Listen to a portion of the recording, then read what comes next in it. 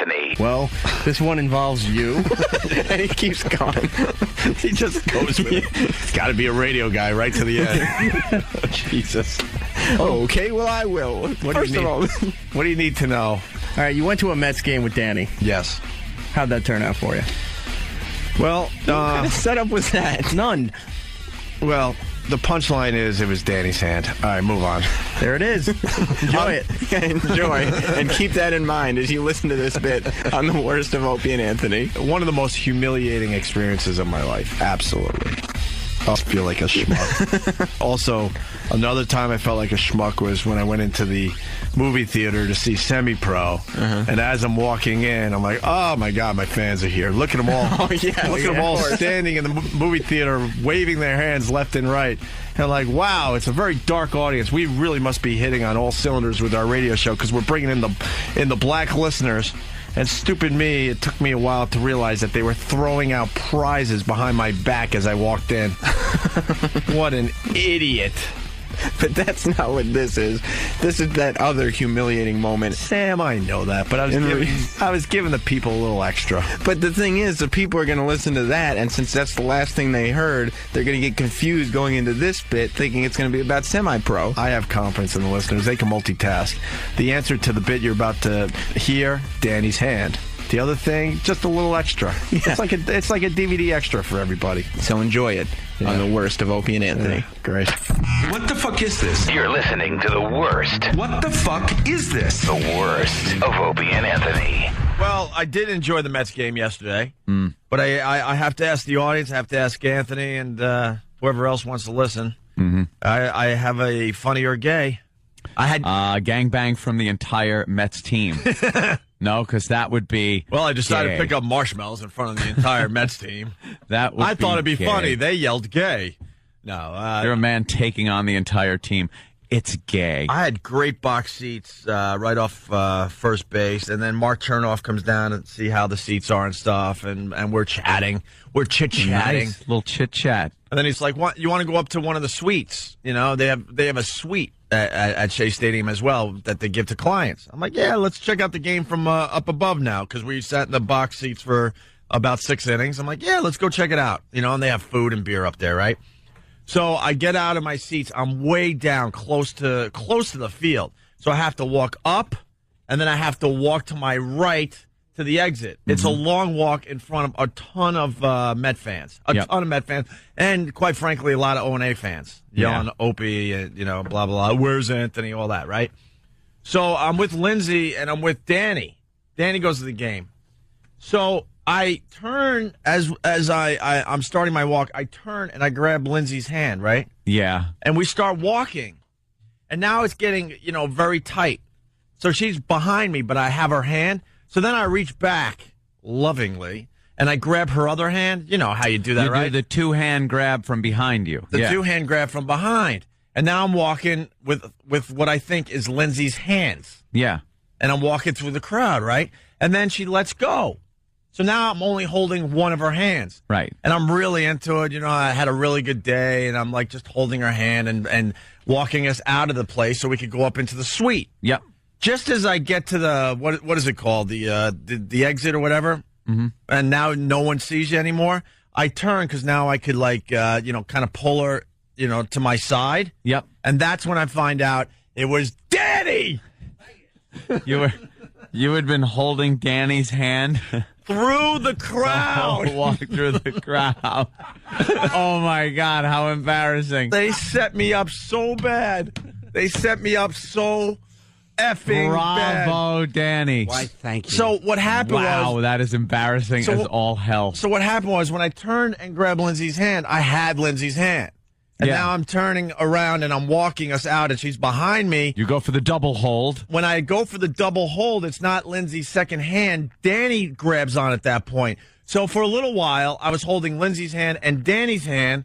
Lindsay, who has a great sense of humor, realizes what's going on here and lets go. Let go, man. And now I'm really feeling the moment like, oh, this is such a cool thing. Was he taking his thumb and kind of rubbing your hand, Danny? I don't think I was. So if I was doing it, I was doing it subconsciously. So now I'm holding Danny's hand through not the entire crowd, but the entire section. Do you know what people must have thought that I'm know praying you? no one took a picture. And they're looking, going, why is he holding that man's hand and walking him upstairs? And it was like, Oh my God, that is so funny and gay. so, and then the laughter, it was just unbelievable. Unbelievable when I turn around. I'm like, you got to be kidding me. And I'm like, I didn't even notice, like, your calloused hand. Yeah, come on, dude. I didn't even notice. So, and then on the way home, Danny brought up a little something, and he's completely right. We had an awkward home run high five moment. Okay, can we just delete that from any recording of this show? Stop it. You didn't high five. I was really into being there because I haven't been to a Mets game in a few seasons now. A big fan I am, I know. But I haven't been to a game. Oh, my God. I was you too busy didn't. traveling around America when we weren't doing radio. And since, going back to radio 18, 19 months ago for XM First, I just haven't had time. Up top, Danny, yeah. Up top, Big D. So it happened, and I thought nothing of it. But on the way home, he had acknowledged, we had an awkward high five home run moment. High-fiving someone during the home run moment is gayer than holding his hand for the walk to the box. Well, I'll tell you what happened. Who hit the? I think it was Reyes. Yeah. Unless it was Danny, you shouldn't have high-fived. I'll tell you what happened. We're in the box seats, though, and home run, right? Everyone jumps up, and I realize I'm a pretty good sports fan. When I get into my team, you should see me at the Islander games. I go nuts, right? And so the home run is hit, and now I jump up, and now I'm looking around. Uh-oh. Usually I'm with a family member or something. I don't care. I know I could yell no homo, and everything's cool, right? So I turn to my right, and it's a box filled with O&A fans. I'm like, I'm not high-fiving these guys. No. So then I turn to my left, and Lindsay's like still sitting on her hands because she's a Phillies fan. So she's not getting up. Yeah. So then I turn around because now I'm up. It's awkward. Oh my God! You're looking around for the high five person. It's kind of like when you go to church and you have to do the sign of peace, and you look around awkwardly. Turn to your neighbor. You look around awkwardly. You got to shake someone's hand. Peace be with you. Right. Peace be with you. So then I turn around and it's Danny. And were you up? I think you were up. He was up because he's a big Mets fan too. So I look at him. He looks at me. I'm like, what the hell? I didn't even actually think it out. But after the fact, I now realize it was just a bad move. Oh. And we high-five. Well, all right, slow down. Did you miss? Did you catch the side of each other's hands and make it like a half-assed high five, which is the worst ever? The best is that it's not like we both made eyes and was like, yeah, and we both went up at the same time. He's just like standing up with his hand out. Like, oh no! Like someone please high five me. So I'm like, all right, now I have to do this because if I can't just leave the boss man hanging. Oh no! I'm like, well, this is awkward, isn't it? It was like an episode of The Office where the boss takes you to the game. Come on, up top. Come on, one up top. We're here enjoying the game. You want a hot dog? Some people are calling it Opie's Brokeback Baseball. Well, there you have it. Home run. Danny, hold me. Oh, are they hammering you? So then Danny's like, yeah, we did have that awkward home run high five moment there in the game. I'm like, yeah, I guess. So. Because it's not like it's not like me and the Opster are hanging out every Friday night, right. going clubbing and everything. So that was as comfortable as it was gonna get. Hot dogs, peanuts, get your peanuts, bikini teenies, two down here, right. two bikini teenies. All right. Come on, up top. All right. Where you get, I love that, when you get the high two. It's like you miss, and only two of your fingers make contact with the other guys. The slip, it doesn't make that snapping noise.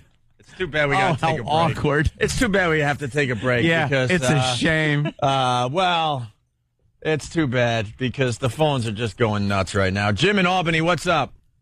Hey, Opie, is Danny's hands as soft as Lindsay's? I know how you mistake Lindsay's got like elegant hands and those mitts that you can only call like Opie, mitts. you're a What are fag. you, Italian? What are you? Actually, like European, like Russian Jew. Russian Jew. You got a little bit of everything. Those working mitts. See, the Jew part gives him soft hands. Let's Is be that honest. what it is? From Let's be counting honest. money all your life, Mr. Hooper. Let's be honest. No, they did the switch. So psychologically, I'm thinking I'm holding both of Lindsay's hands. Yeah. You can see it my way, right, Ant? Not at all. What's wrong with Lindsay's right hand? This is... Ooh, I'm going to have to get her some lotion. Let's go to Charlie in Philly. Charlie. Got bricklayer hands. Charlie, make it fast. Opie and Anthony, how you guys doing this morning? All right, Charlie. Hey, I gotta say it's both because gay is funny. Hey, after the half a high five, did you guys smack each other on the tush too? All right. Did you give each other a little pat on the ass?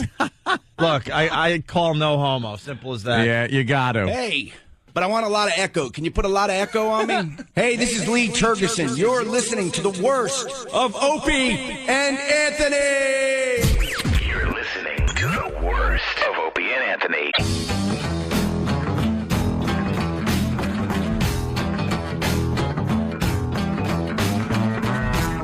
All right. Back with the Opie and Anthony show.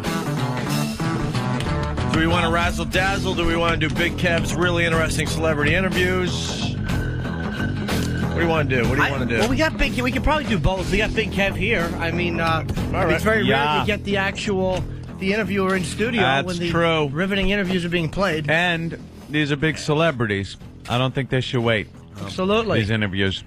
Big Kev doesn't fuck around with his interviews. I mean, he could take. Kev has a gift. He could take any celebrity and just make them seem inane.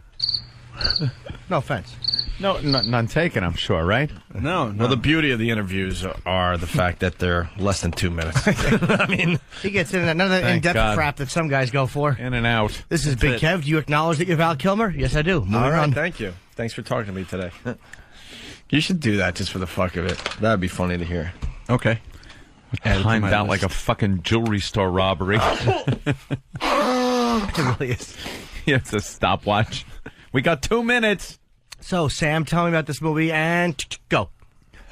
We should get Sam in here because the fireworks could fly. Yeah. Sam doesn't like your work there, Big Kev. Sam.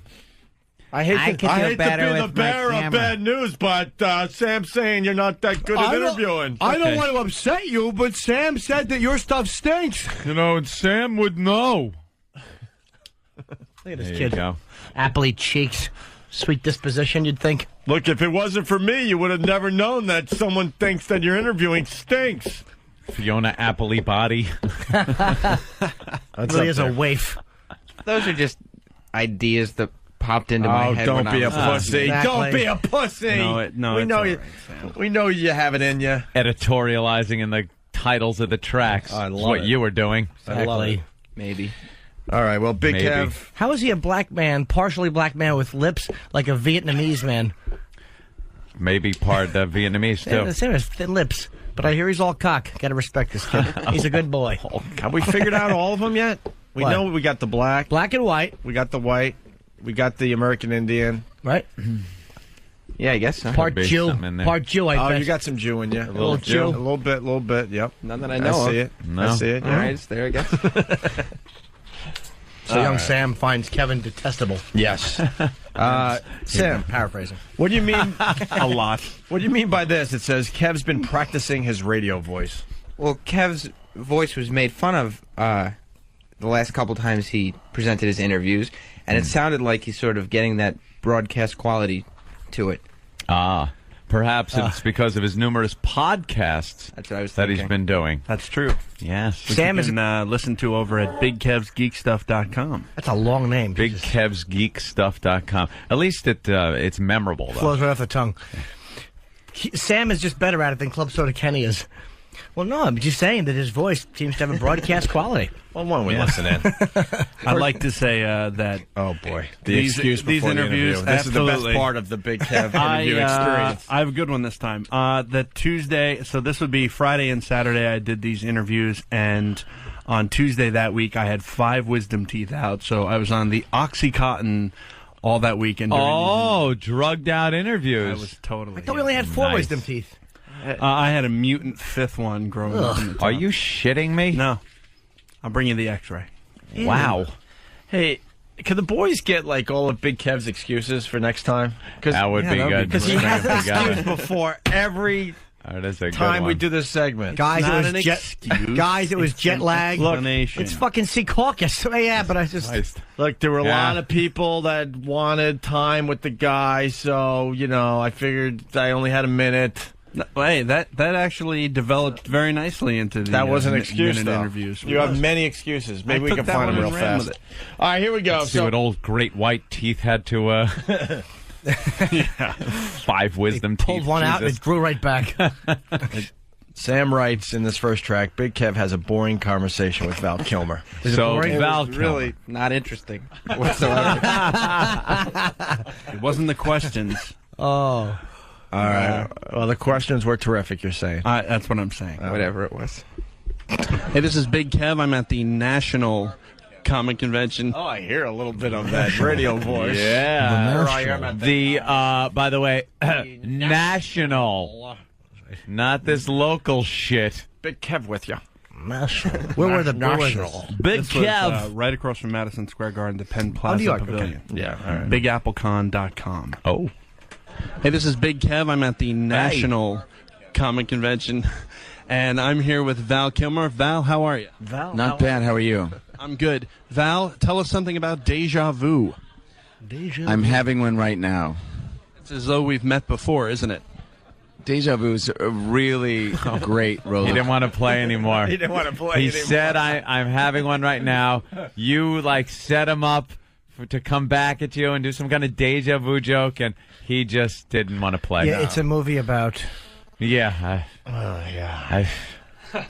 He as though we've met he probably before, said that isn't in it? every interview, and you were the first guy to try to take it into like a fucking Laurel and Hardy bit. Kev wanted to make a 7-episode miniseries out of it. Guy did one line, he's done 8 times, and you're like, all right, let's go with that. He's like, no, here's what the movie's about. No, we will not be friends. You're the interview. I'm the interviewee. It's as though we've met before, isn't it?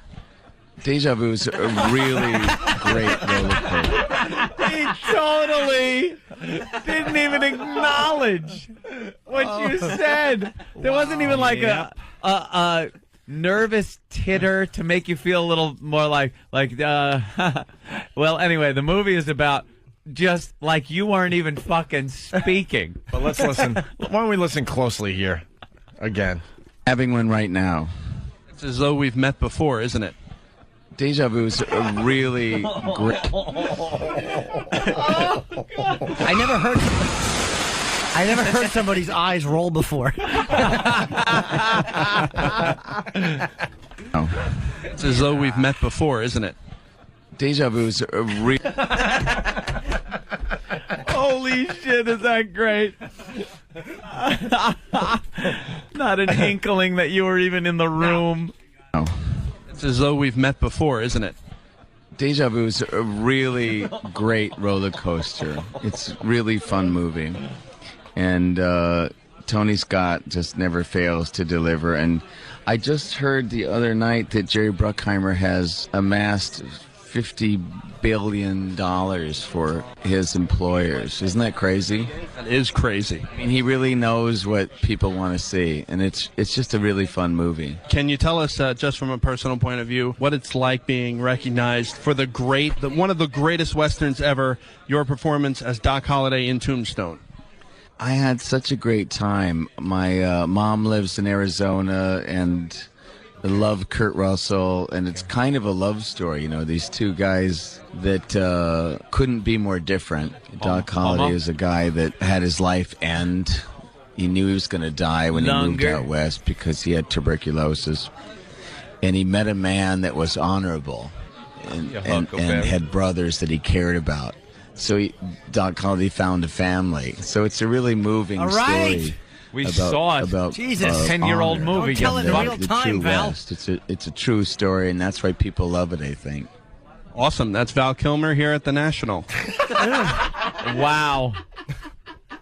Awesome, maybe overstating it a bit. Wow. Hey, that's one of my favorite movies. It's one of the best performances I've ever seen in a film. Yeah, I'm sure it's And fantastic. I was very excited to actually just get him to say anything about it. I don't blame you a bit, but awesome, I'm saying may not have been. How about bringing up Iceman in Top Gun? Yeah. Yes. When you clenched your teeth in the locker room. Surprised you remembered his name. I would have said, awesome. That was Melatonin. Wow, is he a bore. Val Kilmer is a bore. Ready for track 2? Bring him on. The Adam West interview. That is Adam West, come on. The original TV Batman. This will be good. This is how it's labeled. How is it labeled? This is how it's labeled by Sam here. Adam West talks to Big Kev about his upcoming projects. Listen for Kev's great seg and his attempts at humor. Oh. That doesn't mean jokes were good, by the way. No. When you say listen for someone's attempts at humor, that doesn't mean put your laughing hat on. Sam, comment? Well, Big Kev breaks the formula here from his minute interviews as he goes about 2 minutes. Wow. And he really fills that time. In depth.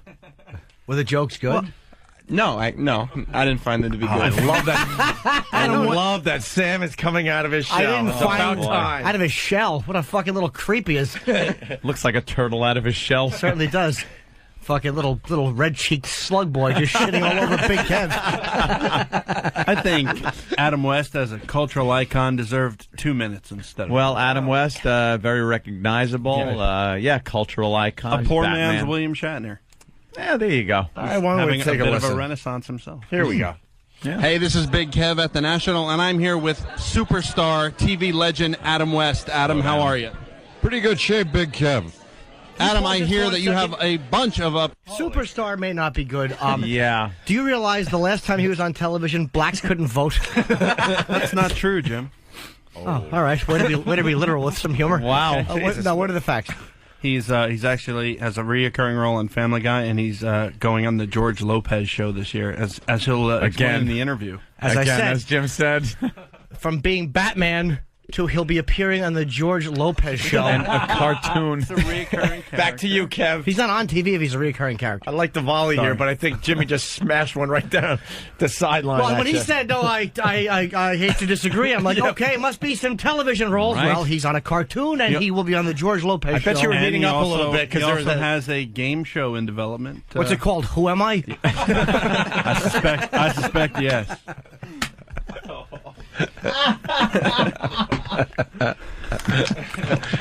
All right, let's. After 40 years, it's no longer a hiatus.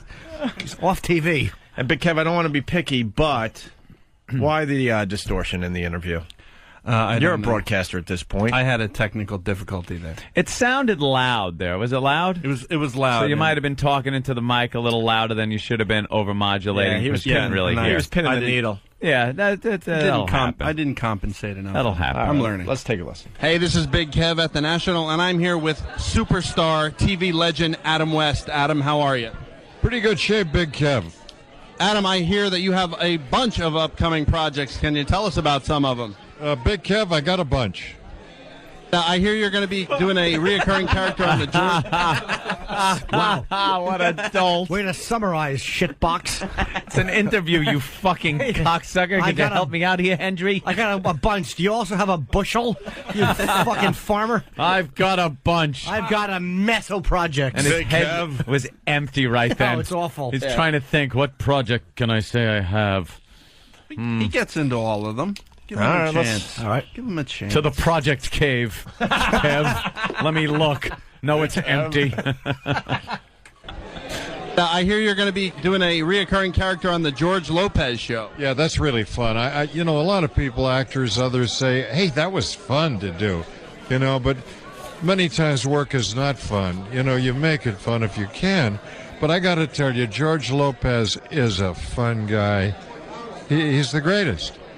And he's a huge Batman fan. Yeah, who isn't? But we got along wonderfully, and it was a good role and something I could get my comedic teeth into. Shut up. And you sink your comedic teeth into the role of the mayor on... Oh, a segue. That's what wow. Yeah. By the way, Sink your comedic teeth, and they ripped out with polydent strings going to drugs. roof of his mouth. I wonder if he had an extra fucking comedic tooth he had to have removed. Fucking, first of all, George Lopez looks like Burt Ward's cock. I'm tired of him. Someone off their cell phone. Did anyone else notice that Adam West is a superstar, but Val is just Val? Yeah. Val. Yeah. Well, superstar. and something I could get my comedic teeth into. And you sink your comedic teeth into the role of the mayor on Family Guy. Family Guy has been an amazing project. You know, it's one of the only shows, or maybe the only one, that the fans ever brought back with just making a lot of noise. Right. And I think it really paid off. I hear you also have an upcoming Disney movie. Yes, I did Chicken Little, and now I'm doing Meet the Robinsons. Right. Here's a it's the segue you could have used. Robinsons. Speaking of Little, you haven't been on television in quite a while. What's been happening with your career? I'm just thinking of different segues you could have used. I'm taking mental notes. So whatever you want. He was looking around for the bat signal to get out of this fucking interview. Where's Commissioner Gordon when I need him? I know you look. Fuck. You look up in the clouds. It's just a fucking head on a pillow with Z's coming out of it. I'm doing Meet the Robinsons. Right. You know, it's the Robinsons in space. And I play Uncle Hal, an intergalactic delivery man. And I understand you have a website also, is that right? Thank you for asking. It's AdamWest.com. You can buy an old cape, maybe, or whatever. And I hear you're also developing a game show. I'm not at liberty to talk about it because we're waiting to see what happens with a couple of the others that are now on. Game shows are very chic. Yeah, that could be the word. And I don't know, Could be, but whether they're going to last. Depressing and sad. One of the greatest superheroes ever, and he's fucking going to be Chuck Woolery. All right, well, he raped you on the date. We'll send you back out with him. One of the greatest superheroes ever? Batman as a character? Adam West? Yeah. Yeah, not that Batman. No. I mean, he played. He's known. Yeah, but that was a goofy send-up. No, I don't mean that. I don't mean he was the greatest as Batman. I'm saying he's known as Batman. Right. He's Batman. I don't give a fuck. There's a lot of new guys, He's but the goofy TV Batman. fine. But he's still Batman. Okay, you I'm look just at him, he's saying. Batman. I like him better than the other ones. Superstar. Yeah, but he's Batman. Superstar. That's what I say. Dog shit sniffer from Woodside. Kev should have kept his wisdom teeth. That idiot.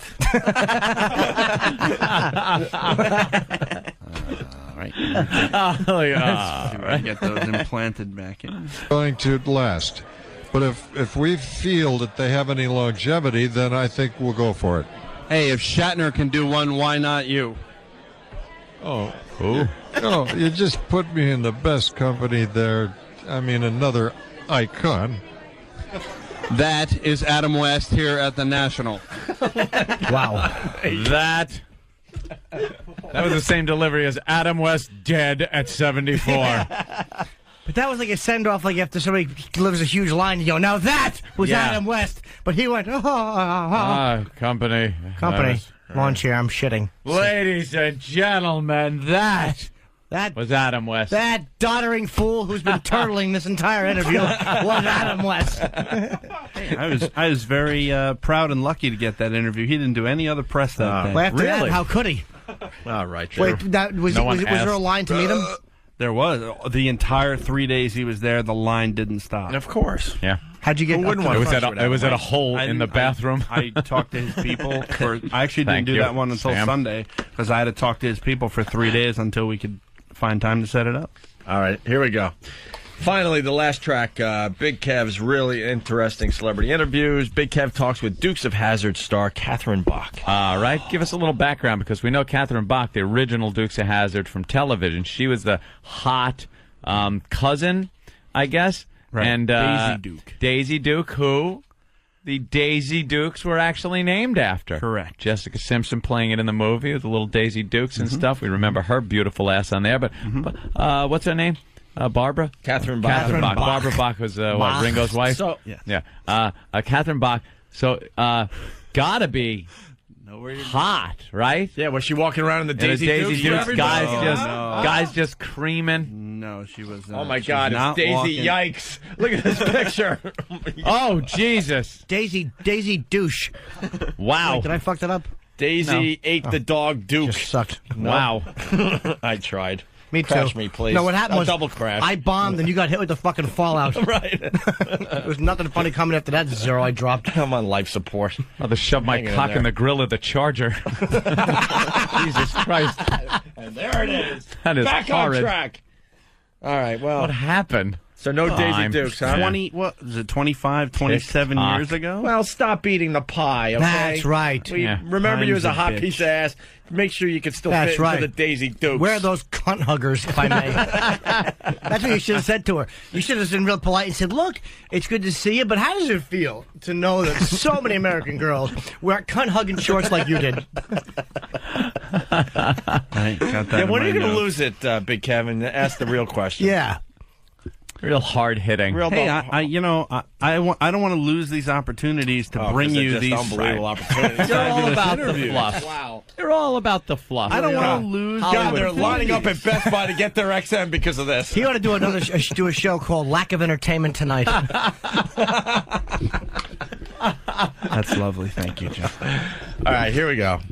Listen for Kev not caring about her first answer as he moves to his second question. Comment, Sam? Just seemed like Kev had two questions in mind, and regardless of her first answer, he was going for the second question. All right. I have a format that I Oh. use, and we got to stick to that format. Take the Wig from fullblownaids.com just simply writes Daisy pukes. No, Daisy No, should puke Daisy a little puke. more so she can get into her Good. dukes. She was a very nice older woman. Older woman. Should ask the real questions, though. Like, wearing the shorts. I mean, come on. The whole country saw it. Hey. Did you ever get a yeast infection from those things pushing up into your cunt? I couldn't ask a question like that. How was what was she wearing? Was it anything sexy? Or? No, it was No. it was a nice A tracksuit, like probably, a pantsuit, A like a nice pantsuit. That famous Daisy Duke ass. What does it look like these days? It's easier to see. There's a lot more of it. Great. Is that it? She's a very pantsuit. nice older woman. Is what she. Time stinks. Time does stink. What's the worst question you would ask her if you could? Do you think that General Lee could jump over that fat ass of yours? I don't know. I don't know. All right, why don't we just take a listen here? Hey, this is Big Kev. Of course. I'm here at the National with TV hottie legend Catherine Bach from the Dukes of Hazzard. How are you, Catherine? You had to say hottie legend. Hottie / legend. Oh, he sounds like Carson in 1978. Yeah. We're here with Catherine Bach. That's right. She'll be sitting on Jim Fowler's shoulder. She brings a falcon out, and it eats worms out of her cunt. May your 5 wisdom teeth fall out. I don't think she wanted to be called hottie legend. No. That means I she's think not legend. a hottie anymore. I think maybe that means you she's should ready for listen to the her old response. That means she's ready Former- for the old timers game. Yeah. Former legend, and now old fogey. Why didn't you say, the last time someone jerked off to you, Gerald Ford was falling down the steps? There we go. Hottie legend. Oh boy. Hey, this is Big Kev. I'm here at the National with TV hottie legend Catherine Bach from the Dukes of Hazzard. How are you, Catherine? Hi, Kev. I'm great. How are you? I'm great, thank you. Old lady What voice. are you up to these sounds days? ugly. Yeah, old. You know, I'm busy raising my family, which is, for all you women out there, you know how hard that is. I'm doing that, but I'm loving it. I've No, you're got a not. few projects. I'm just, now that the kids are a little older, starting to get back to work. I guest starred on the episode of Monk, on an episode of Monk. Oh, you know what? I remade the song, Waylon Jennings' song, Just a Good Old Boy, with John and Tom, my co-stars from Dukes of Hazzard. And that's going to be on CMT, and it's also going Oh to my God! She didn't get me that immediately. I need a copy of that. You know she's going to be in the video, and they're only going to show her eyes. Oh yeah. 2 feet and 2 eyes. Right. Oof.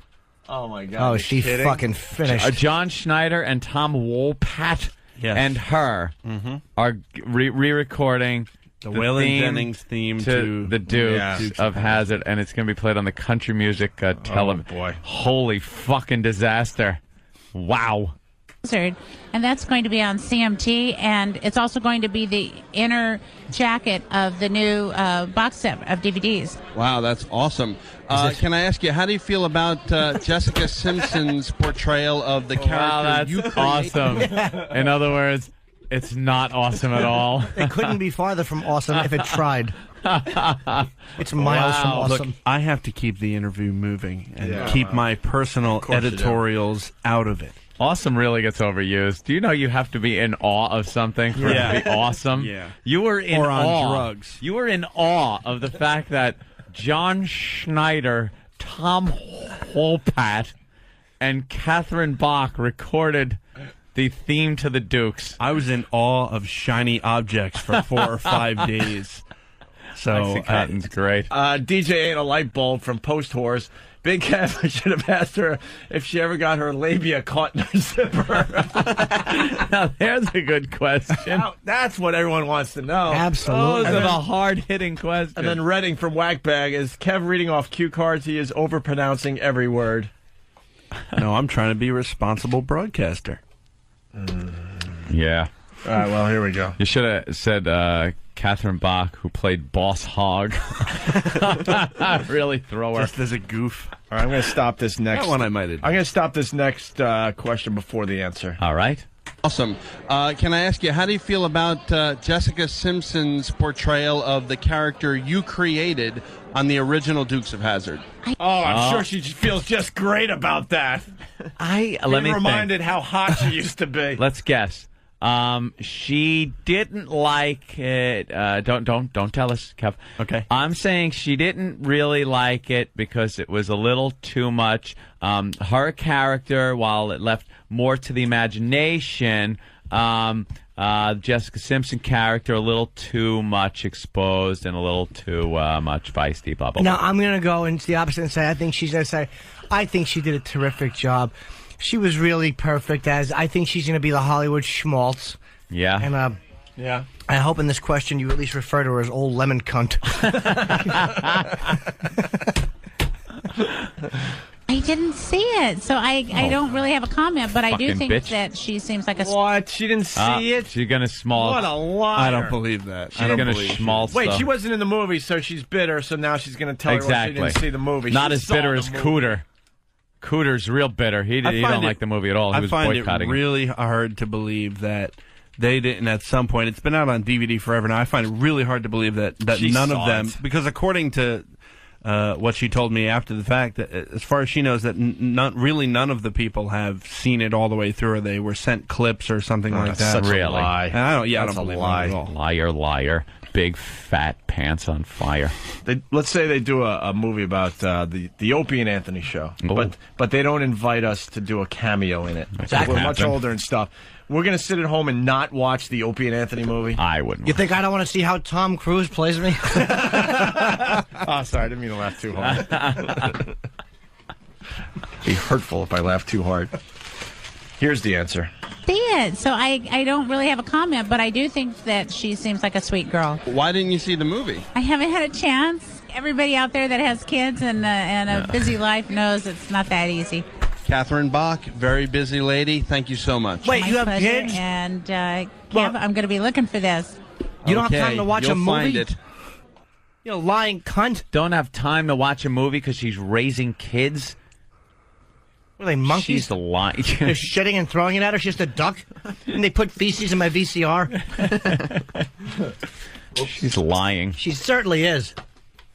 All right, Big Kev, there you go. I have to give her butthole a good fingering her. Straighten her right out. Daisy Duke. Give her a good buggering. When are the next interviews? We have a break now till January. Oh no! What's coming up next? So where is the one in January? Oh, there's several. There's a Chiller Theater Dead of Winter show coming up. There's any prospects? Who's going to be there? There's some. I don't want to give away anything. No, please. And there's also another Big Apple Con coming up, as well as the New York Comic Con, which is the biggest. That's the con biggie on the East Coast. I don't know exactly who's going to be there, but it should be. I Something. love that it's called a con because that's exactly what the fuck it is. Convention. We ought to go to one of these. What do you say? I think you need to go to Chiller in the spring. I think that is the one that you guys should go to. Me? Oh. No. Jimmy? No. We all go? Jimmy will definitely go. I think we all go. No. We have some fun. We bring some recorders. No. I'll go. No. Have a little fun. No. Jimmy had a ball. I did have fun. when I took Jimmy. I really did. Did he? Yeah. Usually he has two. right. Right in his mouth. No, In no, the no. bedroom. No, well.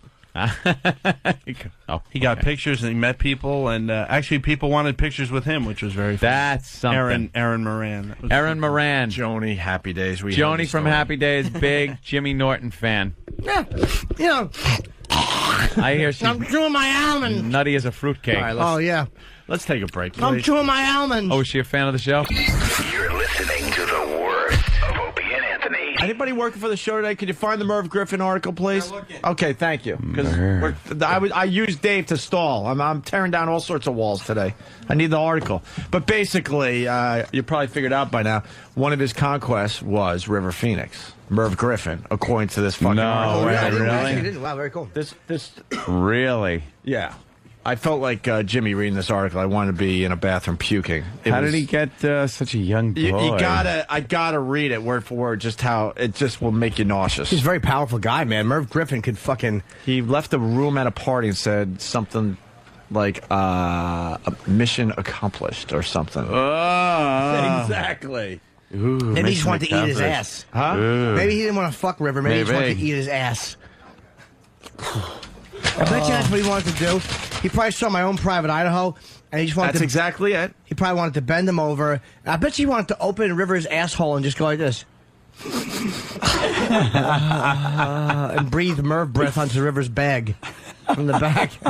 There's an article about Merv's secret gay life in the February 11th issue of the National Enquirer. Yes, okay, this will be good enough. Griffin's close friend and personal psychic John Cohan claims Merv was gay, and he personally witnessed Griffin seduce River Phoenix after plying him with alcohol at a party around 1991. So River Phoenix was fucking young, man. Yeah. He said Merv was instantly smitten with the younger man, having seen him in the film My Own Private Idaho. Very good, Jimmy. In which River played a gay street hustler. Merv said, I want to meet him. He was like an excited teenage boy. Merv was an excited teenage boy. Sure he was. River And Young. River was literally Yeah. an excited young teenage boy. Ooh. He probably had a... That's... Well... Probably had a liver-spotted cock. I'm working out a really gross line, but I'll tell you what I have so far. All right. You know, River Phoenix was shaking outside the Viper room, and I'm thinking now that he was trying to shake the Merv Griffin semen out of his asshole. That's probably not any well. Let me just give a little comedy tip. There's no way to clean that up. No. There's no way to make that Leno friendly. How do you say shake cum out of the asshole, Jay? But network friendly. It wasn't that I was going for a cleaner line, Jimmy. I was going for a line that maybe more people would have laughed at. So I was just trying to work it to be maybe funny.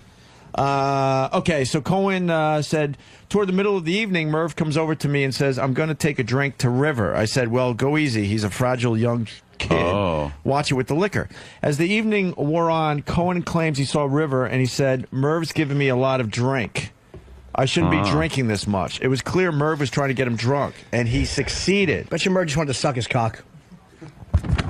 I bet you that's what Merv wanted. I bet you Merv didn't want to fuck him in the ass. I bet you Merv just wanted to fucking, like, look, just slide your jeans down to the middle of your legs. And he probably took his warm, older gentleman hands, and he probably cupped River's balls. And his dick was soft because he'd been drinking and he wasn't gay.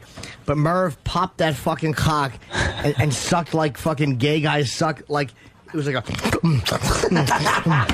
like a fucking, like a. He probably made. I bet Merv made piglet noises while he was fucking sucking at it, Jimmy. No, I won't. Piglet noises. You don't need a prop. Okay. No, he was probably. I bet you he didn't even grab the dick. He probably just held those young balls.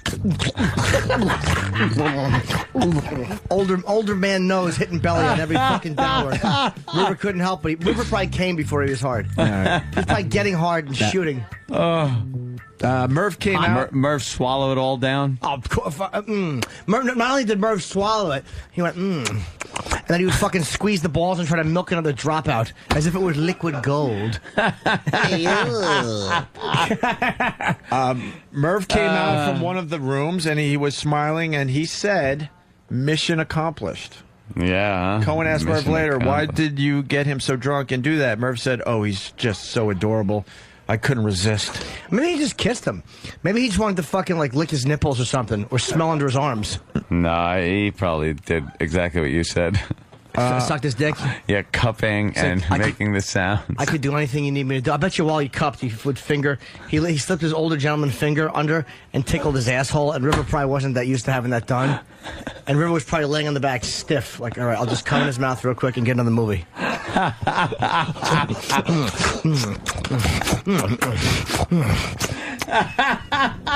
Like really sloppy and really fast. Today's instant feedback winner, I just decided to start a new bit today, is Rod J. I don't give a shit what we've read up to this point. He writes, he's from Colorado Springs, he writes, Merv attacked River like Iraq attacked sliders. Hey, the article also says Merv had affairs. Okay, Marlon Brando, Rock Hudson, Montgomery Cliff, Jesus, and some guy named Gardner McKay. And it also says Merv's marriage to Julianne Elizabeth Wright was a sham to cover up his sexuality. Was it? So there you go. Fucking, I bet you when River started coming, Merv gripped both of River's legs because he was as excited to be taking a mouthful. Like, as he was coming, Merv probably grabbed his legs and went... Oh, God. He didn't spill a drop. Jimmy, old Merv just... Jimmy, it seems like you know a lot about cocksucking. Yeah, I've had my cock sucked. Here's what Merv treated River's cock. Well, you're creeping out the audience. No. Don't misunderstand. Okay, all right. Merv treated River's cock the way anyone would want their cock treated. Very good. You know? And that's how I would want my cock treated, just not by Merv. Like what? No, not by How Merv. would you like your cock treated? I want the balls cupped, and I want it really sloppy, and I want the hand and the mouth working together like this. And then I want the jacking hand to go, and he just holds the balls, and his mouth, I bet you his lips would open really wide, like, and he would gobble the cock. He would, like his mouth would clear the cock on both sides. Wow-wee. And his fucking lips would brush like River's pubic area and then clamp down on the shaft. Hey, you think Merv Griffin, I don't know. Do you think Merv liked cock, Jim? No, I don't think Merv liked cock. Why? No. Why? What? He loves it! Merv loved cock! We haven't done many catchphrases today. I know that was like a SEAL thing, but... all right. He got him drunk. He bought him liquor, Sam. Oh, no, Jim C. That's right. There was botulism in it. This is tantamount to murder. His cock was wet, Sam. You know whose saliva it was? Merv.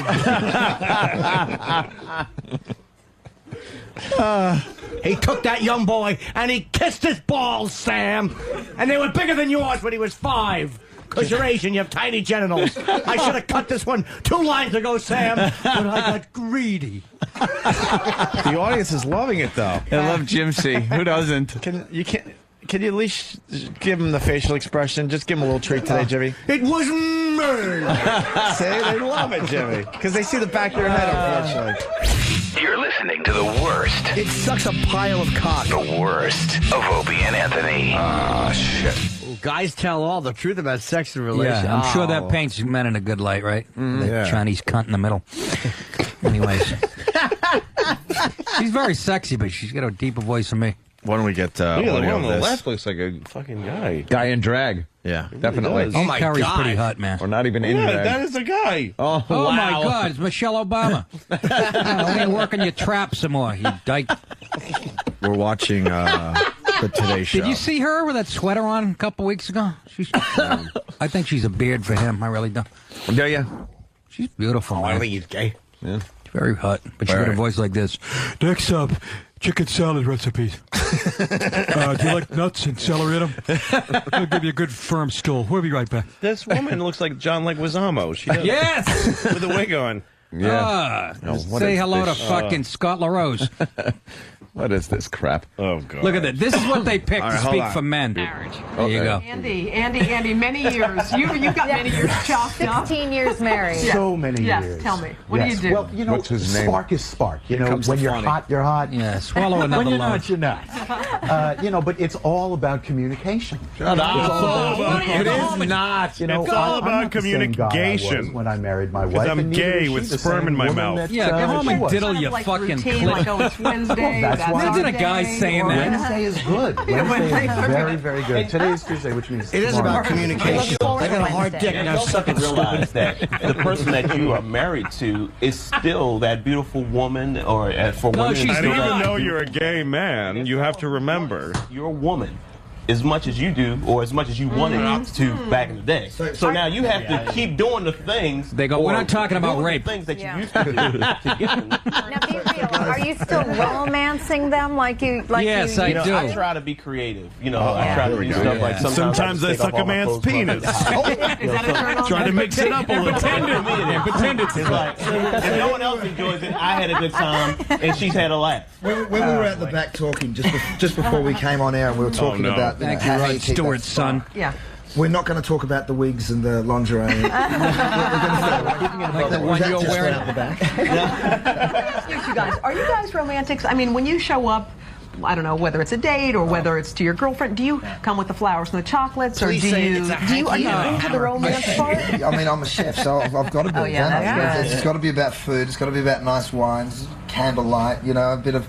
I sort of think romance comes from a situation. So It really does. if Comes you from a put date yourself rape into a drug, nice you situation, faggot. like snow, Fucking nice roofie. fire, you know, that's I give her a Creative, though, right? Yeah. No question. Romance is definitely a big piece of it. I just had this conversation with my girlfriend. They're all And that gay! it's- I they know. still They're like all to have gay. those That's little who things speaks that for us you do today. just It's to why I'm a make them- fucking hateful It's not about the sex heterosexual. all that much. It's Yeah. about how they feel. So Well, I our mean, the biggest sex thing. does It's the little love I notes. think It's the biggest thing is flowers. once we understand love what's notes. important to them, what their goals, what their dreams left are. my what wife things a love they note. like. Well, make them important to Take out us. the Women trash, also take a Snaphead. little longer to warm up. So guys, we're always ready because see, we don't know. It's like so we need to be ready at a moment's notice. We Yeah. Like, To what? Like, hey, Just bust into a we condo? realize that women aren't always ready. So you got foreplay. Take it slow. Foreplay is whatever is leading up to sex. It might be in the morning when you leave the house. What do you know, fix wrinkle some neck? breakfast, and then you go out and you call it during the day. You This send should a be little called sexy Guys text Tell message. Nothing. I like that. So you work it all They day tell long. all. then. This is what passes, seriously. You know, after 16 years, you know, Ask there's the a guy in lot the of back just of a sanitation life that's truck. intruding all the time. you know? Yeah. So Get Eddie Brill from yeah, Britain. sex is easy. The romance can be hard. Yeah. Pardon the pun. And Dick We weren't even going there. that you know we can not even going there. You know, find ways all the time to reinvent ourselves to keep things fresh. Is the glasses And we the don't- latest one? All right, You let's dink? take a look at our next question. This is from Whitney from New York. Oh. She asks, what happens after you hook up on the first date? Let's take a look at her question. Now the cops come to my house and go, where's the head? My question is, if you hook up with a guy on the first date, is there potential for it to go somewhere, or was it just a one-night stand? How do men feel about the woman the next day, the day after? The single guy. Is there a difference, Curtis? I kind of felt like this was coming my way. Yeah. Yeah. You know, look, I personally wouldn't judge somebody whether they hooked up with you on the first date or not. I think that every situation's different. You know, it depends on how it came about. Did you meet them in a nightclub and then end up back at How the about if she hotel room? wiped her ass on your towels before she left? Now when you judge her, you Friends fucking and, you know, you got fag. introduced to someone that way. Brett, you have a little bit of a different point of view on that, right? No, No? yeah, I believe that it can turn into something. You know, I'm just Yeah, into baby. the very natural, innocent sort of flow of a relationship. Are you, So you it could fucking easily start fagola? with a Looks like one-night your stand or brother, something, that and then go fucking into white something gay really I think that douche. maybe she did that Yeah, a yesterday. little bit. I mean, isn't that kind Well, see, of the- Well, that's cropping another up in I your think it head? has a lot to do with the self-esteem and maturity of the man. Yeah. And also, like you said, the situation. If Go warm up it's my the car. type of situation where you're out on a date and things are going very well, and it just naturally progresses to the point where you wind up going further than you expected on the first date. That's a different story than if you're at a frat party back in, down in alcoholic beverages, and then Right. you wake up the next morning and you don't remember how you got there. We had an Yeah, interesting segment sure. on yesterday with you. Yeah, you and did. we were talking about sexless. Yeah. Please How come does again. that Stolen feel car. about a relationship that doesn't lead to sex right away? It's disgusting. It should never happen. I mean, let's be honest. Wow. You Sometimes the longer you wait, the better it is. Oh, is that right? Like forever. You must wait a long time, you fat tart. Stay away from that dirty vagina. That there truly is a sexual compatibility. Now, if you're expecting a guy to just be totally cold turkey and go into a serious relationship with you, that met all might your girls even through a lead to marriage DNA without ever database, having you any fucking- kind of sexual contact with you, the risk That's how we that trace you your could wind relationships. up in a situation He never that has you sex before he just gets their like, PIN I can't number. believe I'm married to someone who I have So no many ways to connect on. Like for women, for us, we connect on so many different levels. I mean, Is that sex right? is just one You're of those so levels. complex. For guys, it Is seems that like right? okay, Split your head like with a one note Charlie. fucking- You know, you're that's fucking- how you connect. That's a measure of a relationship. We connect on so many levels. The fucking wallet and the cunt. Yeah, you're a real fucking, you're a real enigma. Fucking credit card with a dick. That's what you want, you stupid. And there's so much more We're that's so involved. complicated. So many layers of complexity, you fucking. We want your cum and your money, both. So try to figure that out. You know, when somebody cooks for you, you go around to their house, and the first thing you do is you smell what they've cooked, you know, and you get a bit excited. Yeah. The anticipation of the meal Yeah. is really Yeah, exciting. nothing gets And I me think it's harder the than same when fucking you're in a eggs over relationship. easy, faggot. You know, sex, I don't think it's just an act. I think it's something more than that. It's something really special, and it's something It's to a share dick with in my particular fucking person. ass. Of course, it's different. All day. Yeah, and I wonder there's also, but when you're having sex in a I'm committed with you because we're both men and we're gay. it's much more intense. Listen to much this more fucking. This encompassing. guy. Did he no, just say no that? heterosexual guy would ever say Of that. the person Ever. you're dealing with. In a million fucking I've years. been in Ever. relationships that where sex Again, came later on. let's not bring And the it was fucking type of police thing into where this. If I knew that we were sexually compatible. Yeah, but and we're there are talking ways about of knowing. consensual You sex. know, He said you sex kiss, in a you committed hug, relationship you is talk so to much each other, more. and there's Yeah. so many ways Yeah. to communicate these exciting. That ways guy's, he's better. a phony. He's Sexual never compatibility seen a without snatch in his life. No, he hasn't. Never. Sure. But it's just that most guys aren't going to really go for that. And Again, even we're if talking he about is consensual waiting- sex. Even if he is waiting for you, he may not be waiting. He's Yeah. like, well, I won't have sex with you, but I will have some sex. Okay, we're moving on. That brings us Yeah, very feminine. to another I great. respect your wishes.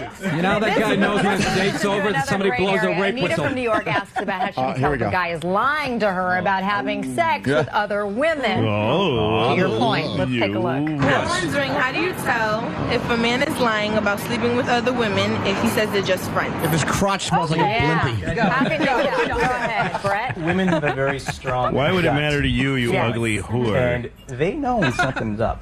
And it's very simple. If you can see sort of the inconsistencies. No, or they don't. I've incongruencies cheated my where whole the life. man's behavior starts to stop You're doing fucking things dumb like as a that. bag of hammers. Wrench your dick, go home, and go, hey, I'm going to watch a ball game. Fucking stop it. If you suck his dick and there's shit on the tip, chances are he's been with someone else who he tripped.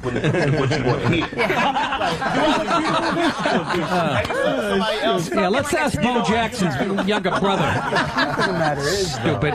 that if she How do you thinks guys hide that being he's gay lying, from your wives? whether he is Yeah, that's lying the or he question, isn't lying, exactly. then that relationship is doomed. Right. There's a trust. It's and- all about the trust And if you issue. have to ask the question, you will probably already have You already your answer. know. Because even, like you said, even Oh, if is that the right? answer is no, Oh, the really? fact that you have Really? asked the question Is that how it shows works? a lack of trust. Yes. And there's so many other things that are probably going to It's all on your mind, once you bitch. Well, start sometimes asking it that may be question. coming from another when he relationship. comes home smelling like pepper spray. That built-in insecurity going into She the knows he's been relationship. It may have nothing to do with the relationship. It's not They about your certainly salon can. washing his It's face. about Will like you play with another crazy cat? porn. Yeah, I gotta go with that. Perfect. See a sketch of him on fucking the local news. From a woman from Have New you Jersey. seen this She's a man? Look, honey, either you Ask or him to give my Harry vagina Richards. back. Standards exist for men and women when it comes to having casual sex. Let's take a listen. Find dismembered Hi, I tits was in his sock wondering drawer. Why men think they're the only ones. They can be the only ones to have sex, casual sex without attachment, and women can't. Well, you need to. I kind of think, yeah, go. I'm so sick of this question. Did that lady That's so leave her fucking- number? This guy's out of control. Oh, how the fuck are you? He's the bad boy. Yeah. Because he's We wearing get a it. ripped Do you know what I hoodie. mean? Who do you He think we're thinks having he's sex Rod with? fucking Stewart. Yeah. When guys are out having casual sex, I think that we have a healthy understanding that women do the same thing. But are those the kind of girls that you're building a lasting relationship? Yes, Yeah, you I dumb know. hoe. That's the No, thing to There is remember. double standard because when I look at a woman and they're kind of Here being we like go. that, very casual. Yeah, you about don't- it, you don't like that, do kinda you, goes faggot? in The wholesomeness, the pureness. You don't of want them are for the gone. long And I haul. don't want them to Do be you? the But mother of listen, my do you? children. I do. The Mother of I my want- children. Some girls girl licks my asshole the first date, I'm getting her a ring within an hour. I want to use her as a cum spittoon for the next 40 years. Next time she licks your asshole, there's a little ring in there. Hey, lick my asshole. Do it again. She sticks her tongue in there. What is that? Oh, I love you. She's crying. How romantic. There's shit on the ring still. It's 2 carrots and a piece of corn. My wife was on the road with major rock and roll bands. It's like, I'm the kind of person, I don't care about what you did before me. As a matter of fact, don't hurt me. Just don't tell me. Don't even tell me. Okay, wait, can I ask you guys to promise to come back again for our next segment? Oh, great. No, You guys are excellent. great. And great. all 4 of you, we expect you guy back. on the right, he's a pussy connoisseur. Thank you. And when we come back, while you may want to use those gift cards that you got for Christmas today, right after these messages. Yeah, that's That's pressing. Wow. Garbage. Drivel. How the No, fuck this am I is not a drivel. trillionaire? I don't understand. the gay Look at- guy's talking for. There's another white man being portrayed well in a commercial. There you go. It's like a carrot. It's like that movie American Beauty. Remember that Yeah. movie? Oh, Where they got first infuriating. Kevin Spacey playing the man, Heterosexual, yeah. and he's in love. He wants to fuck. He's fantasizing about fucking a cheerleader in high school, Right. And the way they represent this in this gay movie, It really this was. fucking bunch of cum through a projector that this movie was, is like, this is a fucking this is a man. When you fantasize, apparently, according to this movie, when you fantasize about a cheerleader, Right. you lay on your back and flower petals fall all over Right, you. right. Rose petals just fall all over your body. That's what Yeah. you think about. Exactly. Instead of just like her hot, sweaty ass Yeah. and the confused look on her face Yeah. as you Exactly. fucking cum in her stupid eye. And then bash her brains in with her own pom-poms rocking on your Fucking fist. hold her throat and tell her not to tell people. And you throw her into a cab and she's crying. Yeah, exactly. Right. You Fucking fucking best. bleach your hair and move out of town. Fuck. Or you yell, give me a C, give me a U, give me an N, give me a T, as you punch her in the belly. No rose Fucking petals needed. avoid her calls when she skips her period a fucking month later. She's holding a Miller Lite on her eye to put down the swelling. When it's done, I want the sheets to gotta look like fucking- there are rose petals on it. Exactly. She's got Are a you Heffenreffer spotting? to her fucking to her shiner. You make her wear a fucking cheerleading outfit while you give her ass to mouth. Exactly. God. No, it's Kevin Spacey with this sweet look on his face, and there's flower petals. Yeah. And also like cluck music, jazzy music, Yeah. music with a Yeah, that's how you fantasize. with those wooden blocks. And then the Marine at the end of the movie, the Marine, of course, the ex-Marine is really... Yeah, he's the one who's fucking- really yeah. gay. Yeah. None of us are gay. It's actually that one hetero guy. He's the gay one. Yeah. No one else is gay. Yeah. Kevin Spacey's not Yeah, gay. no. Fuck. He's fucking straight as an arrow. He lifts weights, listens to Zeppelin, drives a Firebird, and thinks about fucking rose petals. Yeah, the rose petals really... And then fucking- when he actually sees her tits, he almost vomits. Yeah. And puts a blanket around her. Yeah.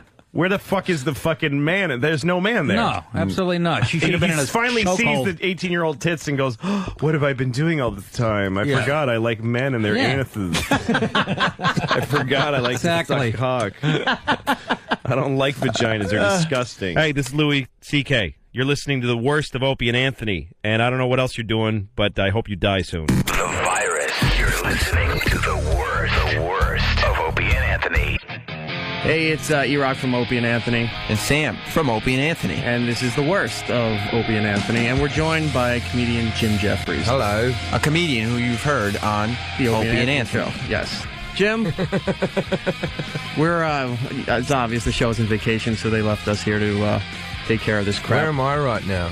I think I'm in Australia. This bit here is you telling us about your fear of bananas. Yeah, I'm scared of bananas. You want me to elaborate on it? I've just always been scared of bananas my whole life. And I can't actually give you a reason why. I'm just, I'm terrified of bananas. It's just bananas, but also I can bear to be around things that smell like bananas. Well, I can't really, but I won't vomit if there's something like that involved. But if there's an actual banana, or if it's got brown skin or something like that, I won't be in the same room as a banana, but I can just do it if it's still in its casing. But if someone's eating it, I'll walk out. So it's worse if it's a peeled banana? If it's a peeled banana, just saying it there, peeled banana is even making me shiver. Yeah. Is it do you have like a texture kind of thing? Are you one of those guys that has the problem with certain foods, that just the way it feels? No, I'm not a picky eater. I'm not a fussy guy, but no, that I can see fuckers putting their teeth into that. Just like the softness of it and the way it kind of squishes when you bite it.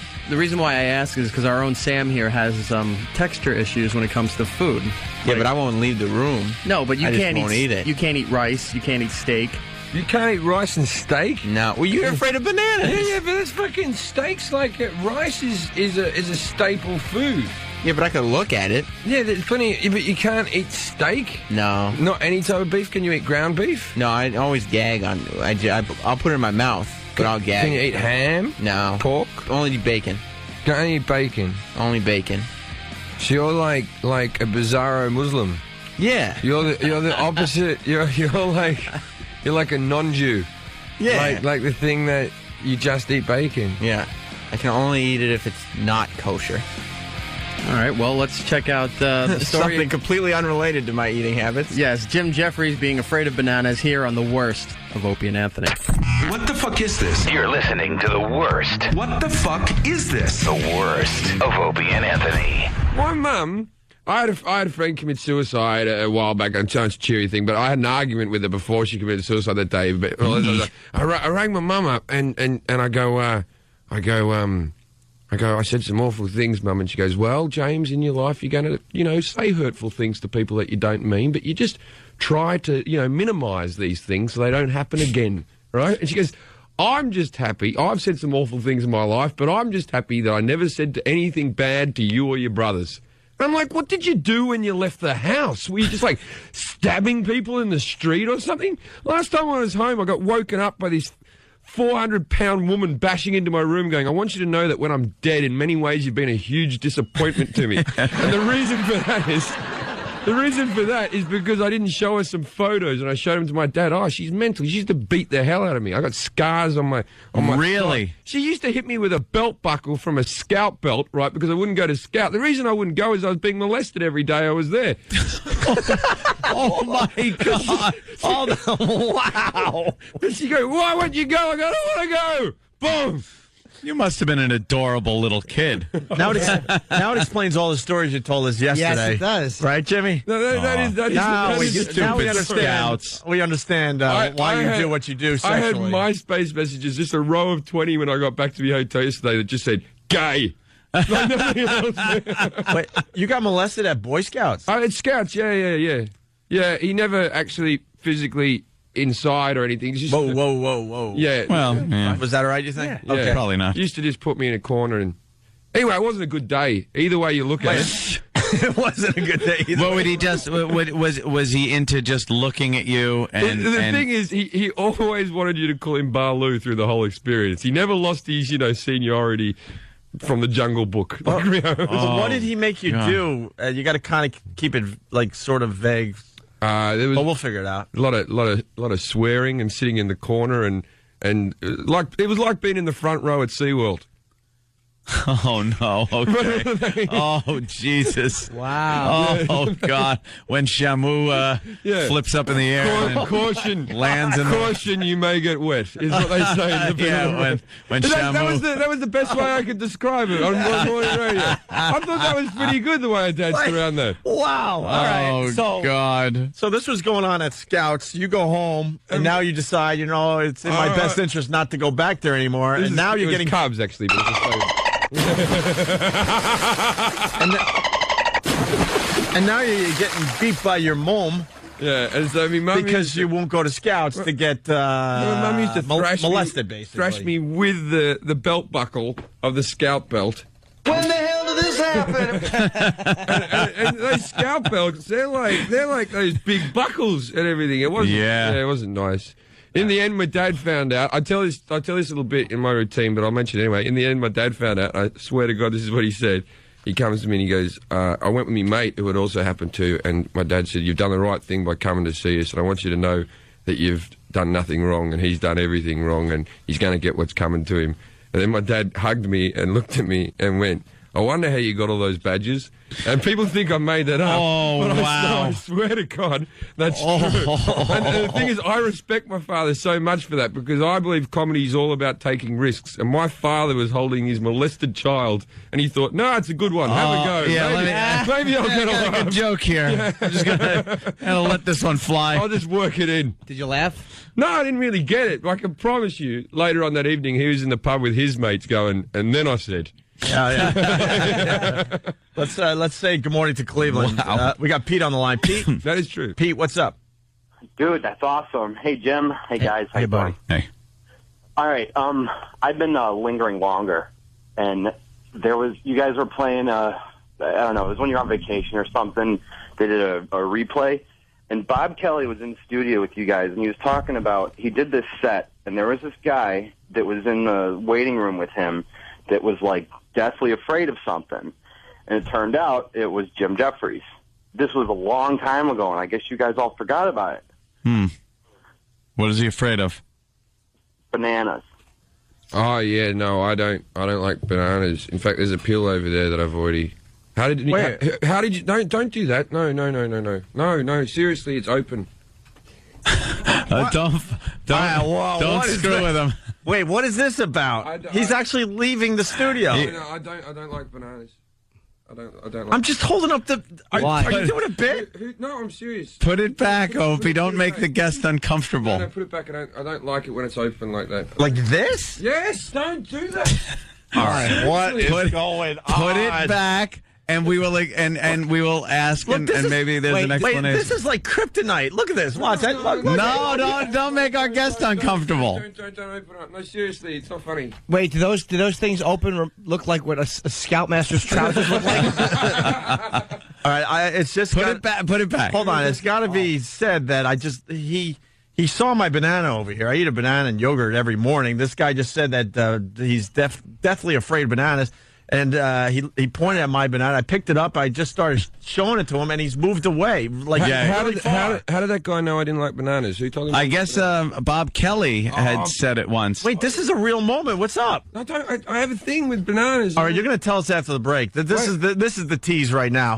Who's turning off the channel right now? The worst of Opie and Anthony. If I shut my eyes, I can't see it. So do what you want. You could feel it, though, right? No. Just feel the banana. No, I'm not going to touch. Please, just feel it. I'm not going to touch you. Don't.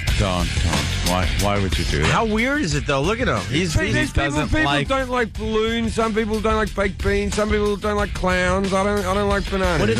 How does it make you feel when you see it, though? It used to make me vomit. Now it's just like someone holding a spider to like an arachnophobe or something. Well, it looks like a spider because it's all like laid out. Yeah. When it's open like that, it's like. Why are you doing that? Because it's an amazing Leave reaction. him alone. I've gotten better. A year ago, I couldn't even be in this room. In the room? No. You barely could be in the room. You're like moving away from the mic. When did you realize that there was ever this? since since I was a child, kid? I never liked it. Wow. You know what the banana represents? Who are we kidding? I can't have a squirt gun with milk shooting out of it. Opie, you're being very cruel. I just That's his kryptonite. He It's doesn't amazing. like that. But it's Yeah, but see, amazing my to me. problem is now, because bloody Robert Kelly, he tells everybody, and some guy in, I don't know, Wisconsin or something rings up and tells me that I don't like bananas. I thought it was a fairly well-kept secret. And now there's going to be, like, people at the show tonight just with a banana, just sitting on their knee, just in the front row. Just, have them thrown out. oh, yeah. Have them if you bring a banana, you will be thrown out of the venue. I once shagged a bird. When I'd say that word? Oh, sure. Okay. I once shagged a bird, and she put a condom on, and it was banana flavor, but I didn't know, and it was banana. I vomited all over it with that artificial smell. You don't even like the smell of banana. So you don't like any banana flavors. Let's just see what happens. Just hold this banana. I'm not going to hold it. I'm not going to hold it. It just ain't gonna happen. Hold my banana. Something happened. Did the scout? I was, yeah. I know, but I mean, Is there I'm molested with a banana. No, by breakfast or something, where that smell, it's a visceral reaction. My mum said even as a baby, I wouldn't eat like mashed up bananas. Really? I remember my brothers used to hold me down and mash banana into my head. What Well, bastards! there you go. That's why you feel Yeah, but I suffocated. didn't like it before then. But I still... They would do that because you didn't like it, not because I it didn't wasn't like the cause it. of it. You know, I found they weren't mashing bananas into your head. That's what they told your Child mom. Protective Service. Right. You have to do that.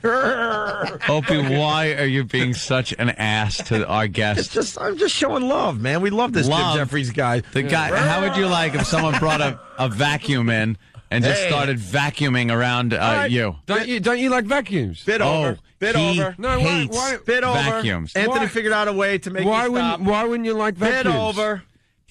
Bit over. The sound of a vacuum drives him nuts. Really? Yeah, absolutely. Nuts. My mom would vacuum our house, I don't know, hours at a time, and we'd be watching TV and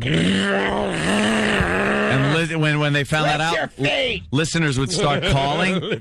Listeners would start calling, and over the phone, just play them the vacuum sound, and it would freak them out.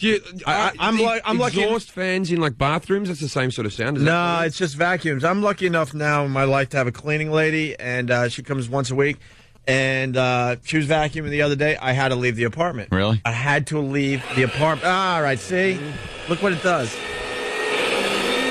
I love that sound. It smells good. That's my thing. Yeah, I like that sound. And just like you, I don't know why. It can't be just because my mom was vacuuming a lot as a kid. But look at my arm. Goosebumps right away from the sound of a vacuum. Can I feel them? Yeah, here you go. Oh, you know what? Very sensual. What the hell, Jimmy? You know what gets me? You know the air hose on a compressor? Use it to clean up. If you work in a shop, you use it to blow off sawdust or metal chips off a lathe or something like that. To put it a little too close to your arm and hit the air, and it like makes your skin go like a little bit. Mm. That I can't even deal with that. How often does that happen? Well, you know something in the. When you're work in a shop, it happens a lot. Right, because you're like cleaning stuff up. You used to do that? See, and just the air coming out of the nozzle kind of gives me the heebie-jeebies. I'm sadistic, though. I will do a bit where we get a lot of vacuums, turn them on all at the same time. I want to see how many vacuums I can take before I actually have to leave the studio. Because I will leave the studio I bet eventually. one. I don't think one. The one makes the goosebumps pop up immediately and the hair on the back of my neck. But, and someone is reminding us we're missing the obvious here. What? Maury Fears. Oh, my God. Yeah, you would be perfect on Maury Povich. Yeah. Because he has people confront their fears, to help them. Whoa. Whoa, the banana's getting loose in my hand. Whoa, it has a life of its own. You know something? Whoa. Jim stop it, will you? Stop it. Jim has been... This isn't even good radio. People at home are already bored of this. This is boring. Jim has been nothing but a great guest on our program, and you're rewarding him by being a douche. I won't vomit or anything. I'm all right. My ex-flatmate put a banana in my underwear drawer, and I punched him in the head. You punched him? And I made him wash all my underwear as well. It's weird because you look down, like you can't make eye contact with the banana or the person that is holding the banana. You kind of look down and shy away from the microphone. Watch. Whoa! Oh, would you? Why? It's that little flinch that a dog gets that you've hit a lot. That's exactly what you look like. No, don't give it to I'm Norton. actually just Don't gonna give it to... yeah. No. You can't watch people eat a banana. No, the whole density of the thing, and they chew it. And Jimmy, let's eat our banana. And they chew it. Oh, my God. Why are you doing this to this man? Jimmy, we won't. My mouth is Oh, my God. They're so... the texture of the banana. I'd rather eat Big A's tongue. Oh, my God. Nobody just said that. Hey, Jim. It's too thick. No, see, look, he's gonna leave. Don't leave. No, see, he's gonna leave. He's leaving. It's just a... I'll be back. Just finish your banana. It's delicious. It's Holy thick. crap, this is a real thing. He just left. Dude, this is not fake. He just doesn't left. like bananas. It's thick and banana-y. Next time he comes to New York, we have to have a studio filled with bananas. Quickly, though. I was hundreds of them. I had a smoothie yesterday, and it's my banana, heavy banana and strawberry, but it smells like banana. And he was kind of sitting Yeah. Like in the seat next to me. I wonder if that was bothering him. Oh, this sucks. All right. We like him too much. Wait, let me finish my banana. He's been a great guest. You don't want to have him not come back. I'll be back. Just finish. What? I can't hear you. Just finish the bananas. Can you walk to that mic? I can't hear you. I'm not being a girl. What? Oh, he's got the banana peel just cocked back in his hand like he's ready to heave it at him. You are so mean.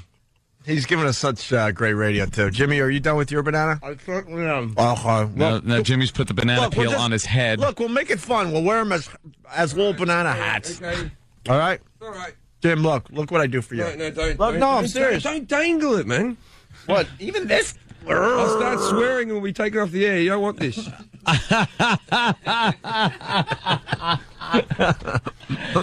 Leave him alone. Do you like Jimmy's banana hat? I like Jimmy's banana hat. Yeah. That is weird. It's not nice. Jimmy, you got one of those things? Mine is vacuums, his is bananas, Anson's air hoses, or whatever. Do you think I would tell you? I have one and I would never tell you. You got one? Oh, yeah. Is it an innocent thing? Kind of. Heterosexual sex? Is it an innocent thing? See, mine's like the laugh of a small child. oh, I got something for you. Thank you, Than.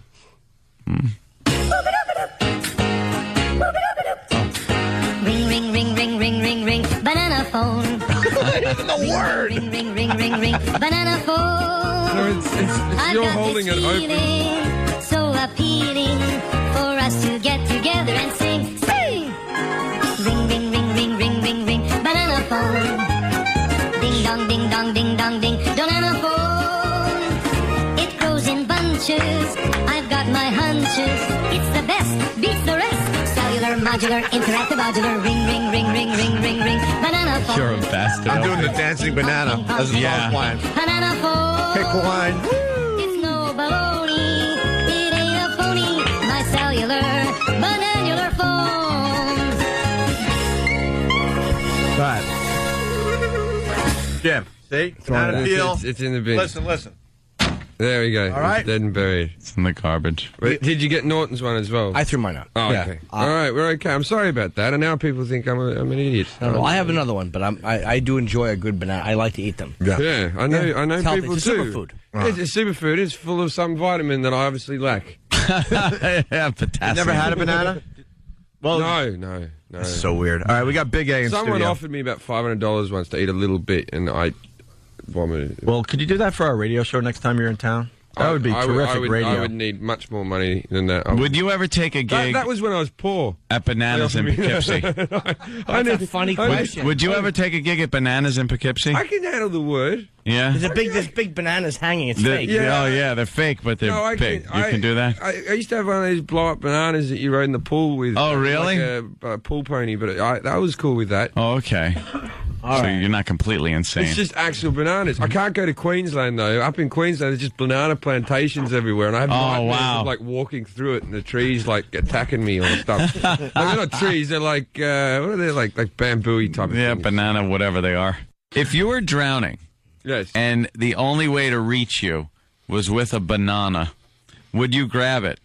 What do you mean the only way to reach me? Like you're just out of hand's reach. Oh, yeah, so you're saying a banana, this is going to happen, is it? That the only way to reach me is banana. You haven't got an item of clothing that you can chuck off with your hand. You're naked, you're only holding a banana. You couldn't stick your leg out instead, which is longer than your arm, You're but doesn't just have out of leg's reach. dexterity You had to to put hold a banana between his toes. The banana. I love how this guy Yeah, Jim Jeffries rules. We really do. I would tell you that you use your leg or use your shirt or something like that. Or I just because then I know even if you save me, then on the boat going back to the big boat, you'd just be baiting me with a banana the whole time. It's true. And that would be uncomfortable. Going, who saved you? Who saved you? You just have to jump in the water again. Hey, this is Jim Jeffries. Check out my stuff on my MySpace page. I think it's just fucking MySpace-Jim Jeffries. But put in my name, it'll come up. Or join me on Facebook. There's not as much information there, but people seem to enjoy it more. The virus. You're listening to the worst of Opie and Anthony. We're very excited. Yes. Absolutely, right off the bat. This is the way to start the XM portion of the show, Anthony. Yeah. You want to introduce our guests as I try to get my headphones right? And I am saying legendary. Yes. You are a legend. Look at him, he's all embarrassed. George A. Romero. Thank you. Sir. Hello. Huge fans Legend right here. is old, I think. You know, that's the problem. No. You know something, though? You've been a legend for a while. So we're all huge fans. I mean, the great. films have just fascinated, I know me, for years. They're amongst some of the most frightening movies. And it's not even that slasher frightening or the trendy, whatever, the super du jour kind of scary is. Your movies are it's that consistent, just frightening zombie movie that people are actually, they get scared. They can't sleep afterwards. Yeah. And just the whole series has just been fantastic. And now you have something new coming out, Diary of the Dead. Yeah, Diary of the Dead. Yep, it's coming out February 15th. And what's the Small, gist? limited release. It's a much smaller picture. It's about. My zombie films have always been about sort of what's happening out in the world. It's not so much the story. It's the zombies. They could be a hurricane or any other disaster, and the stories are more about how people respond or fail to respond to the dilemma. Yeah. And this is it's really about this emerging, alternate media, how the whole world everybody's being turned into a reporter. It strikes me as a little scary. So that's what this is about. And it goes back to the very first night. It goes back to the Night of the Living Dead. And it's sort of a parallel story. A bunch of film students out shooting a school project when the zombies begin to walk. So they document. It's all subjective camera. And they document what happens to them over the first 3 days. And that's it in a nutshell. Like Cloverfield just came out. They had that same thing. Same kind of conceit, yeah. Blair Witch. Yeah. Which probably didn't make you happy that, wait a minute, I've been working on this. Yeah, well, I was working before I knew anything Doing this about with zombies, you bastards. Yeah, but that's a big budget, what, New York gets destroyed or something. Yeah. This is very different. It's a very personal film. It was really, for me, going back to the roots. And, we shot on a very low budget. And I had, for the first time since Night of the Living Dead, had complete control of it. So I'm the guy to blame. And, it's really sort of one from the heart. What's your favorite work that you've done? I mean, you obviously have a very complete body of work. What's your favorite thing that you shot? Is it Night of the Living Dead? Is it Dawn of the Dead? Or? No, it's not. It's neither. My favorite two films are a film I made called Martin and a film I made called Night Riders. I think 9 people saw them in the aggregate. Luckily, thank God for video. Stuff goes out and yeah. So I have 65-year-old fans and 16-year-old fans thanks to video. So yeah, absolutely. What the fascination with zombies? I mean, it's. There aren't many, unless they're really, garbage. But there aren't many zombie movies that aren't a hit with people, and your movies especially. Yeah, it's hard to name the really fascinated. big ones. I mean, Shaun of the Dead was great. That's kind of a spoof. Yeah, the definitely. original remake of my film, the remake of Dawn of the Dead, made a lot of dough. Mm-hmm. Some of the other, I don't think of the 28 Days or 28 Weeks films as zombie films because they're not dead. They're infected. Infected. And they run. They run, which yeah, it does not pay attention to the George A. Romero rule of zombies, you don't which is the run. lumbering, slow zombie That's that right. somehow sneaks up on you. Well, maybe it's the influence of when I was growing up, the old Christopher Lee mummy things. Uh-huh. You could blow him full of holes and he just keeps coming. He moves slow, but he just keeps coming. And that's the thing that I find that scarier than something running after me, Because there's that anticipation, right? Instead of something running right at you and attacking you. And it's the surprise of, opening that door. Or if you're fumbling to try to find some keys in the car and you get up and turn and, hello, he's right there. He's right there, That's a little scarier than somebody just running after you. I know, it's great. Well, it's like the original version of The Thing, the Christian Nyby version. It's all about doors. When you open a door, Then a couple of times, there he is. And it just, to me, it is anticipation. It's build-up rather than the actual That shot. slow hopelessness that's just going to get you eventually. Well, that You're was just hanging there. It's going to outlast you. That was the scariest part of Halloween for me, was Michael Myers. He didn't run. He just walked, and yet he always got there before you did. It was creepy. This guy knows a lot of shortcuts, but he didn't run, and that was the beauty of him. The victim's just not smart. I mean, come on, you should be able to outrun a zombie. Let's be honest here. Oh, yeah.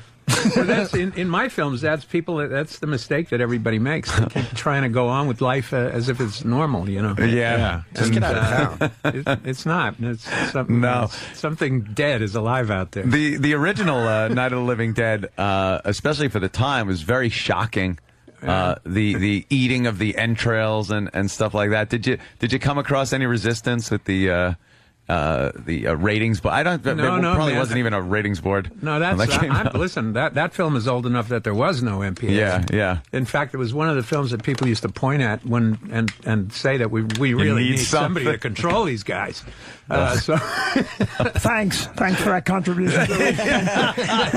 So you ruined it because of you. I couldn't see Kentucky Fried Movie. That's it. Well, it was that, and there were a couple of concert films. No, I guess the prior concerts were after the MPAA, but there were a few films that were out. But then the second Dawn of the Dead and Day of the Dead, we were lucky enough to get distributors that put them out without ratings. They bucked the MPAA and put them out without a rating. And it was a time when you could do that because, like, the prior concerts were going out unrated, and it still had a little bit of respect. It wasn't, It's funny, man. You can get away with violence as much as you want, but you start, you go sex and forget about it. Yeah. You get slammed. Then they want the X rating on it. Yeah. Well, whereas, in the UK, get away with as much sex as you want, but violence gets. Then they don't like the violence over there. Yeah. Have you thought about a zombie porn? I haven't, no. But maybe if I could think of a good theme for that, some sort of... There have been some scenes in some of the movies with, you see some half-naked zombie girl, and for some reason it's surprisingly hot for I don't know why. I don't know why a zombie breast is... I'll tell you why. No, it takes the charm away when you see the toe tag. So no, it actually adds charm because it's everything you want a girl to be. It's like she's naked and she doesn't say a word. Just moans a lot. Too much, man. Hey, is there any movie that scares the hell out of you?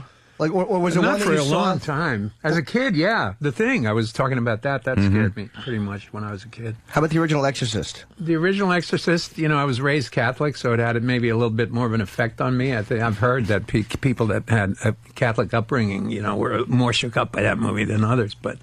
but I was old enough then and already had made my first couple of films. Right. So, knew the magic behind it. Yeah, that it's just you're just looking to see how did they do that. Instead of what was it like coming up with the some of the effects, especially on the first one, because that was pretty groundbreaking. Yeah, well, I mean, one of the investors. There were 26 investors, everybody, the biggest guy was in for 5 Gs. Oh, wow. So, wow. One of them was a meat packer. So all those intestines and livers and everything actually came from a meat packing plant. They were real. Fresh. He kept them refrigerated. So. Wow. It's an amazing stat here. I'm sorry to interrupt you. Dawn of the Dead, which would go on to bring in over $55 million, was made for $500,000. Yeah. So it's like when you hear the investor was in for $5,000. That's a good investment. Yeah. No, I know. Yeah, everybody, picked up a few shekels on that one. But that was the biggest one. That went out because it was very successful. It opened in Europe first. It was actually partially financed by an Italian director, Dario Argento. I don't know if any of you guys know his stuff, Suspiria. Oh, Suspiria. That was creepy. Remember the commercial for that? Suspiria with the girl brushing her hair? Yeah. And she'd turn around and have a skeleton face? Yeah. Scared the crap out of me as a kid. How do you remember that? I sat in front of the TV a lot when I was a kid. You're supposed to remember that. Very good looking. What Anthony remembers. Just amazing. Scary. Hey, we got Danny in the studio. Danny has been freaked out ever since he knew you were coming in. Well, I'm a big... That's right. You always wear the shirt. I'm a huge Romero fan. Oh, you're kidding me. Oh, John. He's the biggest. Absolutely. Well, thank you. You got a few questions? Yeah, I did prepare. And I do have some prepared. If you understood how amazing this is, what a sign of respect this is for anybody on the staff to prepare for anything. Oh, man. To prepare, yeah, right? I did write some typical fanboy questions. Oh, boy. Oh, all right. Well, let's go with it. So you're just trying to get on message you've answered boards. a million times, but I will try anyway. You did mention the Italian release of Dawn of the Dead, and I do know that I believe the pronunciation of his name is Lucio Fulci, if I'm not mistaken. Yes. He came out with Zombie 2, which was kind of like... But the pronunciation of pronunciation is pronunciation, you dolt.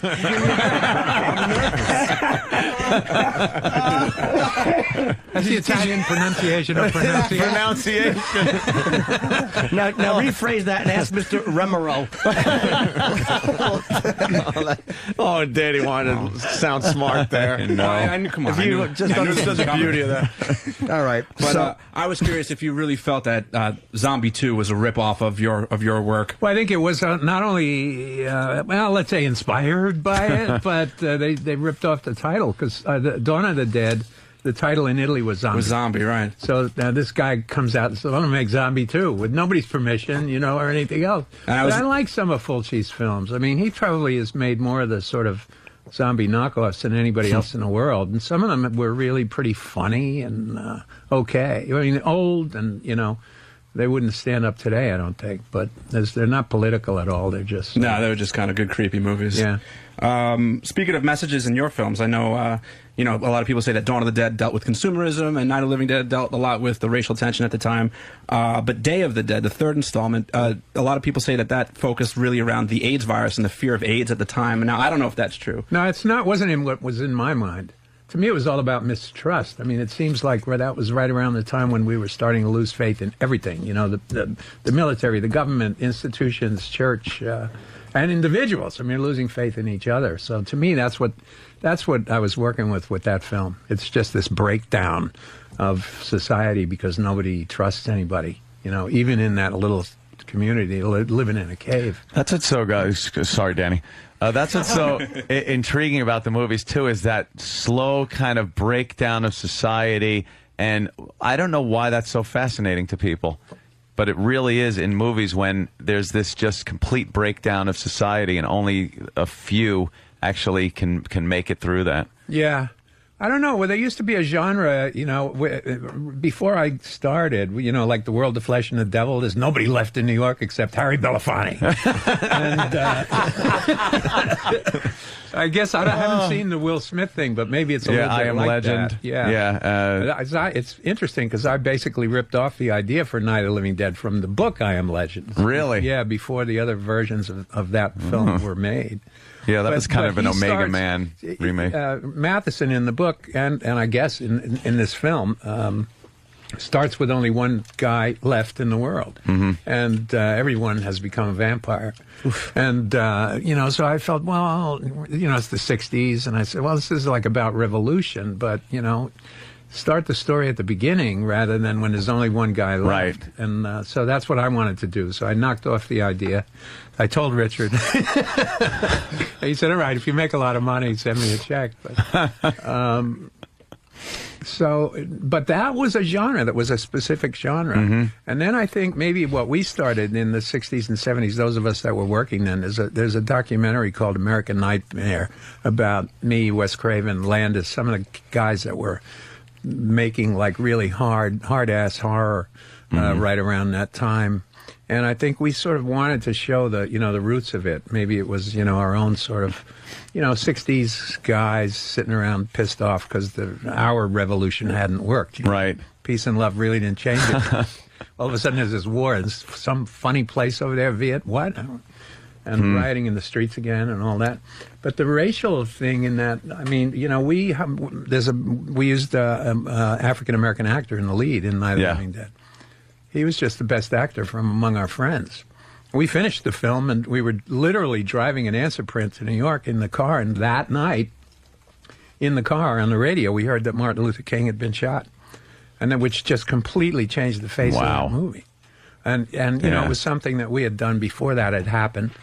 And, I don't know. I guess if there's any credit can be given to us is that we didn't change the script. Yeah.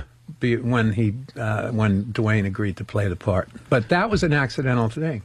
But then all of a sudden, I felt this responsibility. I said, "Oh man, I got a new job here. I have to do these with a little bit of social satire." Kind of forced into the situation. Anyway, sorry. Oh, Danny could just stand there because I actually wanted to bring up Vincent Price and The Last Man on Earth. That's I Am Legend. That's yeah, the same. That's the same based story. on the same story. And that was another one that just scared the shit out of me when let me in. Yeah. And he's just, there's nothing. It's that doom when even in a movie you realize, my God, there is no way they're getting out of this. This isn't going to be a happy ending. This, they're not going to wrap this up by finding some way to save the world. It's over, Johnny, Yeah. So that was also something that we wanted to do. Seems to me the reason to do horror is to upset the apple cart somehow.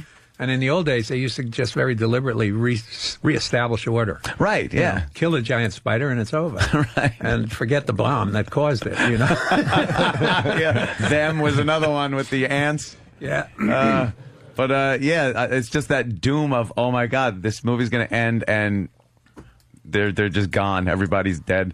It's fascinating stuff. I love it. Love that. Danny, another question? Sure. Well, I'm curious if you feel any kind of responsibility for a lot of the gaming industry today. A lot of video games have to deal with, a lot of the more popular video games have to deal with zombies like Resident Evil and there's one called Stubbs the Zombie and also now I'm losing my Silent Hill. The Silent Hill series a little bit. And I think a lot of it really establishes a base on a lot of your films. And I was wondering if you felt the same way. Well, I think that maybe my series of films, particularly Dawn of the Dead, caused a lot of that. But I think the thing that is most responsible for the zombie becoming sort of a popular, it's entered the lexicon. It's idiomatic. The rules are becoming idiomatic.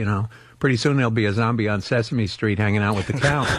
And I think it's video games more than movies that have really popularized the new American zombie. Yeah. Were you upset with...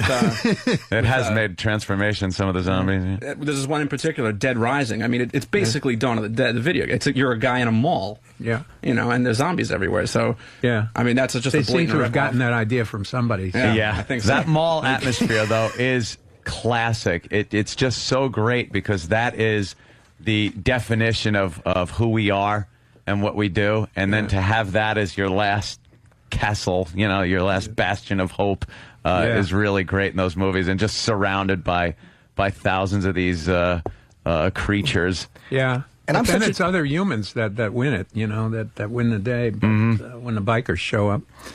But I'm sorry. Oh, no, please. Yeah. I'm such a dope. I honest to God never see social messages until like they're extended. I'm like, oh yeah. Honest to God, I would go, wow, that's kind of cool. A mall. I go there a lot. I'm sitting there thinking the same thing. I'm like, I must be an idiot because I look at it and like, oh, these zombies are eating people. That's all I think. And they needed to do it somewhere. Why not a mall? That's true. I thought it was all product placement you were looking for. He's trying to do a little more with idea. Look at the zombies are Starbucks. Zombie is gargling with Levoris. I mean, you said earlier that the racial thing was accidental, right? I mean, so you didn't do that with that. You weren't shooting that to make a statement. The first film, no. I mean, you got lucky when Martin Luther King caught a bullet. Yeah, as we were starting to shoot it, though, we became aware of it. And Dwayne, the actor, was much more sensitive to it than I was. I mean, he actually pulled me aside and he said, "You want me to slug this white woman? You know what's going to happen when I walk out of the theater?" Oh, jeez. He was sensitive to all those issues when we were shooting it. Did you? Oh, sorry, go ahead. Yeah, no. I don't want to interrupt you. I'm sorry, George. But then when it was time when I finally decided to do the second film, it was because I met the people, I knew the people socially that developed that shopping mall. And I went out to visit the place, and just before it was open, their trucks were coming in bringing all this stuff, man, And I said, wow. And perfect timing, too. Perfect timing. And he said, there's the civil defense supplies upstairs, bomb shelters, everything. He said, you could survive in this place. And I'm bing, light bulb. So and this was 10 years after the first film. And so that gave me the idea for it, and the idea of this, temple to consumerism and becoming a place to survive. I thought it was sort of a fitting kind of a sequel. There were just 5 of them in a farmhouse in the first film. And the first movie scared me. I never sat through it. I couldn't sit through it. It was too frightening.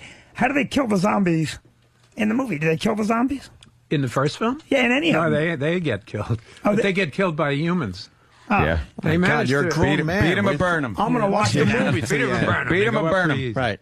They're all messed up. He's actually head. asking George how a film from 1968 ends. Yeah, well, you know, I'm going to tell you something. But look, I meant it as a compliment. I couldn't sit through that movie. I was too frightened. That's another compliment. I can't sit through your movie. I think, Vinny, that's a wonderful compliment. How does it You're end? a social Well, at zombie. least he's not reviewing.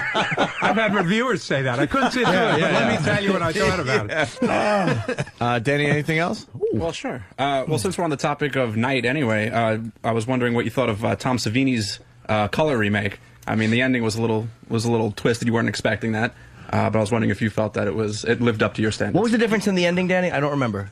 In the remake, Cooper is the one that gets killed at the end just because he was a giant asshole. Okay. Well, yeah. Well, he does. Tony Todd gets killed as well. It's just that Barbara survives. That was I was apologizing to women when I wrote that script. Barbara. Because in the first film, she just loses her shoes, falls down. Typical, you know, like 50s. Oh, Just great, yeah. I figured, yeah. They're coming for you, Barbara. So that was really it was an apology to women, but I liked it. I thought Tom did a great job with it. We were basically trying to reestablish a copyright. You know, we lost the copyright on the first film. Tom's pretty at the forefront of special effects and that type of makeup. Yeah, he was really the go-to guy for a long time. Yeah, absolutely. But he now is more interested in acting. You know? Yeah, well, that's what I wanted to ask you too, because he was in a movie that I think is great, and obviously your opinion matters in certain movies. Dusk Till Dawn. Yeah, Dusk Till Dawn. That one, he was in that, and Sex Machine. Yeah, Sex Machine. I thought that was a pretty cool movie. Yeah, Pretty I liked unique. it a lot. He's in Grindhouse too. Yeah, Grindhouse. Did you like Grindhouse? I like Grindhouse. Yeah, Planet Terror? Huh? Not Planet Terror. You enjoyed what they did with the I did. I liked the other one better. You know, I mean, I know those guys, and you know, I just had a good time watching it. Right. I don't know that audiences today get that. You know, that there could be a reel missing and it's all scratched up and burns on it. I mean, that doesn't happen anymore, right? Better not. Yeah. I mean, the whole thing fell flat, but I really enjoyed it. I would say that you know, now that we're not promoting the film anymore, I enjoyed the experience of Grindhouse. Yeah, me too, all the way. Do you, as a director and as an artist, do you like? Because this one film is basically, or a couple of films is like people associate with that. Like, does it bother you that other stuff you did isn't as well associated, or are you happy just to have something that massive that you're kind of pegged with it? You know, of course, it always bothers you when people don't get what you're doing. You know, I made a film called Bruiser. Nobody got it. I mean, you know, it's just somehow just went, you know, it's in a different layer of the atmosphere or something. What was Bruiser about? It's called Bruiser. What was it about? It's about loss of identity. It's about a guy that just gets so, you know, screwed by people, everybody around him, his wife, his boss, his friends, and he just believes that he believes he loses his face. It's, you know, it's loss of identity, and he turns violent because of it. Wow. The film was a bit of a reaction to Columbine, and, you know, and I liked the film a lot, but nobody got it. I think they thought it was maybe too silly. This guy running around without a face. You know, I thought it would be scary, but people didn't seem to. Is there anything worse than when that's a risk? Like how you go like, well, you know, oh well. What are you going to do? I still like it. I couldn't sit through it. Vinny, let me tell you how it ends. That's got to be very frustrating too. Like when you do a comedy and no one laughs. You know, that's got to be like when you do a horror film. Vinny? You go, I was thinking Jimmy, but I was like, I'm not gonna do that. I'm going to get you. When you do a horror film, people go, it didn't scare me. Like that's got to be like, fuck. Yeah, right. That's your purpose. It is. I mean, it's you know. Although I don't know, I haven't been. My stuff is more comic booky. It's got this creepy thing of, you know, all these dead neighbors walking around. Yeah, and you know, neighbors are scary enough, and when they're dead, it's a little less. That was the whole gist of the one with Ving Rhames, and the beginning of that one, where it's just the neighbors and that's the best part of the that girl. film. Yeah, I love that part where she wakes up. You know, her boyfriend or husband, is it, just gets killed by that kid next door, and she walks out not knowing what's going on, and it's already, she's been sleeping. That's what got me, is she was sleeping at some point when utter pandemonium is going on right outside her door, and she opens her door to this, and again, it's just over. There's nothing she could do about it but try to run, but that's a great part of that movie. I thought that was the best part of the film. The overhead shots of the car and the carnage going on around it was fantastic. And, of course, Creepshow. Speaking of comic booky. Yeah. Oh, yeah. That was the most fun to shoot. The tagline was the most fun you'll ever have being scared, but it was the most fun to shoot. I watch that still every few months just to get a great laugh. I mean, some of the scenes in that are hysterical. One of my favorite is Ted Danson buried up to his neck in the sand with the crab. And Leslie Nielsen just goes, "Found a friend, Harry." As a matter of factly. Great. So many funny scenes in that. "Where's my cake, Bedelia, you bitch?" Boy, I can't believe you know all these lines. I've watched it so many times. Bugs, Mr. Pratt? Oh, yeah. Bugs got your tongue. I mean, just funny lines that you just keep laughing. It doesn't matter. I've seen it 1,000 times, and I'll still laugh. Yeah. And of course, probably the top one out of that is the one with Adrienne Barbeau. Right. And I'm sorry. Tell it to call you Billy. Yeah. Just tell it to call you Billy. And that surprise shot where she's bitching at him. He pulls a huge gun out and just shoots her in the head, and everyone goes, "Great shot!" And you're looking like, "What the hell just happened?" And realize he's just fantasizing about the whole thing. Fantastic, man. I love that movie. That was really fun to do. It was great fun to do. Hey, let's go to the phones. A lot of people want to get in on the interview with George Romero. It's Kent, the movie guy. Kent? Hey, Kent. Hold on, Mr. Romero. Oh, I'm sorry. Hold on now. We got to get some headphones on. Okay, I got it. Sorry about that. I should have warned you. You're on the air. Kent, go ahead. Nope, not hearing it. Sorry. I went and saw I got it. Land of the Dead in Japan with my dad, totally coincidentally, and my dad's never seen a horror movie in his entire life. And he got so scared, he didn't know how to deal with it at the end, so he just slugged me. We're walking out of this movie theater, and the biggest compliment you can get in Japan, I hear, is just complete silence. Like, that's how they respect the movie over there. Oh, wow. And they were all walking out, they're all talking about it and everything. Oh, so they weren't being all silent. All the girls are scared, and then all of a sudden my dad, this 6'4" white guy, slugs me, and we're just getting stared at by maybe 50 to 70 Japanese people. Wow. Can I tell you what a great point George just made? The guy goes, the biggest compliment you can give a movie is to not talk about it. And then he goes, and somebody in Japan is walking and chit-chatting about it. It's like, gee, thanks. I mean, like here, if a movie's really good, they'll give applause at the end of the movie. There, it's just like everyone gets up. And, I see. Right. Yeah. Hey, George, how bad was it? Well, how bad did he hit? How tough was it, man? I didn't want to miss the moment. Are you eye. casting for new zombies? Not right now. Oh, so we got the perfect guy. He just walked in with our food. You got to meet Club Soda Kenny. Could be the star of. He's got no personality. He's got hair like a zombie. It's all dry. He just smiled. He just smiled. That doesn't. No, that but doesn't, this is our. No smiling. Watch this. I apologize, sir. I didn't mean to. And he's dumb as a zombie. Yes, that's correct. We can have him brighten up a little bit and chipper up to play the zombie if you need him to.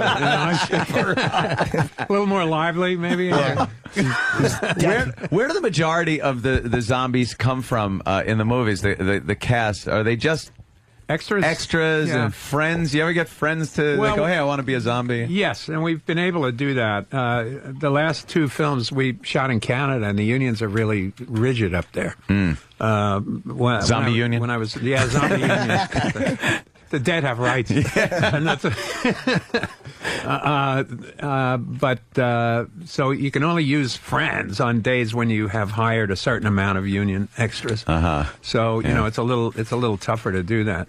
When I was working in Pittsburgh, I made all my 8 films except for until the last 3 in Pittsburgh, Pennsylvania, and they were outside the circle of, I think there's a 300-mile limit on the New York Extras Union. Oh, really? So, we were able to do whatever we wanted to do. But over up in Canada. It's pretty rigid. And you've had but to. they come from. I mean, and I'm telling you, man. Sometimes professionals are worse. I mean, I'd much rather have buddies or the neighbors. Literally, the neighbors. I would guess people that are familiar with your work probably know how to imitate what you want better than somebody you're trying to actually direct.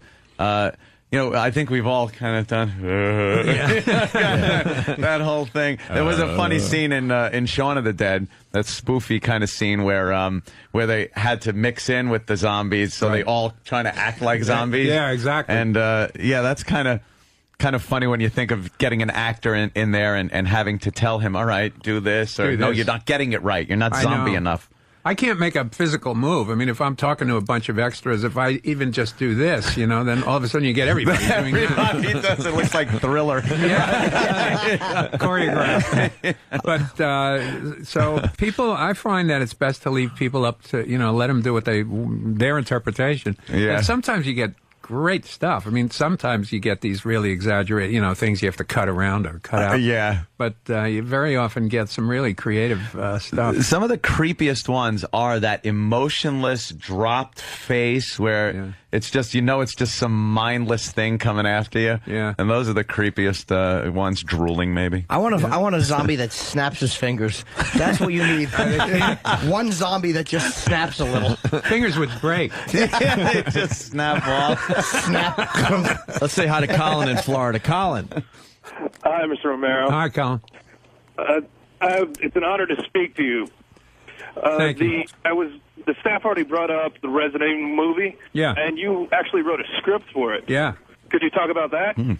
Well, I got fired. It's the first time I ever got fired. It was we were working with it was a German company. We were working with the executives in L.A. and with Capcom, with the game company, and we thought we had really written a pretty good script. But the management of the production company just didn't want to go that way. So I didn't really get fired. I got paid for the work and everything. But they decided that they wanted to just go a different direction, which had nothing to do with the game. It's got to be hard Your script is online and is far superior to the direct that they put on there, and just a epitome of Hollywood not knowing what people want. Yeah, well, in this case, it wasn't Hollywood. The Hollywood office of Constantine really liked it. It was the German headquarters that didn't like it. So, thank you, sir. That's amazing. Thank you. It's weird. It's got to be hard writing a script like that too, because so much of the horror or the vibe of it is in the way it's shot and is in like you said, the face, the drop jaw, these different things. It's kind of hard to put in a script. So people will just look at the script and go, "Well, what is this going to do?" Yeah, it doesn't scare me. Right. Yeah. No music. I gotta send some musicians over with the script. Read this one. Man opens the door, lady's standing there. Fix this. It's not scary. And then when you look at it, of course. Lightning. All right, let's go to Jody in New York. Jody? Hi. Hi. I was wondering why zombies can't walk upstairs. They can. Sure they I can. don't think they walk upstairs. Well, they have in my films. The end of Dawn, they climb a ladder. I mean, they get up to the roof, actually, in Dawn. Thank God So you my guy- called. Yeah. Because she would have run upstairs if there were zombies and they'd have gotten her. Yeah. She'd have been surprised. A better question is, why don't they take elevators? They have a hard time with escalators. They also do take an elevator in Dawn of the Dead.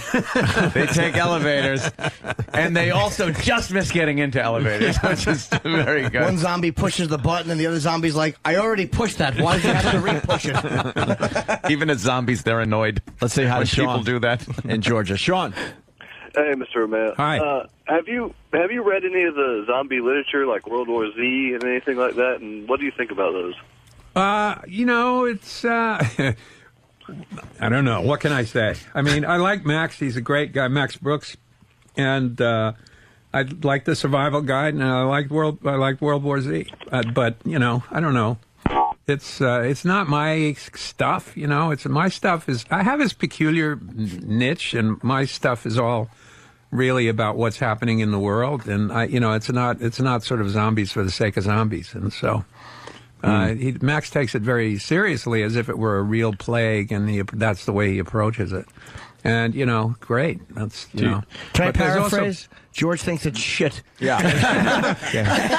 He's just being a little too nice He's for a the nice show. guy. No, I didn't. Thinks it's crap all. George, do you watch the newer horror films, and what do you think of them? Like Hostel or Saw? Or I've seen enough of them to sort of stay away from the sequels. But it's just not. Again, Not man, your it's thing? not my thing. I'm a much more of a traditionalist. I mean, I'm much more of. I'd rather do Creepshow. I'd rather do something a little more operatic or gothic. And it's just what it's all about. What you grew up on. You know? Did that guy really have roaches on his face? Yeah. Ugh. Yeah, he did. We had to. I mean, the only way to get him to stay there, they had to give him CO2 or something, to slow him down, because otherwise, they would dump out a big Rubbermaid trash can full of roaches on that set, and within 20 seconds, you couldn't see one. I mean, wow, they just disappear. But take the phone apart, and there's this phone-shaped thing, which is like all roach. And it was dreadful. It's the worst time that me and my crew ever had on a set. It was just hideous because they were everywhere. They'd get in your briefcase. They'd get you were pulling them out with your script. That's awful. It was dreadful. Where did they get them from? They had to go to Trinidad. Chinese restaurant. Trinidad. Left an egg roll on the table at the Stretch Factory. Vinny gets that was unnecessary. Why didn't you go to Trinidad for cockroaches? If you buy cockroaches from a lab, we needed 500,000 roaches, so they charge 50 cents a piece. That's a little cheaper into the budget. Yeah, cheaper to send guys to Trinidad, and they literally brought back barrels of these things, and they had their own trailer. It had to be climatized. It was. So wait, they would just ship a barrel of live roaches. Yeah. What do they put food-wise in there for them? How do they eat? I don't know that. I don't know. These guys, a piece of cheese. Anything. You throw anything. Anything. I have to shit. Well, there's the barrel. They eat each other. I don't know. I don't know what they did that way. I don't know. There's a Creepshow entry on the IMDb listed for release this year. Now, I mean, I was wondering if is that a remake or a sequel? Yeah. And do you have anything to do with that at all? No, it's a remake, and I had nothing to do with it. Neither did Steve. Oh, Stephen King. Stephen King. Do you have any plans with Stephen King for any upcoming? We're always talking about a project. I mean, we've been on again, off again on several things. Tom Gordon, Buick 8, and somehow the stuff just either never happens. It's pretty hard to figure why. But no, we're not working on anything right now. But Steve's, we're still in touch. Steve does a newscaster voice in my new film. Oh, really? Yeah, a bunch of guys came out to do that. Quentin Tarantino and Wes Craven. Oh yeah, anybody involved in horror Quentin's got to be a huge idolize fan, him. I'm sure. Yeah. It was fun. It was fun and it was just great that they came out to do it. It was terrific. You know what else I like about your work is that putting humor in these horrible situations. There's a great gruesome scene where they're all on top of the mall shooting into the crowd, and they're holding up the names of celebrities that the zombies look like, which was just.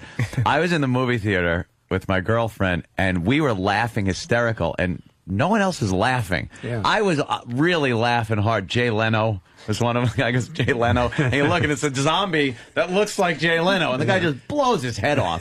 And it's a gruesome scene, but hysterically funny. Yeah. And I've noticed that's been a trend in your work. Yeah. Well, that was actually in Zach's film. That was in the remake. Yeah. But I can't resist it. I mean, I had a pie fight in Dawn of the Dead, man. I just couldn't resist it.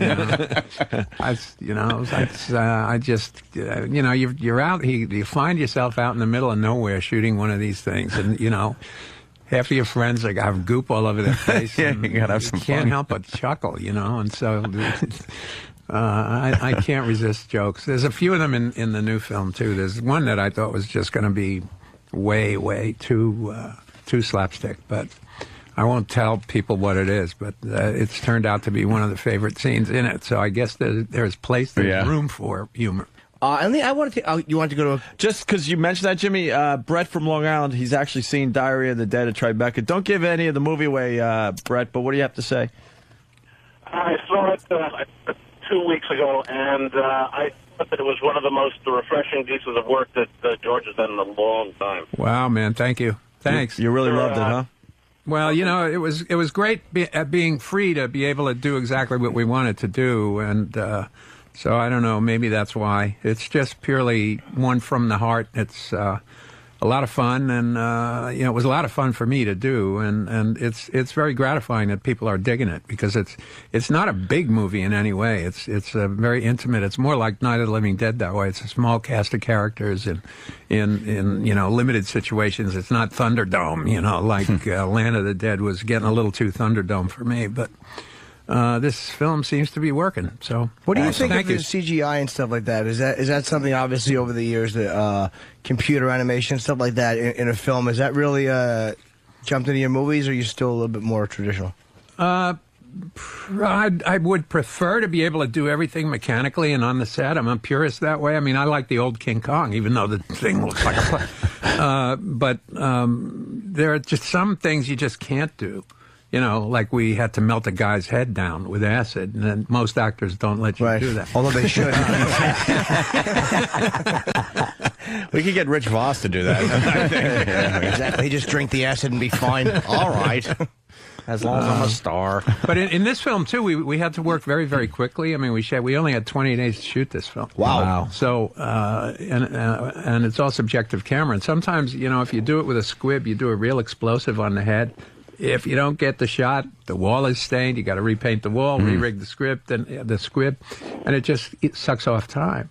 So it's much easier to have the actor point the gun, the zombie falls, and you paint in the gun flash and you paint in the blood. It's just being able to do that is just makes the production time, the on the set time, much more efficient. Less distracting, too, I think. When you're watching a movie and you're just believing it because it looks so real, there's no part of you that's suspending, like, that I kind of see the way they did that. Yeah. You want to just feel like you're watching it really happening, and I think it's less distracting when it works like that. Sure. Yeah.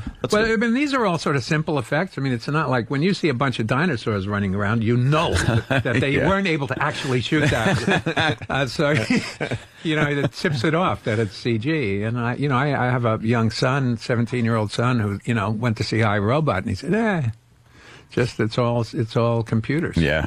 So I think there is a bit of disappointment when that's all it is. It's just an exercise. Right. Let's take one more phone call. It's Ray in Cleveland. Ray. Hi, Mr. Romero. I'm a huge fan of yours. Thank you. I actually have watched every Dead movie you've made. I'm sorry about that. I'm also from Pittsburgh originally. Hey. All right. And I've been to Monroeville. I've seen the house. I've been to the cemetery. Oh, my I've done God. it all. Holy cow. In fact, all when I'm playing hockey for tournaments and stuff, so it's kind of cool. Wow. On that ice rink? On the ice rink in the mall? No, they actually removed that last time I heard. Yeah, they did, but I didn't know when you were there. No, I played in Bethel Park, all them places, but I've made the point to go to Monroeville every time. But you are my idol, and I love you for everything you've done to movies, especially horror films. You're amazing. Well, thank you very much. Any question? No, but I think I'm doing a couple of more of these shows later. Would you call up, please? I have one question, actually. Okay. You said, I saw a documentary where you said the movie score for the original Night of the Living Dead was won in the chess game? No, the mix, the audio mix. We had to pay for the movie score, but, we paid for needle downs. In those days, they called them needle downs. And but we won the mix, the audio mix in a chess game. One of my... Yeah, that's what I heard. Jesus, really? This is real guerrilla stuff. I guess. The guy that owned the lab set up, he was willing to play a chess game for the mix, and we won it. Wow. Russ Streiner, one of the producers, won it. Oh, very cool. Actually, Clutch in Baltimore has something. Clutch? Hey, Mr. Romero. Great Hi. talking with you. Hey. I just wanted to let you know, when I saw that movie as a kid, I truly wanted to get lost in a mall while zombies attack because I wanted to play. I know. It was great. Well, it was a fantasy for us being there. And in those days, man, nobody wore. I mean, J.C. Penney said, "Sure, shoot," and they didn't make us cover when they did the remake. Nowadays you could never get away with that. When they did the remake of Dawn, they had to use fictitious names on all the stores. And, oh, really? And, yeah. So I mean, I think we just sort of squeaked in under the wire before lawyers and insurance companies insisted that these places stop doing stuff like that. It's amazing, like a plane crash. Every plane crash is like Fred's Airline. It's never like Continental or right Atlantic Star Airlines. It doesn't They exist. don't want anything no. connected to them like that. Stupid lawyers. Zombies might come into JCPenney's. Yeah, I've seen that. I swear. Danny, one final question before we get George out of here. Oh, sure. He's a very busy man. Well, there's been a lot of remakes lately. The latest one in the horror genre, I think, has probably been Halloween, and it was all right. It did very well, but now there's plans to do a lot of other remakes, like Friday the 13th, Nightmare on Elm Street, Hellraiser, I think is slated for a remake. And do you think that there's really a need to remake these movies, or is it, on the other end of that, is it just reintroducing these films to a whole new generation of kids? Well, of course, that's the way that's the rationalization. That's how they justify doing it. But the kids have seen them; they're on video, and so I don't buy that argument. I think it's just the safety of a proven title, and Hollywood's going to go that way rather than take a chance. They read scripts; they don't know is this any good or not. Yeah, just knowing that they could spend a minimal amount of money and get a huge return on it justifies the cost. And it has the automatic recognition of title recognition. It really is amazing how the writing just sucks so badly in a lot of these. They just keep remaking. King Kong, I think I was happy they remade simply for graphics, and they could do so much more now. But movies like Nightmare on Elm Street, they don't need to remake that. It was horrifying the way it was. Absolutely. But it's just some dumb young shit, some 30-year-old who's in a position he doesn't belong in, who's not a good enough writer to come up with something creative, and he can't make the decision to go, all right, well, this is good, let's take a chance. Is just going to steal something, and I think you're very diplomatic in saying that. No. Especially the first 3 Elm Streets. The third one, I mean, those were really terrific, great ideas. They don't need to be remade. You can't. Nobody, and the chances of them improving or coming up with better ideas is pretty slim. Not Robert Englund, obviously. Going to use a different Freddy. I don't think it's been cast yet. I don't know. Okay. I also got to ask you one more thing about the end of the original Night of the Living Dead. Case of mistaken identity, or intentionally shooting him at the end. I mean. No, they weren't. You mean, just, again, that's talked about as a racial issue. And when we wrote the script, in my mind, when I wrote that scene, the guy in my mind was a white guy. So it wasn't, people have talked about this, well, they see a black guy and they shoot him. Yeah. That wasn't intended at all. They see a shadow in the window, they think it's a zombie, and they shoot him. So in my mind, it was always just mistaken identity. For a smart guy, he was pretty stupid, just kind of poking his head up like that. Yeah. Well, he's not. He had a hard night. He makes a lot of mistakes. Yeah. He spends the whole movie arguing, don't go into the basement, and that's where he goes, and that's what saves him. Yeah, and then, true. So he makes a lot of mistakes. And we're so happy. I'm sorry, I didn't mean No. I was just going to say thank you, guys. It's really been fun. Oh, awesome. Nice way to believe start me, the it's day. just amazing to have you in here. When we heard you were coming in, we were all just giddy. Like a bunch of if I dumb could use the kids. word giddy. Yeah. Well, who hasn't seen your film and can't sit through it, but the rest of us, we're obviously very excited. We walked over here. He was already here, and then Jimmy sat down with him and immediately started bonding about Hollywood and stuff. Well, you know what it is? It's because when I was in Pittsburgh recently shooting the Kevin Smith film. Oh, yes, Jimmy, yes. We were in Monroeville, and they were saying this is where George shot so much of his stuff. And so I figured that, men of our similar ilk just talk about show business. I sound like Fredo when I talk about it. Gonna go learn casino. But you are a legend, and we were really psyched. And I forgot what a big fan you are, Danny. Any final words? I think we should let Danny, because Danny is the biggest fan. We should let you close out the interview with something, a statement maybe. You don't have to... Yeah, how about a statement? Something Throw the paper away. Yeah. Speak from the heart. That's right. All right, I like your movies.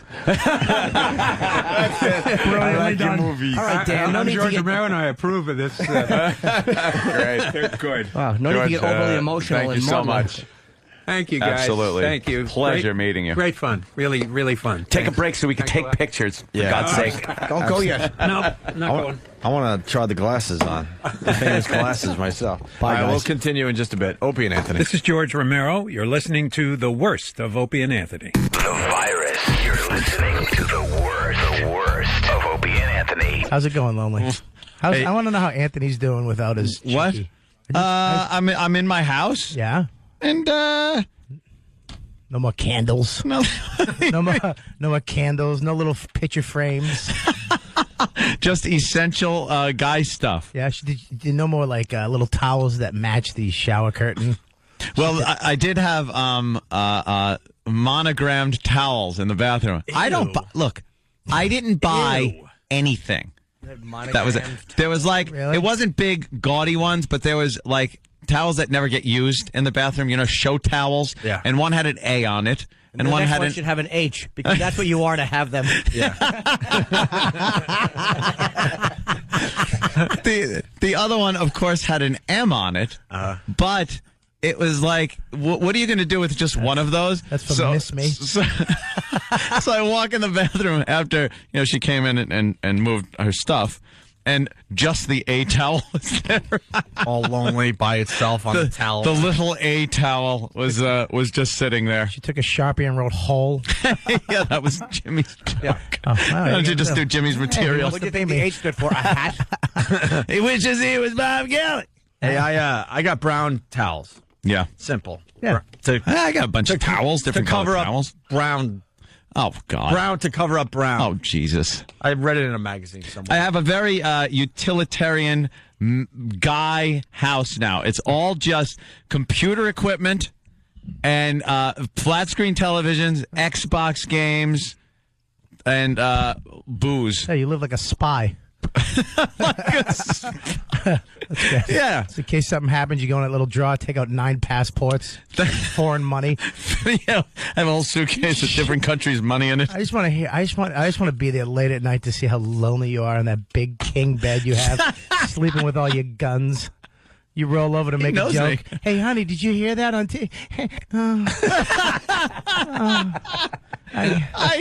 I don't do that. You did. You know you're in bed watching TV. She was kind of sleeping and then said something funny on the TV, and you're like, did you hear? Nobody's here. You should just wrap pillows around your gun so you have something to hold at I night. could sleep with my gun with pillows wrapped around it. No, Anthony would tap her and go, "Did you hear that funny joke?" And she'd look at the TV, it'd be Mississippi Burning. Oh, God. Instead, he just sees perfect iron sheets, not one fold. I bet he sleeps on the couch now. Nobody will laugh at you stepping around the kitchen. I love Are you living big bed. Are you sleeping in the middle of the bed yet? No, I like my side of the bed because. No. What is that? Did you buy one of those big human-sized pillows for her side of the bed? No, I didn't. Look, do you have a body pillow? Dude, I'm gonna get you a Shih Tzu. Here's no. We're gonna get a little puppy. We're gonna take you to Pottery Barn. There's a reason I sleep on my side. Yeah, because you had a woman on the other side for the last 5 years. Shut up. And now you have nobody. Here's why. Because I have my night table there. It's with all my stuff on my water and stuff on there, and the phone and your chapstick and the alarm clock and the remote. If I was over on the other side of the bed, it's very hard to use the remote for the TV because the TV's too low. It hasn't been mounted on the wall yet. So it's very hard to use the remote. And what am I going to do? Sprawl on a king bed? Yes. With rose petals on there? Put all that stuff on the empty portion of the bed. I have used all the pillows, though. Oh. I take them all. I build a big pillow mountain behind me. I could sit up on there. Have you had sex with your pillows yet? No. Why am I having sex with pillows? Oh, I'm the only one? Yes. Yeah. What'd you do with that big empty dresser? It's still there, just empty drawers. Sounds real hollow when you open the drawers. Clunk, clunk. You close them. Clunk, clunk, clunk. Still smells like new wood. Yeah, it's just like cedar. One little sock she forgot in there. Did you cry? You The other walk-in closet on the other side of the hall is just empty and echoey. God. It's big. Mine's completely full, and the other one is all echoey. Make that into the prison. Yeah. When you have the girls that are now living in your house and they put bars on the and thing they if they get misbehave, you could use out of that hand. as like a prison cell. That's like in my bedroom. Bobby, just to bring you up to speed, we're going to try to get like Coke whores, like runaway hot Coke really whores different. to live in Anthony's empty house. Well, that explains the outfit. And and we're also trying to get him a teen hot pajama party at his house. Ooh. We're really trying to do this one with Pal Talk cameras and everything. Wow. And we're also trying to get him a prom date. And we're doing speed dialing with him next week. Wow, that's great. Speed dating, speed dialing. I mean, speed dating. I could just sit in the house and speed dial. Hi, Prince Albert in a can? Yeah. Speed dating, yes. We're just trying to help him out, you know? That's good. What are you going to have to find somebody who likes a 48-year-old Lonely bastard who plays video games. First of all, I'm not 48. How old I'm are not a lonely bastard that just plays video games. Look, I have a life here where I got to get up early. That's a problem because I can't go out on weeknights. Are you going to feel weird dressing up like D'Artagnan on Halloween now by yourself? You're going to have nobody there to go, you look good, you look good. Oh, Jesus. You look good. No, you look fine. You're going to have to walk out dressed like that with nobody. Why do you think I'm this lonely guy? I hear this excitement in Bob Kelly's voice. You've been waiting for this day, it sounds You don't. Oh, great. He's got a picture. Iraq's got the picture up of me. You're going to have to walk out of your house like that by yourself. At least when you had your chick, people would be like, oh, they must be going to a costume party. He's going to look at you like, look at him. What a lonely loser. He put on that outfit by himself. I think he's now a LARPer. Do you know how lonely it is to, like, unsheath a sword from its scion by yourself? Oh. You stink. He's Richie Rich if Richie Rich got old. I know. What you have a big house, too, right? It's not small. How many bedrooms? It's two.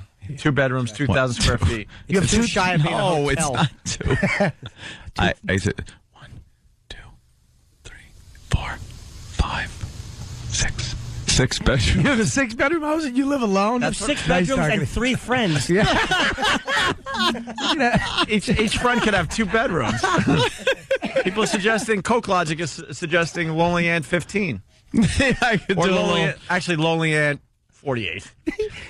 No, it's no. You should rent out some of your rooms as storage for other people in the neighborhood. I'm not going to become a storage facility. It's perfect to get girls living there. I'm telling you, man. They're down on their luck a little bit and really hot at the same time. What You a don't perfect think combination. you don't think I spend time conversing with girls or anything like that? You don't think? You think I'm? Answer is Oh, false. damn it! No, I think I mean, dude, you're in a great position right now. You're single.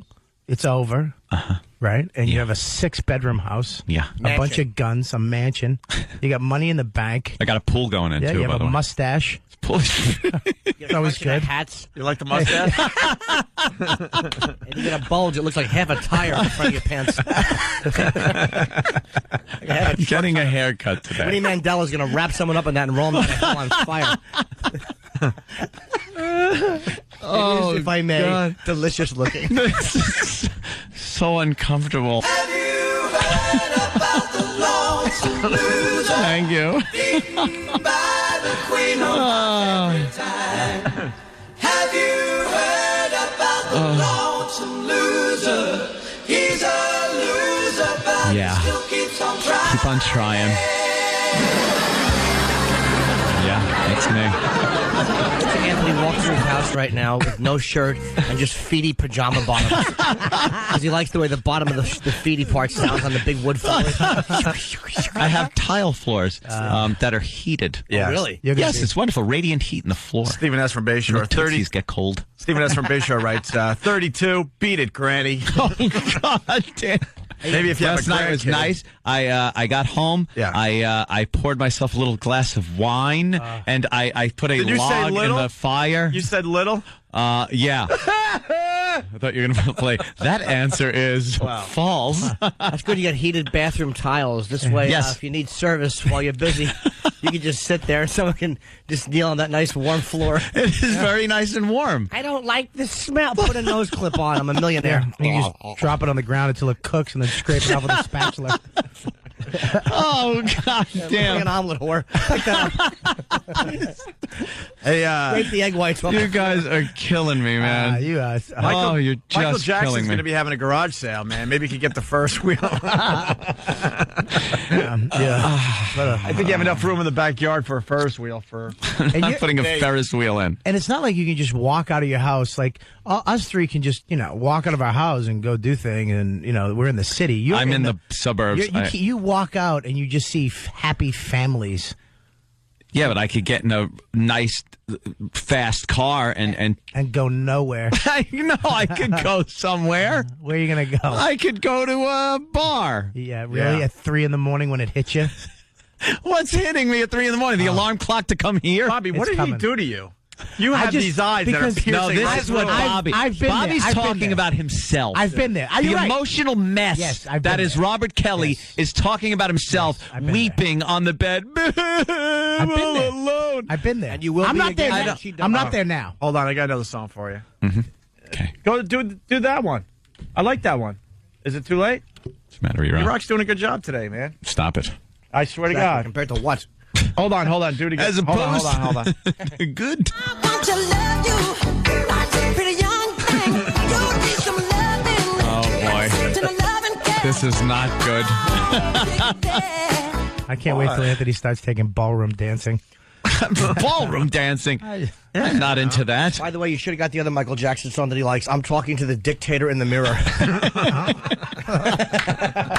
Oh God. Look, I've been there. I know it is. I mean, I'm married now. I got a chick. All three of us have chicks. We're happy. We have people that we go Slow home down. to. Why, you're not happy? No, it's terrific. Oh, really? I love the PMS and being yelled at. No, it's terrific. I thought you had It to. rules. Oh, every time I see No, you on the show, you're a happy I hate man. being able to do whatever I want whenever I want. That sucks.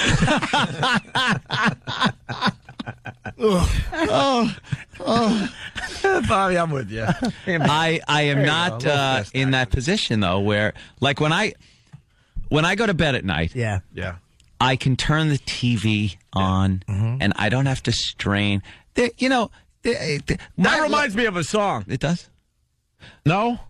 Let me tell you, Oh, my God. relationship wasn't this thing that ended in this giant blow up or anything like that. It was just it kind of ended. You guys, So look, if you ever see couples out, every couple's different when they're out in public. Like Yeah. Opie's a certain way with his chick, and I'm a different Yeah. way, and Jim Norton's a different way. You were very, snuggly, cuddly-uddy. You guys were always together. Was I? Yeah, a little bit. Every time at the virus thing. think about the past year.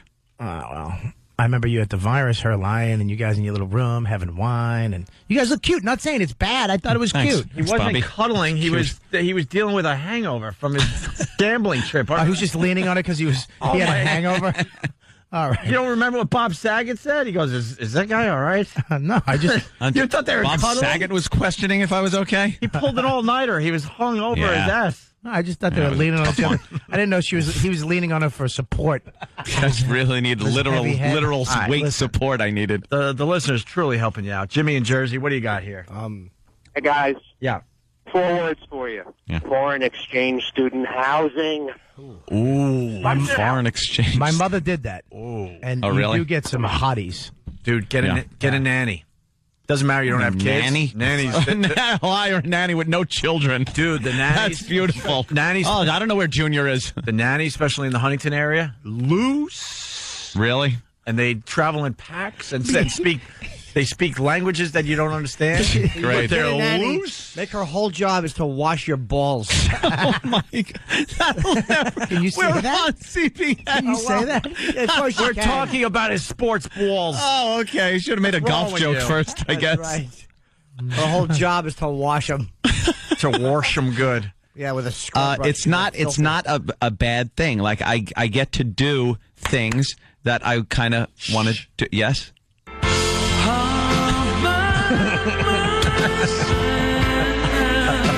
Yeah.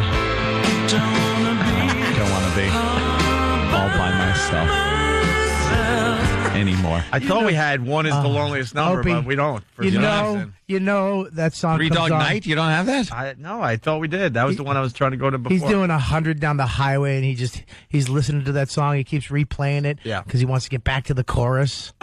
The all by myself. Yeah. That's again emotionally wrecked Bobby Kelly. Yeah, dude, you're gonna be there. You're happy What? right now, and I'm there for you, dude. Call me up. We'll play a little Call of Duty, me and you. It was very, just kind of.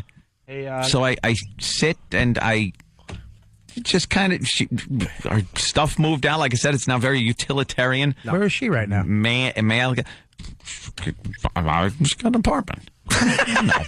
You have no idea? Keeping tabs on exactly Bobby, where people this, go. This is what happened. Here's what.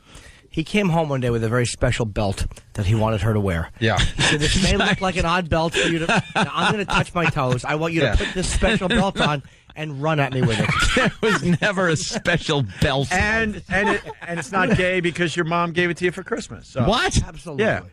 Was the belt hook 6.5 inches long? Special belt. What is he, a rookie? It was black and a lot long. It looked like the pillar in front of a house. Oh, hold on What a a minute. funny looking belt there. Let me jump back in here.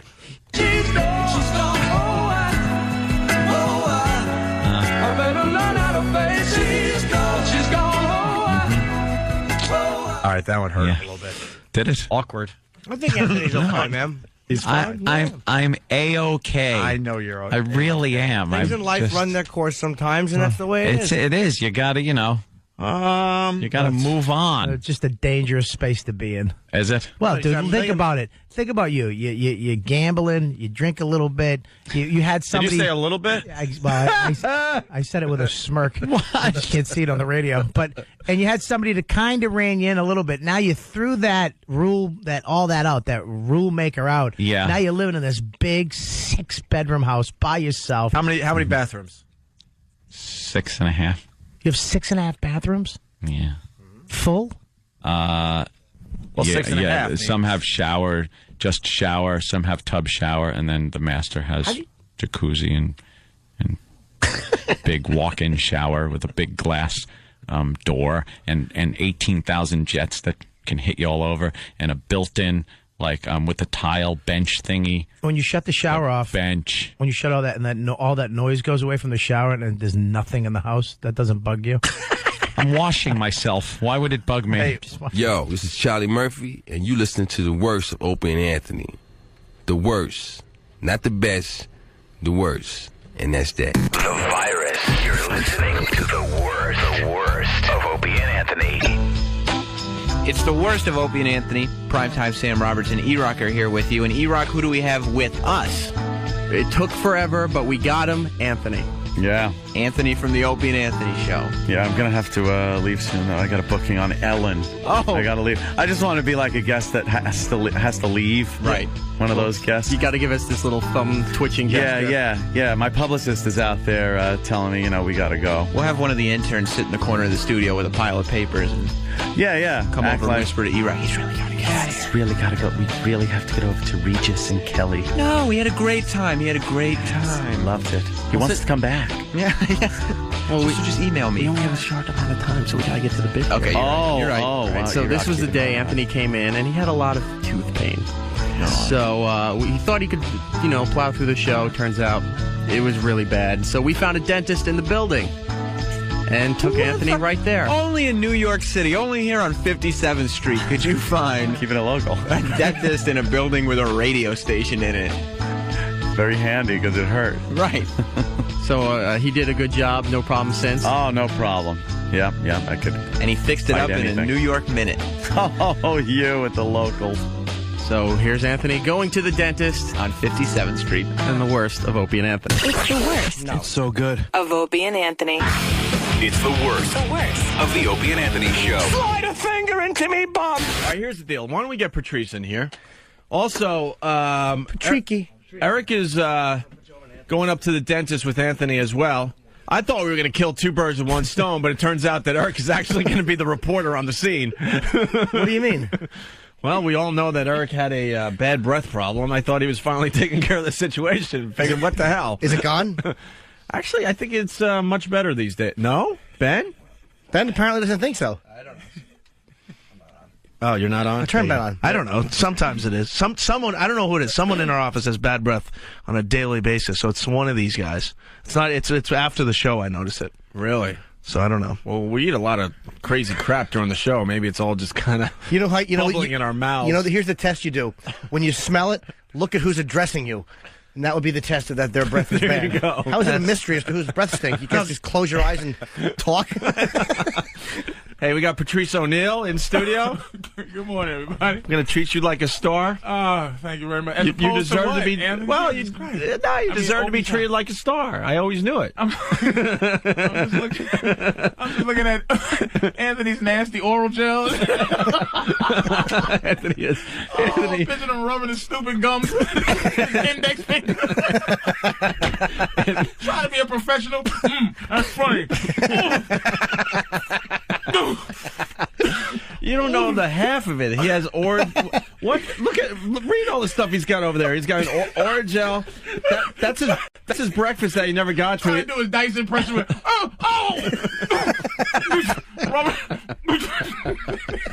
brush your teeth, Anthony. He's got it's easy. He's got peroxide. He's got Orajel. What's that other thing? Amasol. And a banana because he can't chew. Right.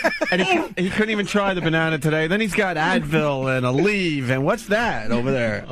There's something else. Did I get it all? He got bottles of relief.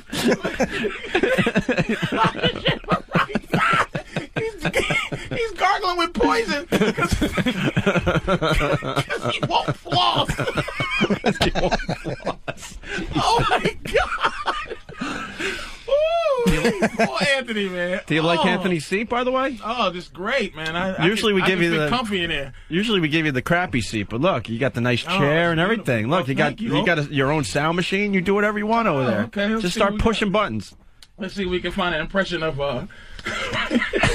of Anthony upstairs. Ain't my right, or rest is my case. Nope, that ain't it. Dude, Jesus. If they're going to push the buttons, they got to make some kind of sense. I see oh dear. Oh, all right. Well, that's so this is all his stuff. What you say is push oh dear. You say, well, this is what Anthony is going through right now, and then you hit. Oh dear is right on the thing. Yeah, but set it up first. Go, this is, you know. Okay. Oh, okay. So, yeah, here you go. Right. Go ahead. Okay, this is what Anthony's going through right now. This is my right. No! Wait. I'm looking for this one. What? I'm looking for this one. This is my rifle. Many like it, but this one is mine. This one right here. All right. Right here. How about you try for a third time, Patrice? Where's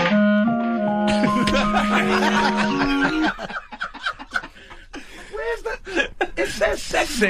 See, it's not that easy being the head guy. He. This is his code, just in case, because he know he had bad teeth. He had to have somebody come in and take his place, and he made sure it was going to be. Oh yeah. That's not it, because this is my rifle. This is my gun. No, I switched it. All right. This is the guy with bad breath, by the way. What's his name? His brother's hovering over me like a vulture. See how easy that was, Ben? Gargle with this Orajel and. Yeah, take this peroxide, man, on the rocks.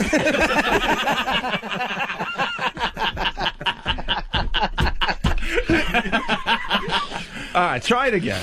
I want this one right here, man. All right, set it up, though. Go ahead. Okay, Anthony's upstairs Yeah. getting his teeth done, and Yeah. this is what he sound like.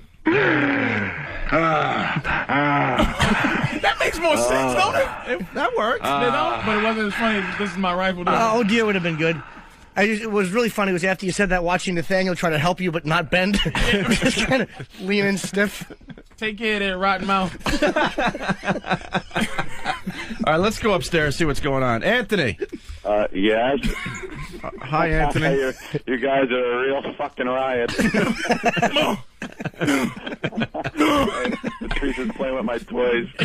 So, what's going on up there, Anthony? Well, I'm sitting in the dentist chair. I've just taken my X-rays, and I'm staring at the X-ray of the tooth in question right now. Wait a minute, you got in to see the dentist that fast? Yes. I'm changing dentists immediately.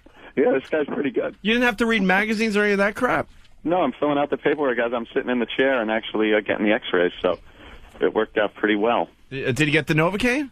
No, not yet. I'm still in, like, utter pain. I'm waiting. They're holding off. I don't know why. Just give me the shot. I need the shot. Why don't you just go to this guy upstairs? Why not just make him the dentist if he's right upstairs? This is easiest for everyone. Yeah. Well, I should. You're going to be canceling your other appointment now? I don't know. I got to see what this guy does. If it's a temporary thing, then I got to go to a dentist and get it fixed. But if he knows what he's doing, and it's permanent, then yeah, this will be my new dentist right upstairs. And he's a Jew. The dentist is a Jew, which is very, very good. Shocking. Yeah. Of course. What did Patrice say? You don't want your dentist's name to be like Tyrone Smith. Yeah. Which one of your teeth hurts? Oh, shit.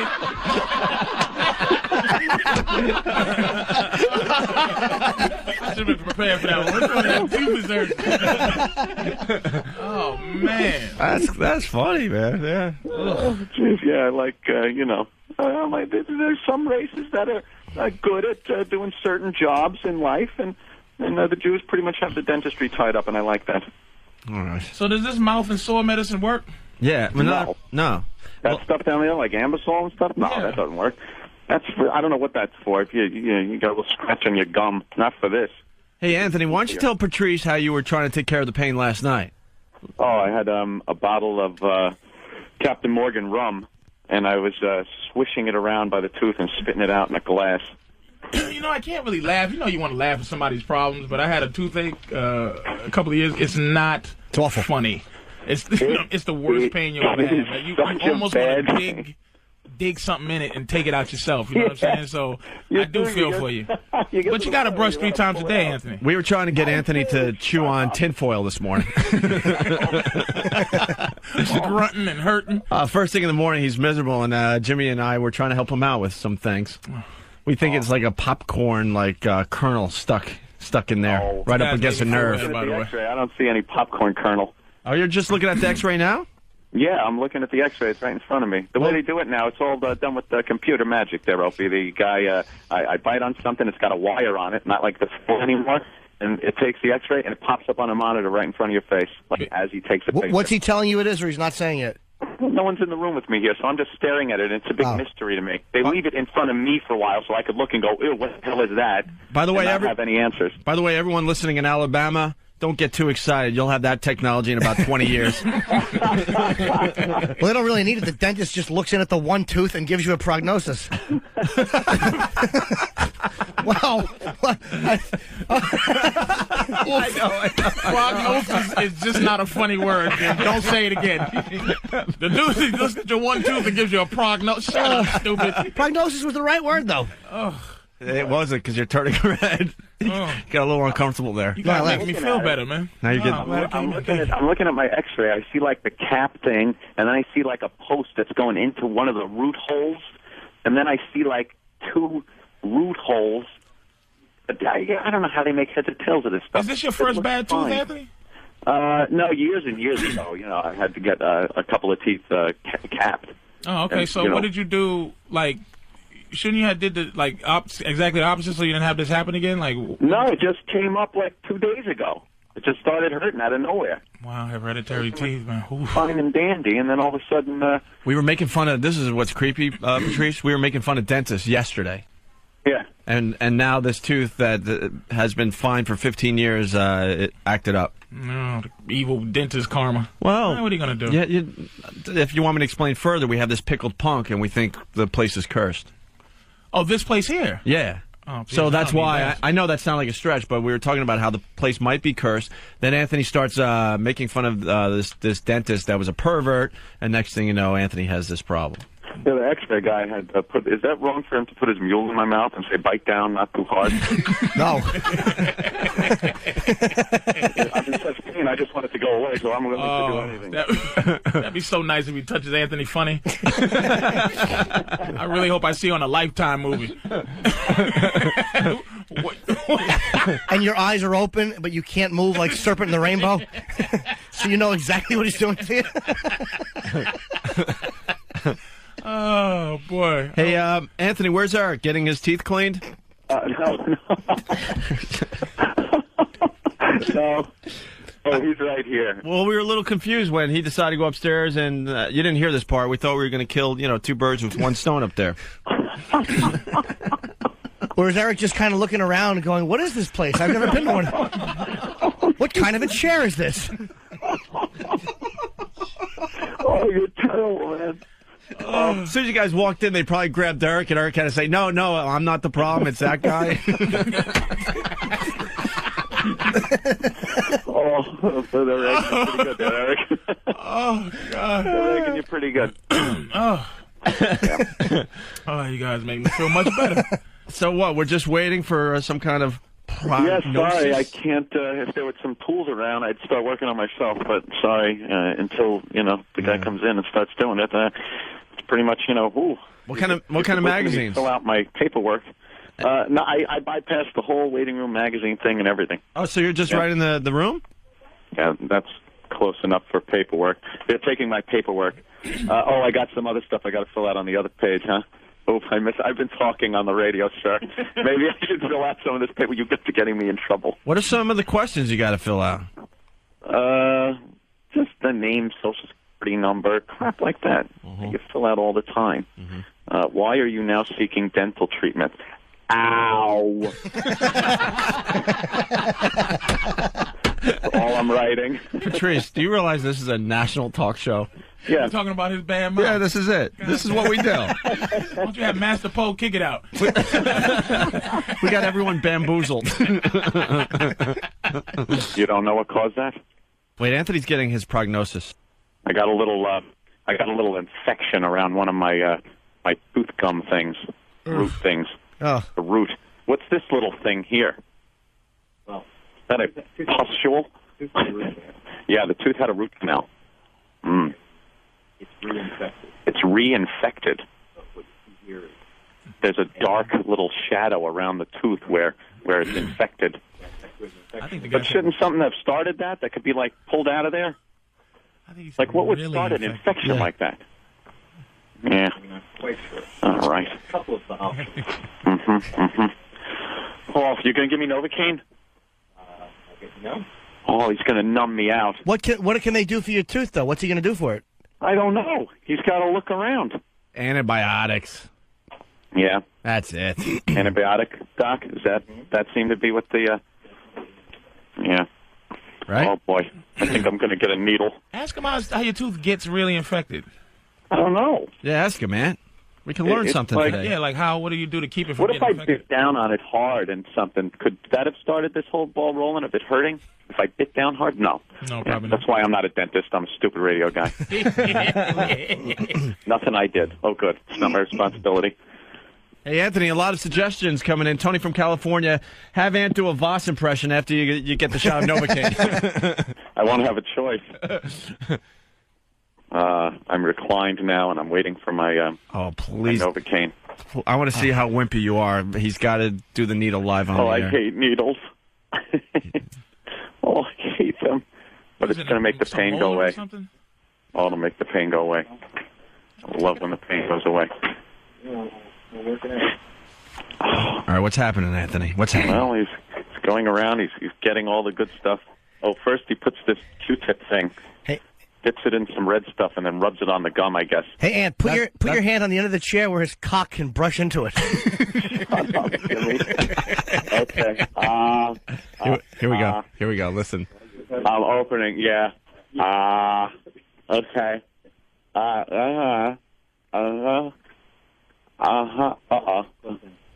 Oh, you got to put your needle in that nerve in the back of my jaw. Oh, I hate that one. It makes my whole jaw numb. Is there anyone that you like? And half your throat. Is there one that you like? No, I thought it was going to be the localized one, but he's putting it in that nerve that runs in the jaw. But I'm not sure it'll work. It won't work that Okay, give me the good one then, Doc. Here we go. Oh, I hate this one. Here we go. You ever have this one, Ope? Yes, it makes your back of the jaw. and it makes half your throat numb too, right? It almost you can't swallow. Oh, it's awful. If it's not, yeah, you have a hard time swallowing.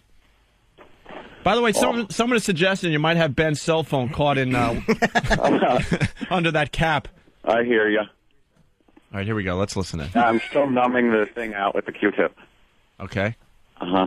Is this numbing up so it doesn't hurt when you put the needle in, Doc? Yeah, that's to Yeah. disinfect, Anthony. It Disinfect. says I'll be comfortable, but it's a little too late for that. Oh, I'm such a pussy. Excuse my language here, Doc. I'm not a potty mouth. Oh, God. You have XM satellite radio? You do? You ever listen to the Opie and Anthony show? Oh, he does. Oh, my God, he knows who I am. I hope he's a fan. Oh, Jesus. Ask that Jew thief, is he going to take your insurance? Patrice, shut up. Yeah. Tell that Christ killer to put more stuff to numb it. Don't make me laugh. Tell that cheap Jew you're paying in cash. That's what he does. Oh, okay. Okay, here comes the needle. All right, shh. Oh, God. All right, Doc. Be gentle. Uh-huh. Oh. Oh. Oh. Oh. As a representative of Anthony's family, I say we pull the plug. Oh. Oh.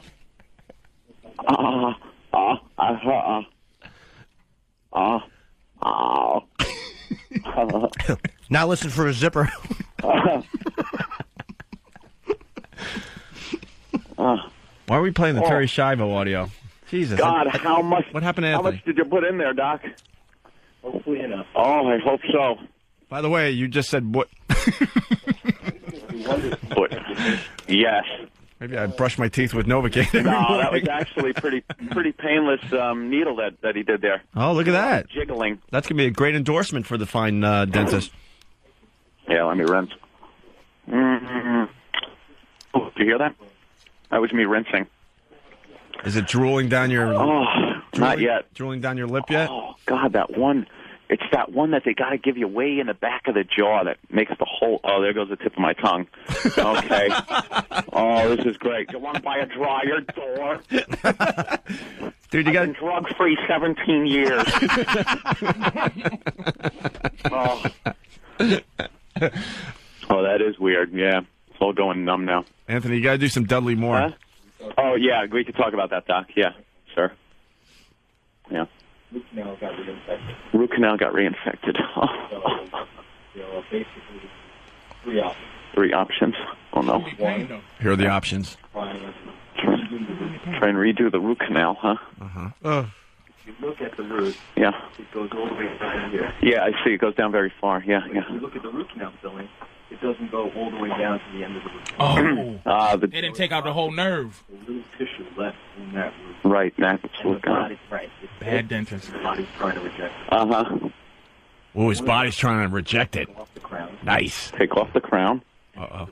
Drill back down through the root canal. Delicious. Try to do it again. Yeah. Is that what he would recommend? Yes. That's what he recommends? Well, that's what we go for. I guess the other option is yanking the tooth out, huh? The other option is actually surgically going down into the bone Ooh. and actually removing part of it. Why would we want to do that? Remove part of the bone? Oh, okay. But it's an option. It's an option. And the third is to take. I wouldn't want to take the tooth out. No, either. I kind of like it. This can. Let me talk to Dr. Yeah. Weinstein for a minute. Why Yeah. can't you just get rid of the nerve? Are you dissing my old dentist? That I made just that ask cap? him that there's a black man questioning his authority It's here. a V cap. This is an A cap. A cap. That's a V cap. It's a V cap. Oh, the guy's dissing my old dentist who put the original cap in. That guy's work. Bad. He didn't take the nerve out, Anthony. Yeah, he didn't take the nerve out, and he didn't. It's a bad cap. It doesn't go all the way over, Jesus. right? There's probably still gauze sticking out of it. Your old dentist stunk. Was your dentist name Tyrone? Root canal specialist. You don't do that, huh? What can you do for me, like now, aside from numbing my entire jaw? That's pretty much it. Can you write me a prescription for morphine? Morphine. I love that stuff. No, oh God, I'm talking like Voss. I swear. No, we could hear it. All of a sudden, I'm 3 shades darker, and I'm smoking. Adjust the bite so I'm not biting down on it so much. Now, before when you sit down on it. Yeah. Little Buddy Hinton's going to come up to me and go, baby talk, it's a wonder you can walk. When it's time to change. Oh. All right. Going to adjust. And should the antibiotic stock, The antibiotics will knock it out. it'll knock out the infection, but because when I stop, it'll just come back if there's some umlakiad in the root. That was Yiddish, by the way. Okay, Italian. I'm trying to make you my brother here. Help me out. Hey, Anthony, is he going to write you a prescription for pain medication when he's not controlling the world's banks? Jimmy, shut up. Okay, well, Doc, I probably can't hold this while you're doing this, right? Oh, I can. I'm trying to get off of my own show, and he says it's fine. Wait, what is he going to do for you, Anthony?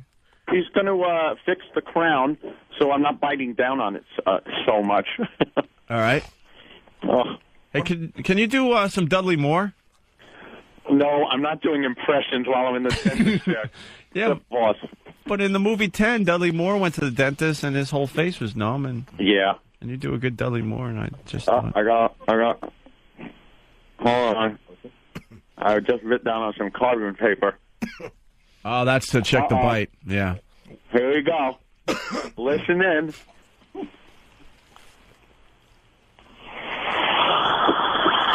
Oh, God, I hate that noise. Hey, Norton, does that sound like piss? Norton's getting turned on. Sound like a young girl's bladder to me.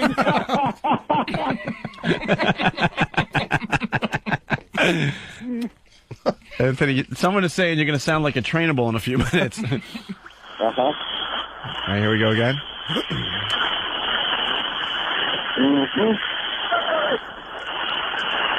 He's just smoothing down the bite. That's all he's doing. Yeah. He's not, I thought he might be drilling something, but... No, he's not helping you. What about the pain? Hey, we got to get this Doc home system.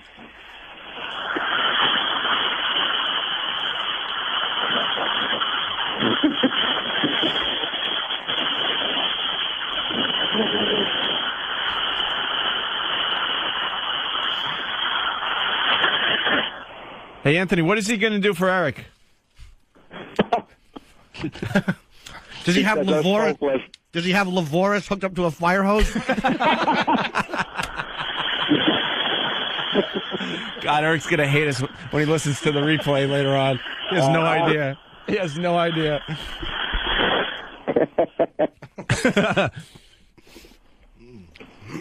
Uh-huh. All right, he's checking the bite, I'm assuming. Nope. Oh. Yeah. He's going back in. Yeah.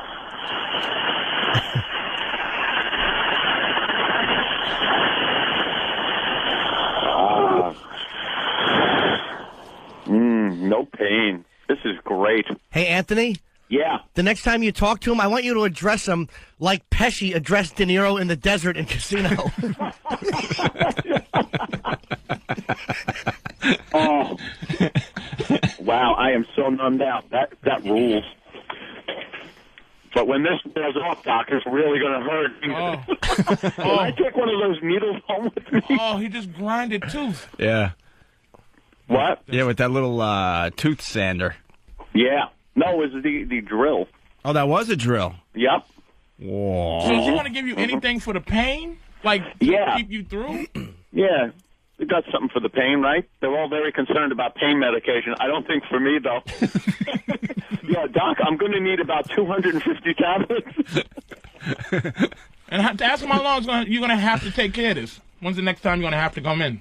Yeah, what do I do about getting a root canal specialist? Specialist. Yeah. He just told him I'm not coming back to you. What can I do to get a good dentist? Yeah. No, you know how they do that. You go to one, and then you go to the specialist. No, not really. You stay with the guy that's working on you. Yeah. If he ran upstairs, there's no reason to go to a specialist. Mm-hmm. Or should you say, in plain English, not a Jew? Yeah. That's what specialist is in my community. You jackass. We're going to a specialist, not a Jew. Hey, Anthony? Yeah. Can you ask him why he said what he said this month in Board Reflections?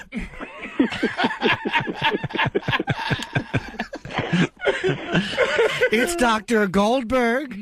Hey, he's going to need a boombox, by the way. Well, we'll give him whatever he wants. It's a little toothola. Nothing?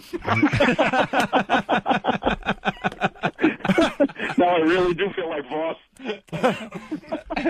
Hey, if my prognosis joke bombed, Tooth Ola's not getting anything. Where's Eric through this whole thing? Yeah, just kind of standing behind me. Yeah. Yeah, Doc, you might want to check Eric out. They're saying he should have a look. Yeah, he's the one of the producers, and he had a little problem a couple of months back where guys brought in some toothpaste and mouthwash and stuff. So they're thinking maybe he should be looked at a little bit. You know what's going to be funny? When the crew comes in, the dentist dressed like the Apollo 13 group.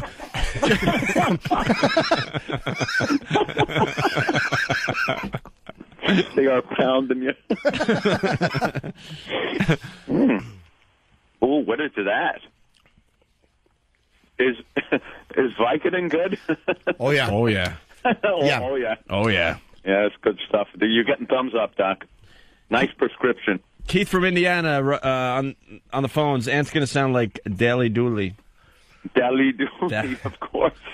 I really can't talk. This is going to be a very interesting last hour. Oh, God.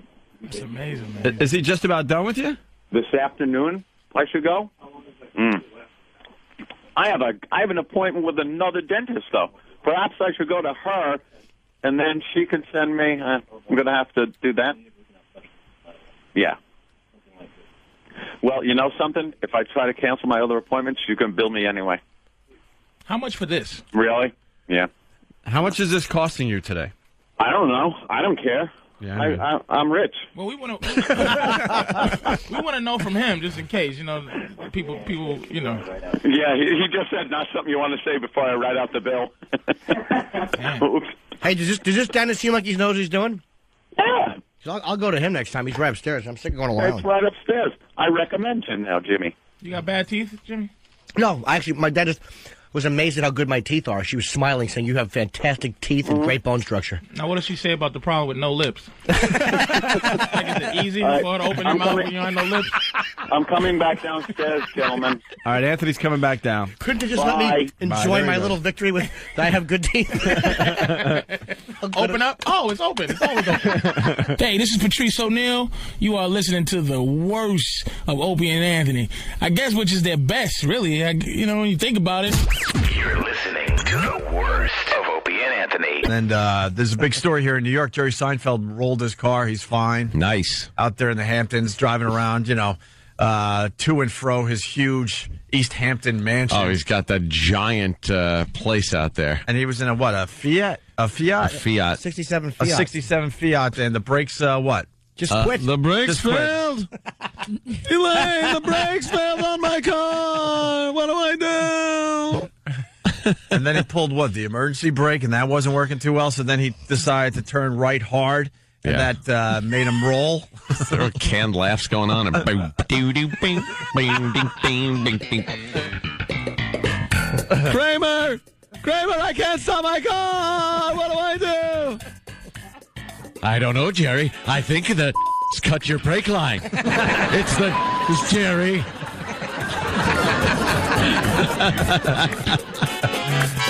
I can't believe it. I rolled my Fiat. What do I do? Call the they'll come and burn it for you. You'll get the insurance money. Just make sure just do it.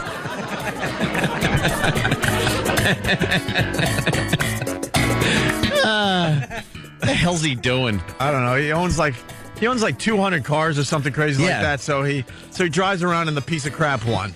He has the one that could possibly fail on him. Yeah, you'd think he'd have all of them in impeccable condition. He's got a garage on his property that is way bigger than anyone's house that is listening to this show. On 83rd Street, he had a building for 5 years. It took like a brownstone. Yeah. Renovated into being this garage. Converted this into a garage. garage that lifts the cars up 5 stories and stacks up his classic cars and Porsches.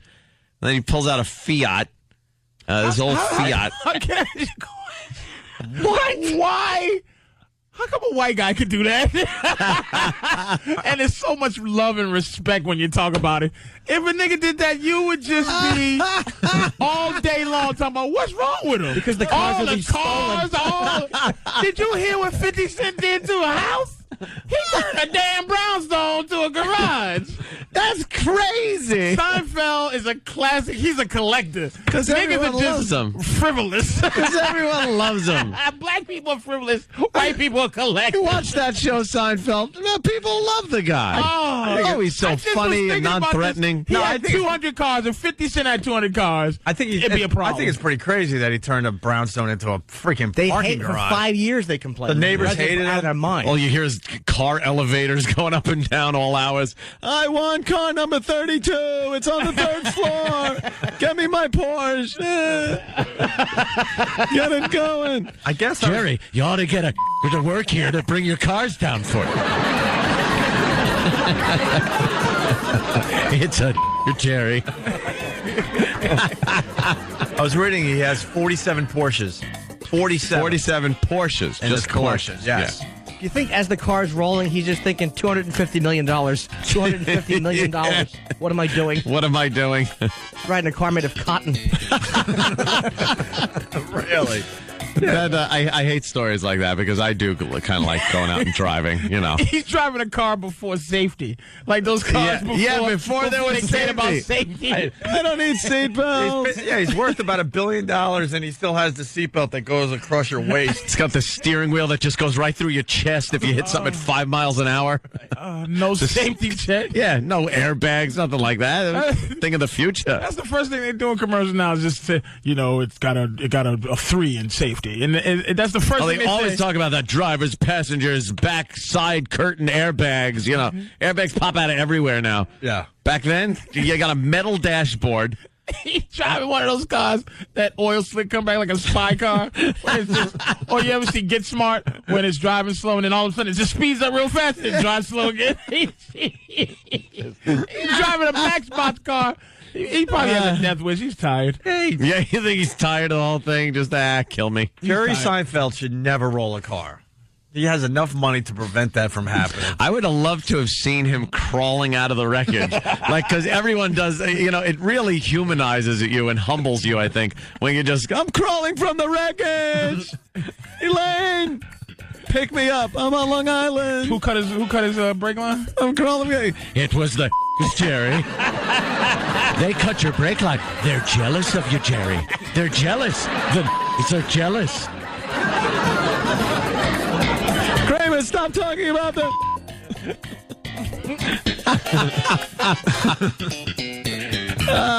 Just crawling out of one of the windows, one of the busted, or the windshield or something. I'm crawling out of my windshield of my Fiat. Help me.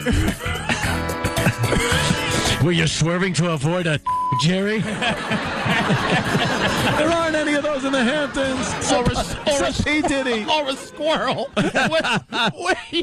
What was it? Did you think you saw Bigfoot or a Jerry?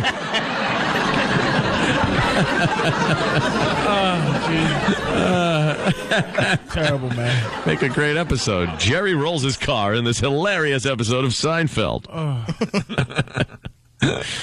How scary is that? Yeah, it's pretty scary. Have you ever done that? How do you even roll a car? Never rolled a car. That's usually some type of, you're avoiding something at high speed. And then you just... Yeah, you got to... No, because he pulled the emergency brake. That wasn't working, so now he turned hard right. He was turning hard right to try to get off the road, and that's what made the roll. And then I guess the roll stopped right before a lot of traffic that was flying. Oh, really? Oh, yeah, this was a close one for him. This was a close call for Jerry. Jerry Seinfeld almost got killed. Yeah, that would have been something. Imagine that in the news. With no kids. He doesn't have any We're kids reporting now Yes, that Jerry Seinfeld was killed in a car accident. Oh, they'd be doing all kinds of retrospective. Yeah. He was at the Comedy Cellar last night. He went on and... so he's okay. Yeah, he's fine. He was there last night. It was so funny, too, because I went on... Last night? What a trooper. Kevin Brennan, and it was so funny to watch Colin get bumped. Ooh. That's really? right. Yeah, well, Seinfeld here. Act like you co-signed for it, Colin. Jerry Platt went, do you mind if I went? Colin, I got Colin's trying to act like he volunteered for it, but he really got bitched. That's so good.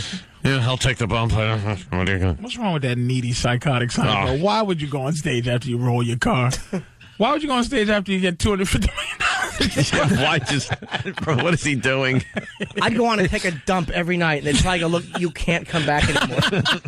I know not you're Jerry funny anymore. Seinfeld, but you can't do that anymore. The crowd Jerry just squats on stage with his fingers up, taking a dump, and then just gets up and walks off without a word or an explanation. And then covers the dump up with some money. He throws a few hundred, like Sonny Corleone. Covers up dump. Covers it up like a cat does.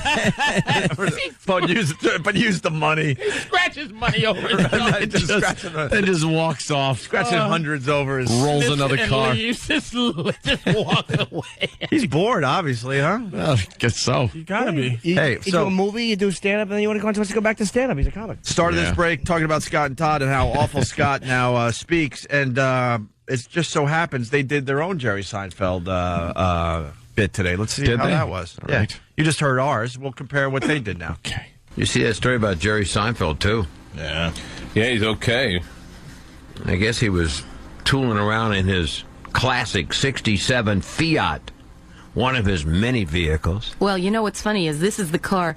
A lot of guys who collect cars Nothing have you're like saying. a driver car as opposed to the ones that are their real show cars. Unfortunately, this was one of his driver cars. That's one of the Hold on, cars can I that ask they a que- obviously tool around in, right? Right, exactly. Where's the funny part there? Yeah. She's like, something funny about this, and it's like, You know what's where? funny? This was one of his driver cars. He's got his cars that he collects that he doesn't drive, but this was one that he takes out and drives. That's really the funny part. Yeah. Well, she wanted to talk about, I think, the fact that a lot of times they have multiple... Quiet hole. Who the hell is listening to this crap? Was that done? Yeah, that was it. Well, then they have this part of it. Oh, okay. It's a 2-story building, Joe.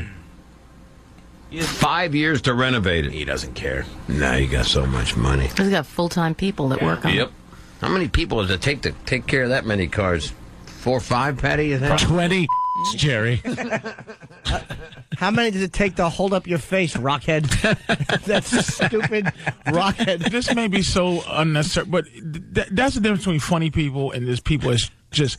You can hear the silence that they were having trouble trying to figure out what to do with this. How this is funny. Yeah. I'm so glad you brought that up. Like, funny people just go, I'm going to try to make anything funny. I'm just going to think of an angle and say it and actually be attached to it. That is, I'm going to find a funny angle in this real quick. And just screw around. Or the passionate angle or something. Something. It was times where it was silence where they were going, they wanted to just go, well, he's safe. So Jerry Seinfeld rolled his classic Fiat last night. Yeah. Yeah. Yeah. He's got a lot of money and cars. Yeah. Shit. So what? I heard that I don't know. I heard that he drives. That's the one he likes to drive. Yeah. He likes to drive that one, and I also read that he likes to drive a 1980 one, like a 1980, an 80 Porsche. Yeah. Does he keep that in a brownstone he renovated? How many people do you think it takes to run that? How hard is that? Holy mother of God! What drivel! What drivel! I think it takes about two people because one he has to bring the ticket. 2 people. Yeah. Can someone pick my jaw up off the floor? They were just listing facts. Yeah. It's 55. Well, that was our... Jerry, that's weird. He's been retired for, the show went off the air like almost 10 years ago. Yeah, 10 years ago. I saw the final episode. You see that one? Well, now it's time for traffic and weather, so that's our Seinfeld bit. I was gonna... We're going to do a Looney Tune next. That'll waste 2 minutes. Can we finish up the second half of this wonderful Jerry Seinfeld garage thing? There's more? There's more to it? Yeah. Why did you tell us? Maybe that's when they get to the funny. Hold on. Okay. Laughing hats on, folks. Laughing hats on. I took mine off for a second. Right. Just to make everyone uncomfortable, we're going to start this part over again. All right. Yes. It's a 2-story building, Joe. He has 5 years to renovate it. He doesn't care. Now you got so much money. He's got full-time people that work on it. Yep. How many people does it take to take care of that many cars? 2,000. Because you got to take care of it. You got to clean them. You got to do the maintenance. They got to on be them. run a little bit to keep the engine. That's what do you do? Oh, I drive Porsches. Plus, you got to keep the building up. Yeah. And you got. What about all the paperwork on these things? You got to make sure the insurance and the registrations and I have a hard time with 2 cars, just trying to remember which one has got the inspection. Well, a lot of them aren't even registered for the road. Oh, I see. Come on. Oh my God. That's the funny part, right? Is that they were doing a break that they weren't seriously doing that. Attention people that are working their asses off listening to our show today. That audio you just heard is from a guy that makes millions of dollars a year. Millions of dollars a year as you slave away at your job. What do you think the paperwork is like for this?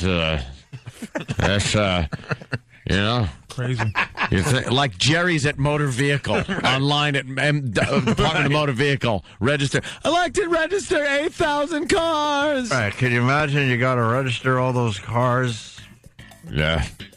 There's, how does he carry all those license plates back? Can you imagine? It's got to get heavy when you... Can you imagine the insurance? The insurance on having 200 cars. Well, what about checking tire pressure on so many cars? That's 4 per car. So now you're quadrupling even the number of cars he has, and you're putting a little air thing in the stem.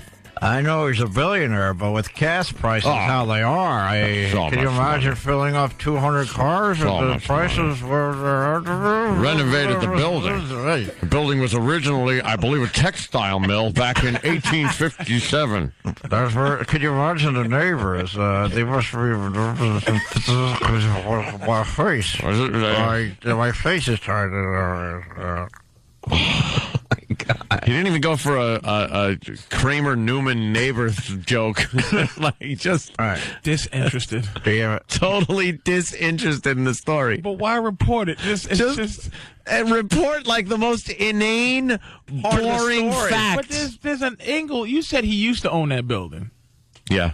And the angle on that is who bought it?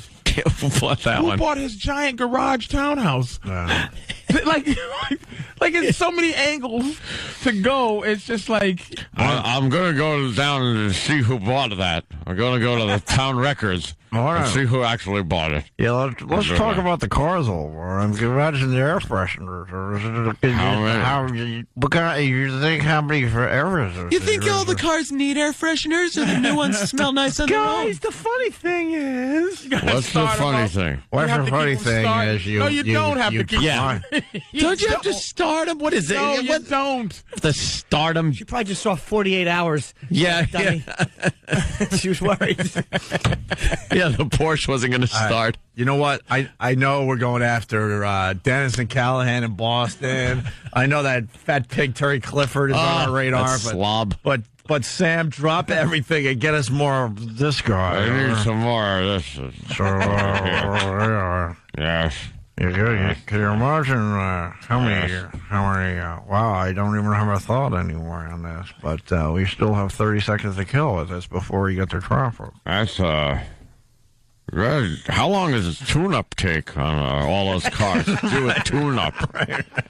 You know, there's a lot of spark plugs to gap. If it's 8-cylinder, and you're talking now it's 8 times the cars per spark plug that you're gapping and putting in. So that doesn't include wires and distributor, capacitor, and points. This could take a while. This could take a long time. Oh my God! The guy makes millions. You think he's do under nothing? He's on a creeper underneath one of the cars, Right. fixing it. That dumb woman piping in. And who dusts off all the bumpers? Yes, they could get dirty. Stop it, hole. How do they wash all those Yeah, I know who cars? she is. How do you wash all those cars, you think? You think there's like a car wash day? Hey, Scott. Yeah? Hey, what's going on with that pregnant guy? Oh, there's a story about a man that's pregnant. That's an amazing story. I don't know to believe it. You think that's true? I think it's possible. I don't know. You think give him a sonogram? Yes. See what's in there? Because I know, people get sonograms when they're pregnant. Where do they deliver that from? How are they going to deliver this, baby? That's going to be quite a delivery. That's a chore. A P section? Stop throwing jokes in. You think P section? You're ruining it by throwing an actual joke in, Patrice. You jerk. You jerk. You're supposed to just be a name. I thought that would be a joke. That would. I thought they would say that. They wouldn't do that. Elaine! Elaine, where's the crescent wrench? I need a crescent wrench, Elaine. You think Jerry's got a nice set of tools? You think he buys good tools like Craftsman, so if they break, he can replace them free of charge at Sears? Or do you think he buys Snap-on tools? You're listening to The Big Show. We call our show The Big Show. Holy crap. Who you think got him pregnant? Pregnant guy. You talking about pregnant guys still? How did he get pregnant? Did he take one in the... I can't say that. If I took one in the wouldn't they be delivering a pet? A big lump of... So they delivered. Congratulations, you're the proud papa of a big lump of... For the racist people out there. Oh, geez, don't even say it. This is where you would place the racist joke. Make your own racist joke. Radio. Congratulations. You have a baby, but it stinks. It's going to smell forever. Let's go to Andy in Boston. Andy. Hey, that guy sounds exactly like the guy from the movie Hannibal who got his face eaten off and is like talking all crazy. Right. The guy laying in bed with his face chewed up. Gary Oldman's character. Yeah, Gary Oldman. Yeah. Oh, that is funny. Thanks, Andy. We got to retire, Ant, before we get to this point. I'm telling you. Yeah, I know. Yes. Frightening. Coming up, we're gonna. What are you talking about next on the Big Show? Well, we're talking about the Obama and the guy that wanted a picture. I think we should discuss that. I believe he had a Canon digital camera with probably a 4 gigabyte memory card in there. He could have taken a lot of pictures with that one. What do you think? Where was Obama? I don't know. I agree with her. He was eating. Going to get something to eat, I guess. What did you like? Probably a nice steak. I would have a steak. I like steak. French fries. Well, he was in Philly. You gotta think Philly cheesesteak. Yeah, you gotta think of cheesesteak. You're right. Cheesesteak. Yeah, you gotta be a cheesesteak. I like cheesesteak. You like it? I actually have 2 in my lower jaw like a pelican. I carry it around. I got an idea. Why don't we do a bit favorite food to eat after the break in honor of the Obama. Wow, did he get stung by a bee in that picture? Yeah, it looks like he's allergic to bee stings, and they got him in the lower face. He has a big What is dimple going chin. on with? Look, E-Rock, you know a little something about. Come a lot on, of you these worked shows. with these guys. What is going on with Scott's face from Scott and Todd? What? What'd you tip your hand back for? He Say drinks a it, lot you of water? bastard. Drinks a lot of water? Yeah, he may indulge once in a while. You've heard really? that he's an alcoholic? Jeez. We don't know that for sure, obviously. No. And there's nothing wrong with that. I worked with an alcoholic myself, so. Like, hey. But for some reason, it doesn't affect him at all, which has amazed me for years. I try. How old is he? He's 27. Look at him. And how old is that fruity David Spade that he works with? In his 40s. Oh, he's 20 years younger? Yeah. I don't know why I just did the math. You know what? The frosting thing, if you're young or if you're flea, Maybe the frosting thing works for a little bit. I don't know. But when you're in your 40s and you're still frosting your hair. Frosted. Yeah. Exactly. Yeah. It's probably not even frosting. It's probably just batches that he couldn't swallow. Hey, why are you frosting your hair? What is that? How do they do that? What kind are you using? What kind of frosting you use? Speaking of frosting, I like cake. I like frosting on cake. Good stuff. Why are we in this business? We hate everyone. I don't know. Hey, this is Bret Michaels of Poison, and you are listening to the worst of Opie and Anthony. You're listening to the worst of Opie and Anthony. Hey, we were talking about technology earlier today. With what? The tracking. Oh, the tracking. There were a button. few things we were talking about. There's a bit that's been kind of hanging around, and it's perfect for Nick, I think. Commercials of biggest product failures ever. Biggest product failures ever. Commercials of biggest product? Anthony's going to remember most of these. Yeah, I look at the list. I remember. So will Fanny probably auditioned for most of them. I remember about You guys four all of these. blew 'em. 4 of these. So let's start with this fine commercial for Polavision. Polavision. Imagine if someone invented a wonderful box and gave you a way to catch little pieces of your life so that you could see them again anytime by just dropping them into the box. Now, wouldn't that be something? Well, it is something. Polavision. Polaroids, instant movies. Seconds after you shoot, you've got it. And you'll still have it even when certain persons go off to college. Or die. Oh. Instant movies, huh? Wow.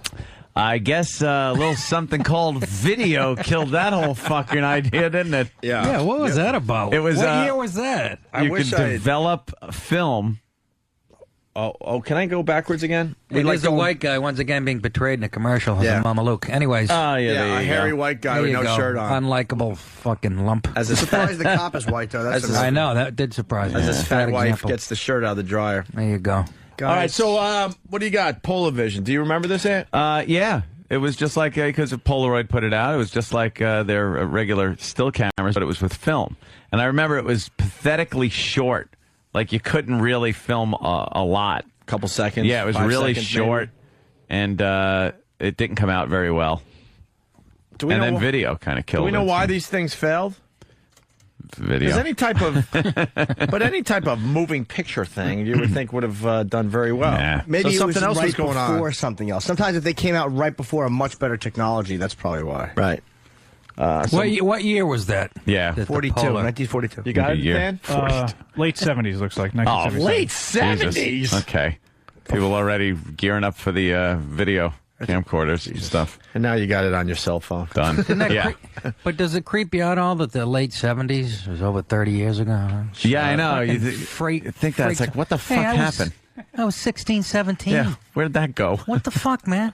We said the 70s was the greatest decade. Jimmy, what's... I'm chilly. Oh, I'm drinking a goddamn cool thing. And I remember thinking, like, the year 2000 was going to be some fucking amazing, futuristic bullshit thing. In the 70s, I was thinking, holy shit. Yeah. Now, the year 2000 is going to be amazing. Space and fucking, we're going to Mylar suits. We're going to be flying around in cars. Flying around like the fucking guy checking on women putting their frozen food in baggies. That commercial? What the fuck was it? I thought... Remember the guy with a jetpack? Yeah. Checking in. Guy. Yeah, he had the jetpack, and he'd come land. Make sure you're keeping things fresh in your Ziploc bag. I thought we'd wake up in the year 2000, the Yeah. first day, and there'd be a big news bulletin where to drop off your car and get your flying car. Yeah. Like it was like, okay, we're just waiting to the year 2000, and then you get to drop your car off and get the brand new nothing. unbelievable car. We got more conveniences. I think we didn't see. I think we thought it was going to be a lot more mechanical advances than computer advances. It is all computer. It's all computer Yeah. and electronics now. The car is still an internal combustion fucking engine. Right. It looks better, but it's still, you fucking put gas in it and you drive, and there's telephone true. poles, and there's this, that. But you have your nav systems, you got your computerized crap in there, your phones with the cameras and everything else. That's pretty much, we didn't see that coming, but... And I'm going to die by the hands of a fucking iPod in my car. That was designed to paralyze you. They might as well put a picture of somebody with a feed tube in their fucking... I mean, I've come this close to hitting the fucking wall on the Sawmill Parkway. Every night that I drive into the cellar, I'm scrolling through my playlists looking for fucking Air Supply. Looking for that inspirational song to get you ready for your set. Yes! And I fucking look up. I'm a cunt here away from the... Whoa! If they ever fucking came up with something more dangerous than driving and talking on a cell phone, it's driving and texting. Fucking scrolling through a list. Scroll through a list, because now you're reading and you're looking down. You're doing everything you're not supposed to do. I don't need to look out the window. And when you start thinking about, like, I'm doing fucking 70 miles an hour. Yes. This thing is hurtling with no eyes. It's now an unguided bomb. And I'm trying to find a comma button. I don't want to... And, you look up and somebody's at a dead standstill 50 feet ahead of you. How's that going to end? And it feels so natural, too, because I was just driving and went up to the mountains over the weekend, and all of a sudden my girl's like, what are you doing? And I'm driving 70, 75 miles an hour. I'm like, I'm emailing Kenny. What's your problem? Fucking, you're staring with like your index finger. Oh, yeah, you don't even think twice about it. Like, what? I'm just emailing. Picture years ago. Years ago, your dad in the car. And as he's driving, he's typing a letter next to him with a big fucking old typewriter. Ding. And driving down the street, you'd be going, "What the fuck are you doing?" But that's exactly what you're doing. That's what it's the fucking. And people are dying every day because of that. Every day. Every day. Those girls upstate about 5 of them or something. Swerve. And it was right. They had the proof that she was on her fucking. in the middle of a text. What was she writing? Wham. Just I don't know. Writing I miss you or something. Because it's all mundane crap anyway. Hopefully it was something like, I can't wait to suck that big black, and then you just hear, ouch. What something naughty. I thought by the year 2000... LOL, lost our legs. RAOF, rolling all over freeway.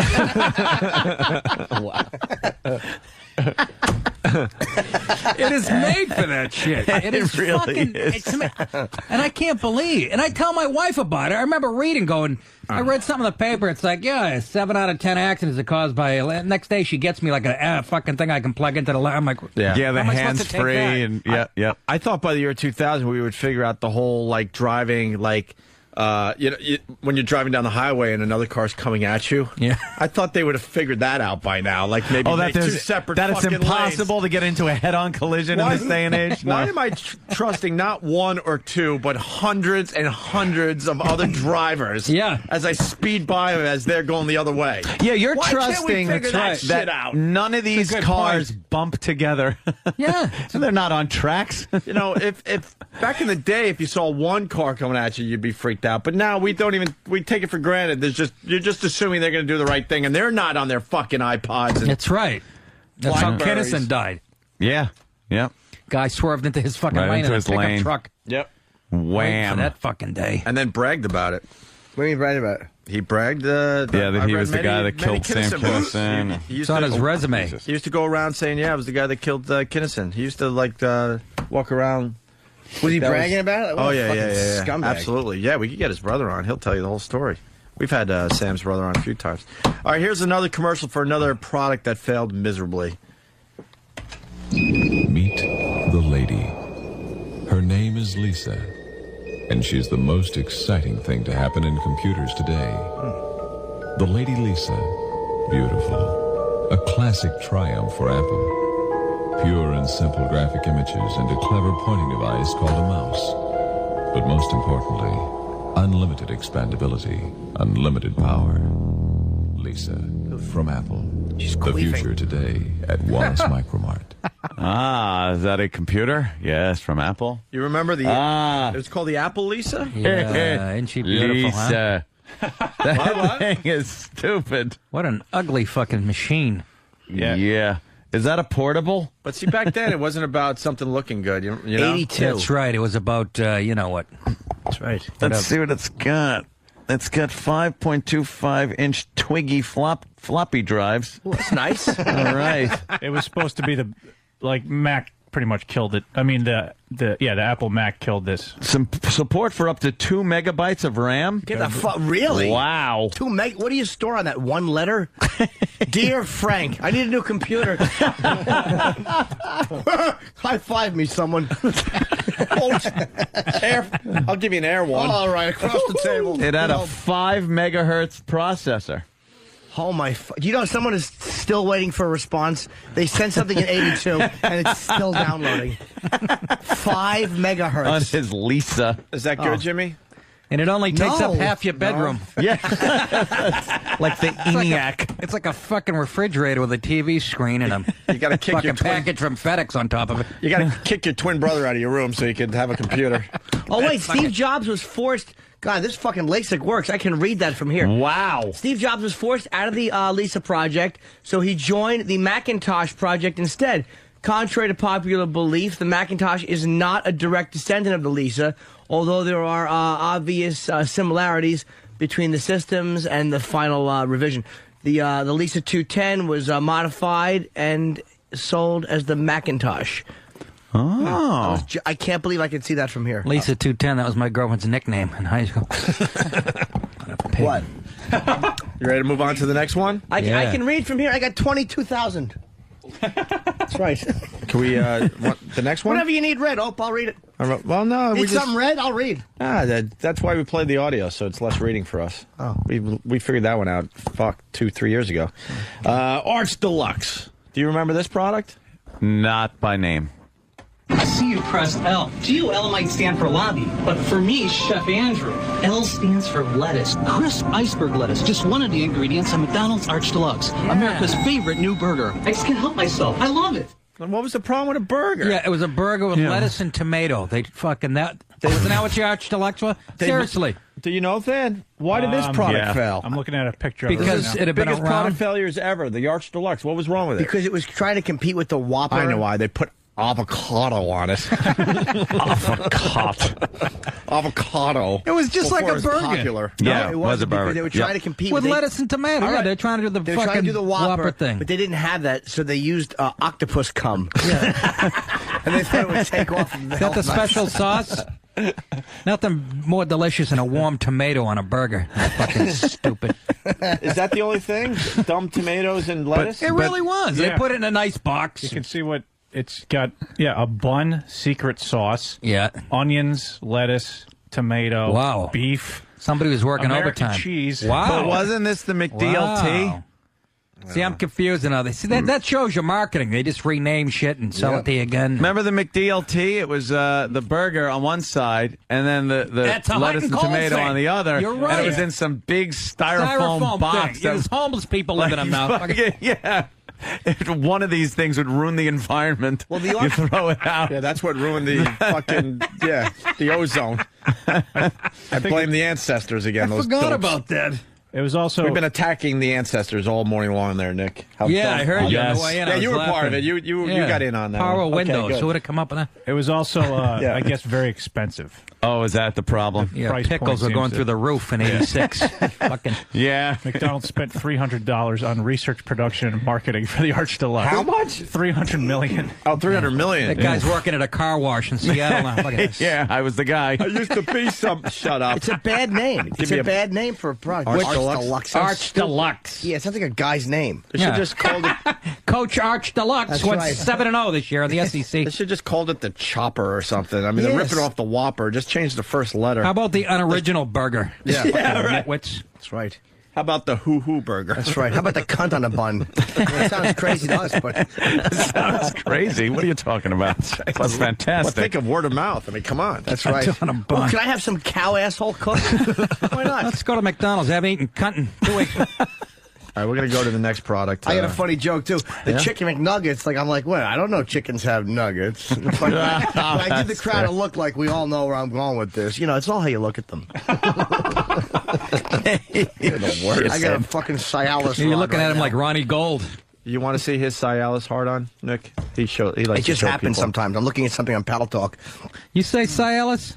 You say Cialis. Oh, tomato. It all equals this. Oh, He's just the worst. I just Oh, knocked my over my God. fucking. Oh, See that? I just knocked over my fucking And he- goddamn juice. It's like a bad ad for Cialis. You're just the worst. For those special times. I knocked it over with my hard cock. That's a great ad for Cialis. Good. I fucking knocked over my juice. You're going to pull a China syndrome. I can still drink it, though. All right, let's go to the next one. You ready here? Tampons. And you all right? Oh, here we go. Fantastic. All right, here's the next product failure. Now, this one we all know, finally. If you think network television is a little boring, start your own network. With the Sony Betamax and the portable Sony videotape camera, you can do just that. You can record what you want when you want, and watch what you want when you want. It's the best family entertainment on television. One more shot, Ma. Come on, smile. This is the best birthday I've ever had. Oof. Fucking oh my God! I know. Fucking Smile. whining old biddy. You know my what? God! He walked in while she was sleeping with like the Mexican gardener, and she popped up, and his dick was in her. Come on, Ma, smile. And he ruined her good birthday, and that's why she was crying. Fucking blubbering idiot, Ma. Lighten up. It's a camera. Fucking beta. Here, Ma, it's a Polaroid. Take a picture of your clit and give it to Dad. Jesus Christ. Fluff it up. Wow, this is. We love our Canadian callers. Hunter, what's up? Hey, guys. Good evening. Yeah, McDonald's had pizza like 6-7 years ago in Canada. I don't know if he had it there in the States. They but did. It was Did we? pretty awful. Yeah. Pizza at McDonald's? Yeah, it was called like McPizza. Seriously? Yeah. Fucking, we're like, no. Boy, that must have went away in a week. Because I'll eat any pizza. Yeah, we're not McDigging that. So it was a big McFlop. Mick sucks. Let's just.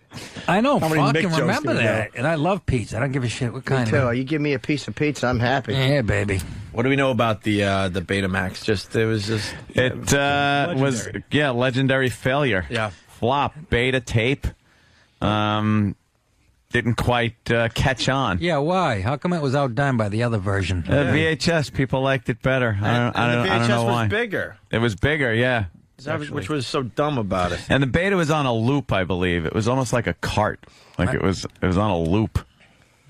I put 40 grand into that, too. Damn it. You guys I was need picked anything the wrong red? one. What? You guys need anything red? No, we don't, Eagle Eye. I can see you don't. I can't read across the room, but I had bad eyes for many years, Nick. Well, that's Can you read surprise me Steve's, when you're having Korean pee in your fucking retina. Read Steve's sexuality. What? I can read that, too, and I haven't No, yet. I have fucking. I have better vision. I don't have X-ray vision. Wow. Sony produced a scaled-down version. I just took the wind out of my own sails.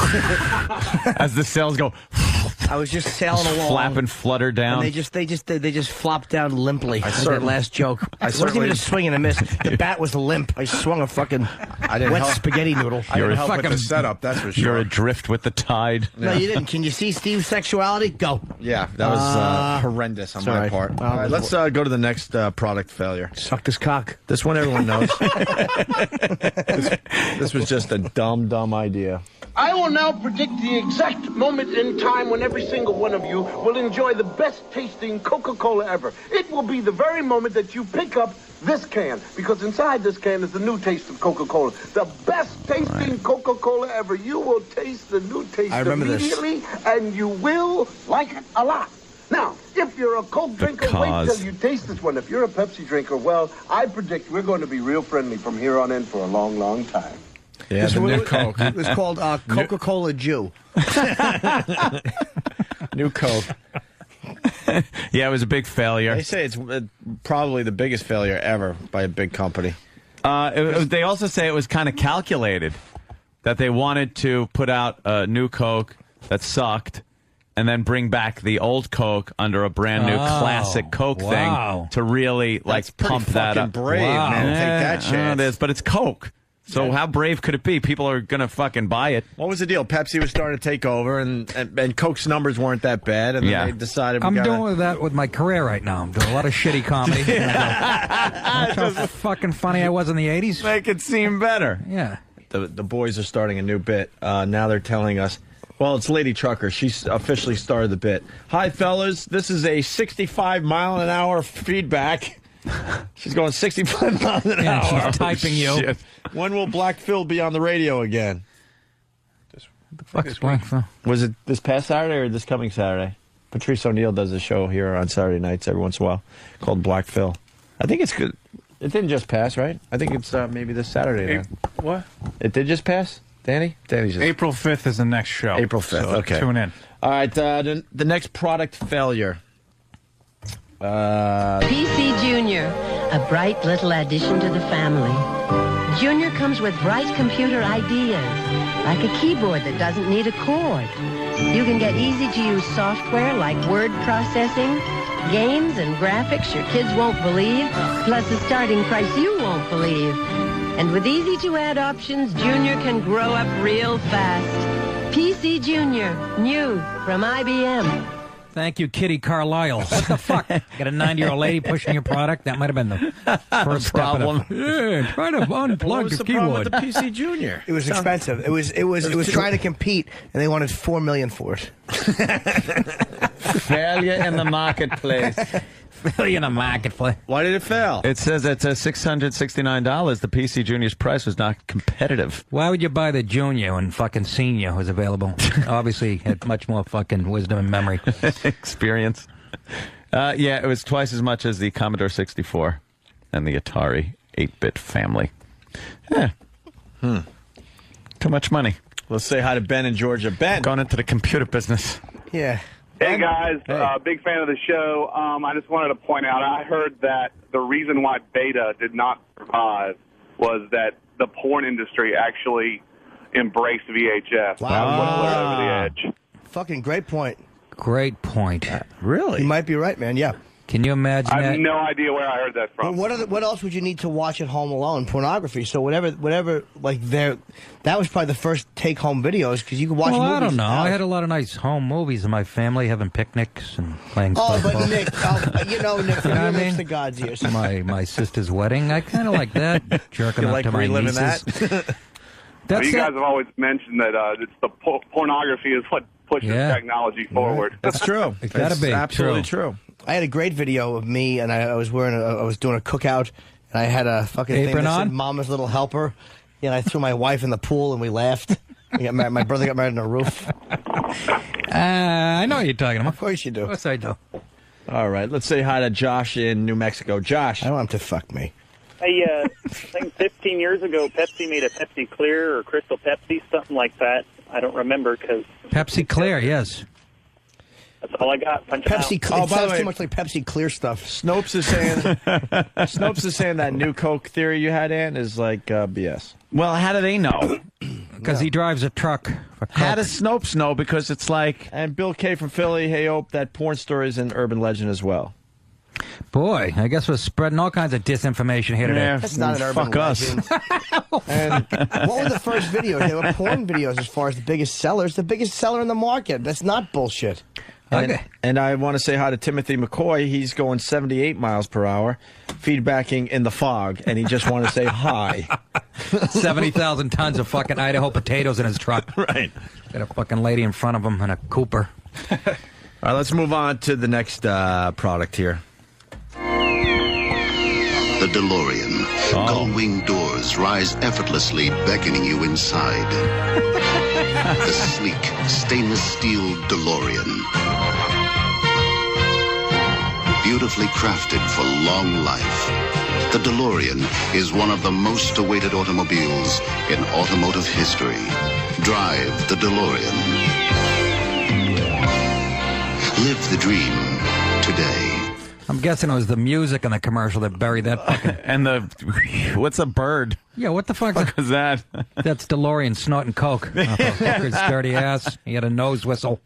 A little rock of coke in his nose. Try the DeLorean.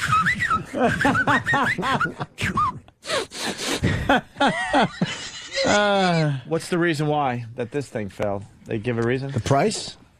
No, DeLorean fucking fucked it up. Yeah, remember the undercover sting? Yeah. Right? He was pumping some cars out. It was, doing all right, and then Then he got busted selling coke. Remember the suitcase with money in it? In a Oh, hotel? yeah. It was all kinds Jesus of great Christ. shit. He How fucked fucking up. old are we? Is he still in jail or not?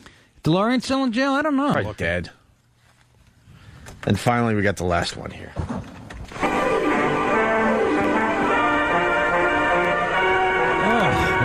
fuck? They'll know you've arrived when you drive up in the 1958 Edsel, the car that truly knew from nameplate to taillights. New from the front. New from the side. New from the rear. Wow. Only Edsel has the sleek, clean line design that sets it apart from the look-alike cars. And it combines new looks with the newest V8 engines in the world, the big new Edsel 400 and the power-packed Edsel 475. It is unlikely you have ever driven a car with so much real, usable power as the Edsel. And with Edsel's exclusive Teletouch drive, you drive more safely, more easily than you ever have before. Because both hands can stay at the wheel while the Edsel shifts electrically. There's even the added luxury of new Edsel air suspension that's just like riding on air, because you are. Nice music. How about lying? And remember, The Honeymooners. of all the medium-priced With the stars, cars, Art car for car, Carney. across the board, the 1958 Edsel is the one that's new and the lowest price, too. How long were these commercials? God, enough Holy about the shit. Edsel. We get it. And the best part is it has electric windows you can roll up when Negroes are by. The big heavy grill is good if Negroes get in your way. Because you know what they're here to do. Probably rob you and rape your lovely wife and children. That's what the German Shepherds and fire hoses are for. What year is this? 1958. Yes, 58. The 58 Edsel. Wonderful. We've even tried to cover up the blackness of the tires with white walls. Because, you know, we don't want anything black on this car. Pull into your garage and close the door behind you to keep the Negroes away.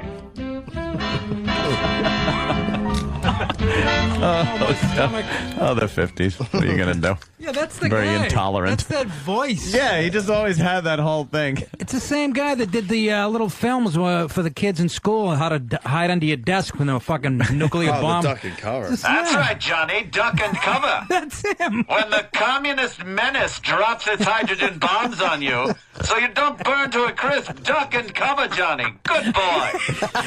Hide under a piece of quarter-inch pine. Yes, that will save you.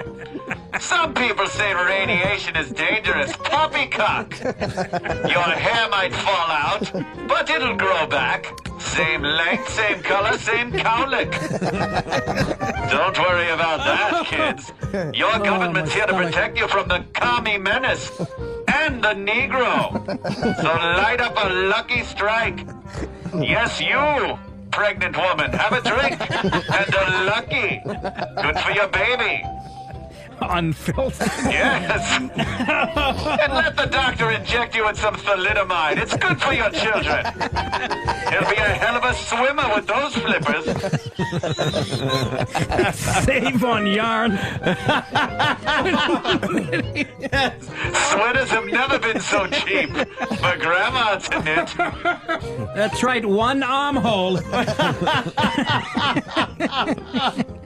Oh, my stomach. It's fucking killing me. Holy shit, that was... Coming down the red carpet, it's Tracy and Hepburn. Wonderful, look at the couple. Uh-oh, please look out, a Negro. Oh, it's Sidney Poitier. Sorry, Sidney.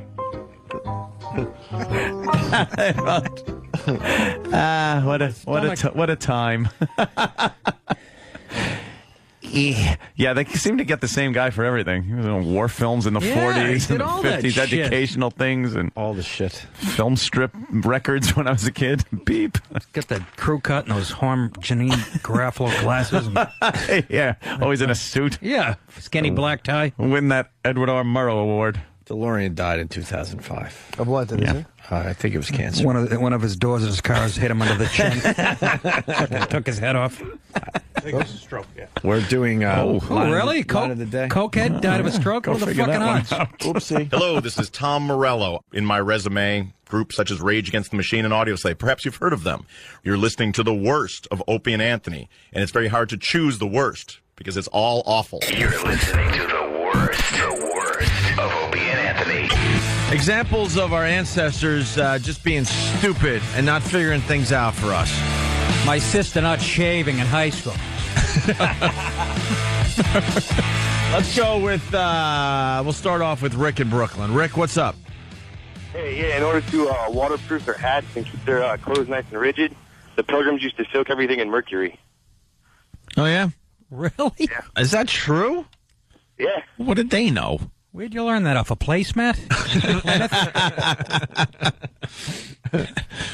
Wow, okay. That's kind of a silly never thing. heard that. Yeah. I don't know what we could do with that, but it just sounds crazy. That didn't really evolve. We haven't. Right. And that, I don't think, is something that, I think that's something that you just didn't know. They couldn't tell, hey, mercury, it's going to turn your kids retarded because you're wearing a wacky hat. Right. Now we're soaking them in what, creosote? That didn't really that didn't evolve at all. That just went away. Yeah. That was like the when they came out with the X-ray machine, and they put them in shoe stores, and it was a massive dose of radiation. And shoe stores? Yes, these shoe stores started getting this X-ray machine because it was like a gimmick almost. Like they would look at the bones in your feet and tell you, oh, you need this type of shoe. So you'd stick your feet in this machine. It would just be bombarded with like horrid amounts of radiation. I never heard such a thing. And it would be like, old people walking around with feet missing? You need a much wider shoe as I look at the bones in your feet. It's just this awful... That's more of we just didn't know. It was a novelty. The whole X-ray thing was a novelty. So they'd have this massive amounts of radiation just go right through your hand, and it wasn't focused. So it would just go all over the place. Larry, you're in there pricing sandals, and you leave with a lump on your thyroid. Exactly. That's the bit we'll do next week. The we just didn't know bit. We just didn't know. This is more like the obvious stuff. Yeah. I'd never heard such a thing. No. When I first read that, I was laughing my ass off at these idiots with their fedoras walking in. I'd like to see the bones in my feet, sir. Well, okay, put your feet in here. We'll irradiate you with this magical uranium. And look at the bones in your feet.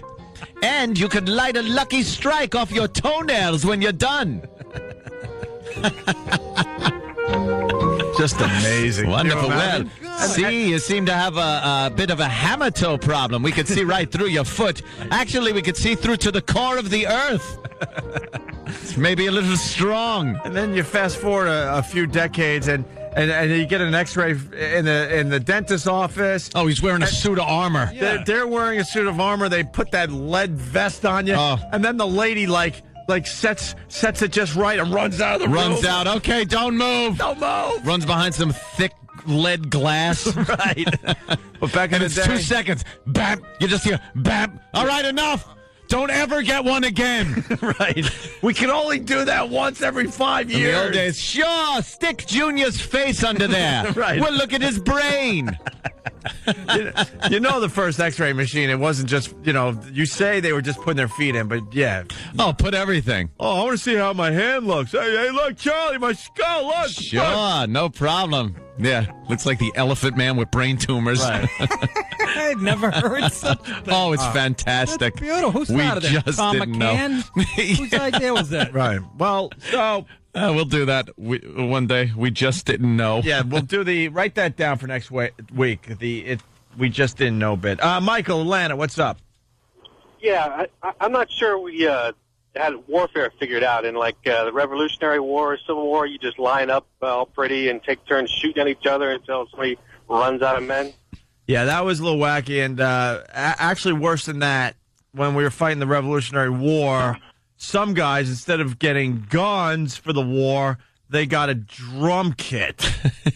Drum of flute. That's what I'm getting at. Ambush. That's not we just didn't know. That is just stupidity. Who would sign up to be the drum guy? Or the fife guy, Yeah. or the guy that just carried the flag Carried at the the flag. battle while your buddies have guns around you. Commander Buddy Rich. Right. The whole thing with battle back then was they knew when and where the battle was going to be. There wasn't an ambush. There wasn't an airstrike. So you could be loud. You would come wheeling up to this music. Yeah. And they'd go, all right, they're up on that hill. We're down here. We got to get up there. It was more of a sport. Yeah, it was a war of attrition. You had to kill more of them than they killed of you, and then you won that battle.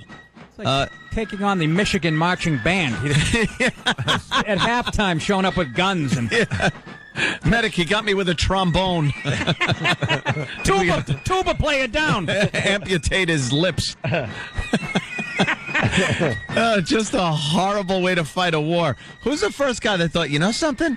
If we go around their side, I think we'll call it flanking. Flanking, yes. They won't expect us there. And I think we'll kick their ass.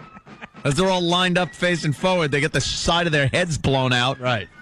This tactic kind of works. Let's go to Juan in Brick, New Jersey. Juan, what's up? Hey guys, love you guys, love the show. Thank you, sir. Yeah, thank you. I wholeheartedly agree. Thank you, sir.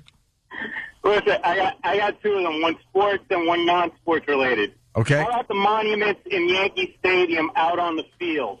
Yes, good one.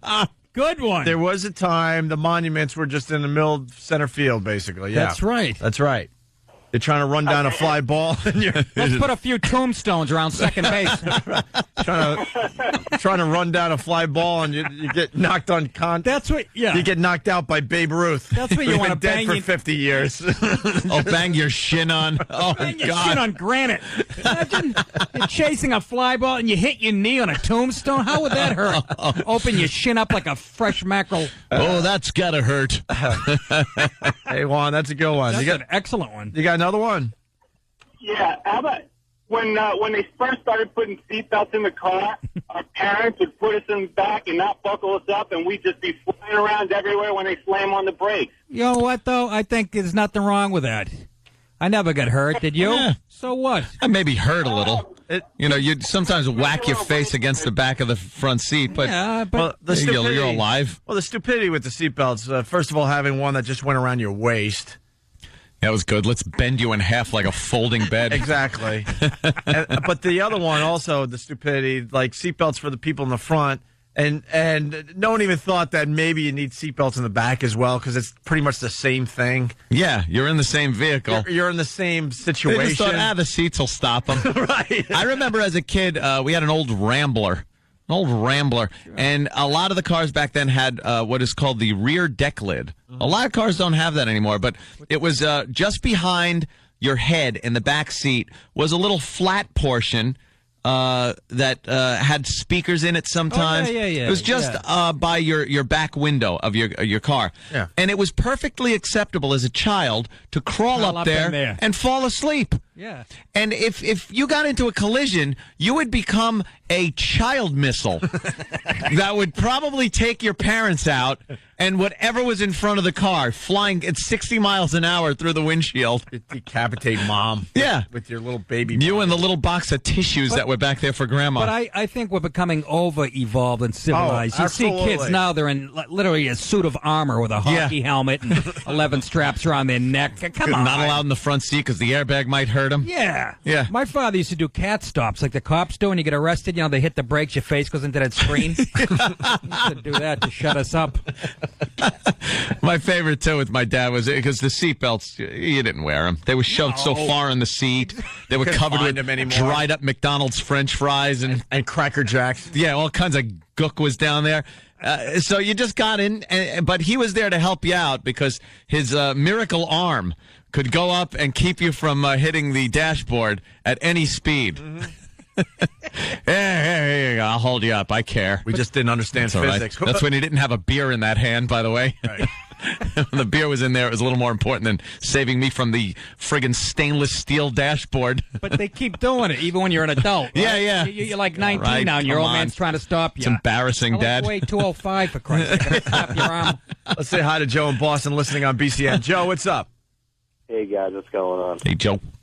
My favorite thing, I got to say, is who was the rocket scientist to figure out that when basketball was invented, you had to cut a hole in the bottom of the peach basket instead of crawling up a ladder to grab the ball every time? There was a time, Joe is so correct, that they couldn't figure out to cut a hole in the bottom of the peach basket. So every time you scored a basket, and they actually used, peach baskets back in the day, they had to break out the ladder and climb up and get the ball. I'm convinced that a basketball game back in that day must have took 7.5 hours. Yeah. And the score was 6-2. Not much dunking either. No. Thanks, guys. I just want to shout out Toucher and Rich in Boston. Right on, man. 3-7. They're doing a fine job up there. Let's say hi to Ziggy in D.C. Ziggy. Hey, boys, what's going on? Hey, what up? I just wanted to say the term "mad as a hatter" comes from the mercury in the hats that guy was talking about earlier. Oh, really? The guys was from that Alice in made the Wonderland. hats, they would kind of bite down on the rim of the hats to help shape the hats, and they're actually eating mercury. So that's where the term "mad as a hatter" comes from. I don't know what's more stupid, the putting the mercury in the hat or biting down on the... Biting the shape mercury rim. hat and shaping the rim. Yeah. There was I know years ago, they used to make watches, and there were these women that would sit there and actually hand paint the glowing numbers. And they'd sit there and they'd need a very fine brush. So to get the tip very pointy, they would lick it and roll it on their tongue and then dip it into this radium paint. No. And they were just dropping dead by the dozens. Oh, yeah. Where was that? This was like in a lot of cities in the Midwest, a lot of places that made watches. And they'd sit there and just roll it on their tongue and then dip it in the radium and paint the little dots for the numbers so it would glow in the dark. They were called radium girls. Ooh, the radium girls. Hot. A woman subjected to radiation exposure at the United States Radium Corporation factory. Radium Corporation factory. In Orange, New Jersey, around Wonderful. 1917. 1917. The 5 female workers gained notoriety for their efforts in challenging their employer in court. Wow. That must have went over well. Yeah. Shut up, bitch. Right. The women and many No rights. other radium paint workers received large doses of radiation. A few of the so-called radium girls died as a result of their previous radiation exposure during the course of the litigation. I'd like to call my witness. Get up here, Baldy. Would you like to testify? Her tongue's just burnt away. Looks like a ballpark Frank in her mouth. Oh, my God. DJ in New Jersey, what's up? Hey, boys, how you doing? Good, man. As a hockey fan, Nick, a lot of people forget this. Remember, like 6, 7 seasons ago, it took them to finally put the nets up before 20 people got killed by pucks? Well, I think this goes back to overprotecting and stuff. I do too. One dopey broad wasn't paying attention and took a puck to the skull and died. And it hadn't happened for how long? I think she was the only. 80. I think she was the only one. Every once in a while, a puck would fly into the stands, and you would get a few stitches or something. Yeah. But they would give you free hot dogs. You'd free be all puck. right. Well, And a free puck or whatever. Yeah. But then one girl died behind the net. Young girl, of course. One. So now they wreck the view of everybody that sits behind the goal. I'm with you on Can they that put one. nets up? Yeah, you don't need that. The nets go all the way up to the ceiling now. Can't even get paying a attention. souvenir there. You used to want to sit back there to get a Yeah, souvenir. there's a happy fan with a concussion. But See, we got a couple more here. We have a guy that had one of those X-ray machines you were talking about. What? Mark in Pennsylvania. What's up? Hey, guys. Hey, man. Yeah, we had one of those. My great-grandfather, grandfather, and then a couple more generations had shoe stores in northeastern Pennsylvania. And we used to play with that thing when we were kids. well, nice knowing you. I used to play with it. What? Say that again? Yeah, we'd bring friends in, stick your arms under elbows. Fortunately for us, you couldn't get your head under it, or I guess we'd all done by now. Yeah. And basically, in the early 60s, somebody came by from the government with a lead box and dismantled it and took it away. Oh, A really? lead box. The government they had were to. provided- They figured it out. Government's like, oh my God, we got to get rid of these things. You got 3. Oh, yeah, they were provided by Dr. Scholl's Corporation, and it was free. And it was an expensive store. You put your feet in, you could see where It was a novelty item where people would come in just to see the X-ray of their feet, and it would bring people into the stores. It wasn't. Was it to help fit the shoe to get a? They said that but obviously it wasn't. You just measure the feet. and put it in a goddamn shoe. But it was kind of a novelty thing that would bring people into the shoe stores. Yeah, it was quite the novelty, though. Yeah, it sure was. You could see through yourself with massive doses of radiation. This guy's laughing. He's probably got like 3 white cells left right now. You're done, dude. You are so done. Take it easy. All right. Oh, there's blood in my urine. Let's go to Steve in Brooklyn. Steve, you got one? Yeah, if you're about 40 or over, I think drunk driving was not even illegal in most states. Yeah, we all have our stories about the cop that would take your keys and kind of throw them in the woods, or say he'll be back in a few hours, get some sleep, or drive safe home, or follow me home. When did they make it illegal? Is that true? No, it was always illegal. Well, not always, but back then it was. But they were a lot more lenient about it. Yeah, the cop would decide. They didn't want to deal with, Hey, just a bunch of dopey teenagers drinking underage. Yeah. I still think it's over-exaggerated, the dangers of drinking and driving. Yeah. I really do. How many bars in the country? How many people drink on the weekends? A lot. 600 I'd say million? Seriously, and how many people die? Let's break it down. It's going to be 0.001%. Of a percent of how many really, people are actually drinking and driving. But we talk about it like if you have, you look at a bottle of wine, you're going to take out a family of 6. Once again, mothers against driving. Anytime you get the chicks involved, it gets over-exaggerated. Yeah. And we're sorry you lost your daughter, but, I can handle a 6-pack. I've been defending this my whole life. I consider myself a pretty good drunk driver. Of course you do. Up to a point. If you drink to the point where you can't stand up, you're not going to be that good. Yeah. But after a few beers where you'd probably be legally drunk. Yeah. 0.08. Yeah. 0.08. 0.08, you're fine. Are you kidding me? I'm just getting warmed up here. Yeah. 0.08.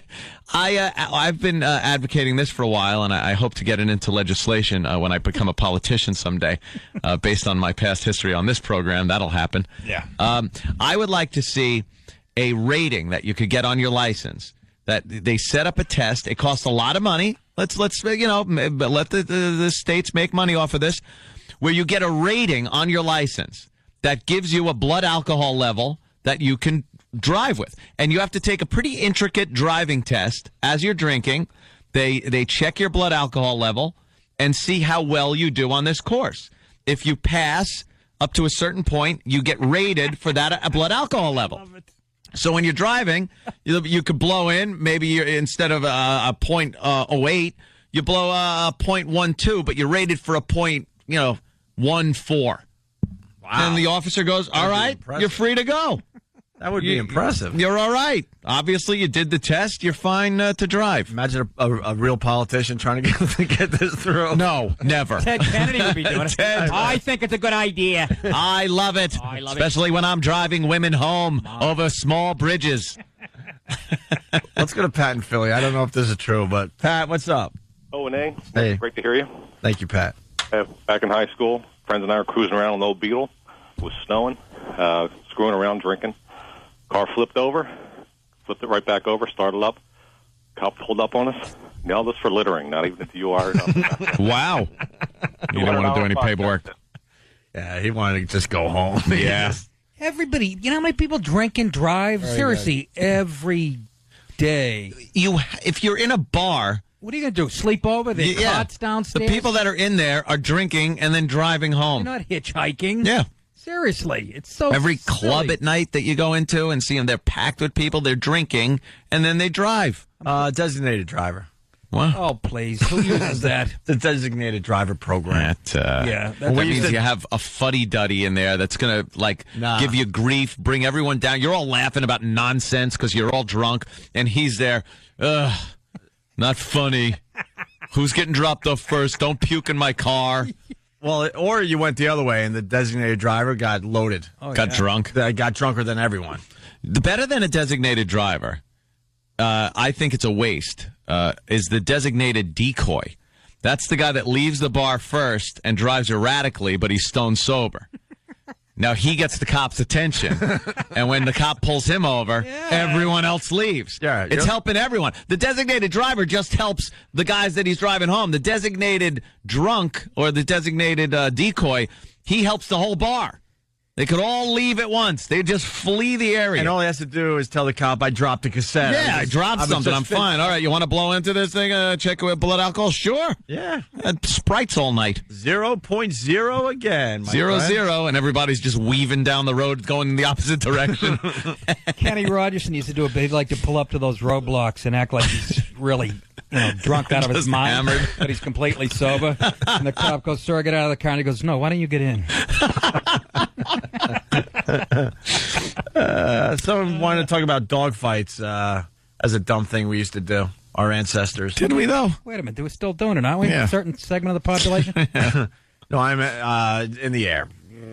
Dog fighting. airplanes. Yeah. Well, I kind of went out with the missile. Kind of went out with the missile they could shoot over the It was horizon. necessary then. Yeah. Let's go to Steve on Long Island. Steve.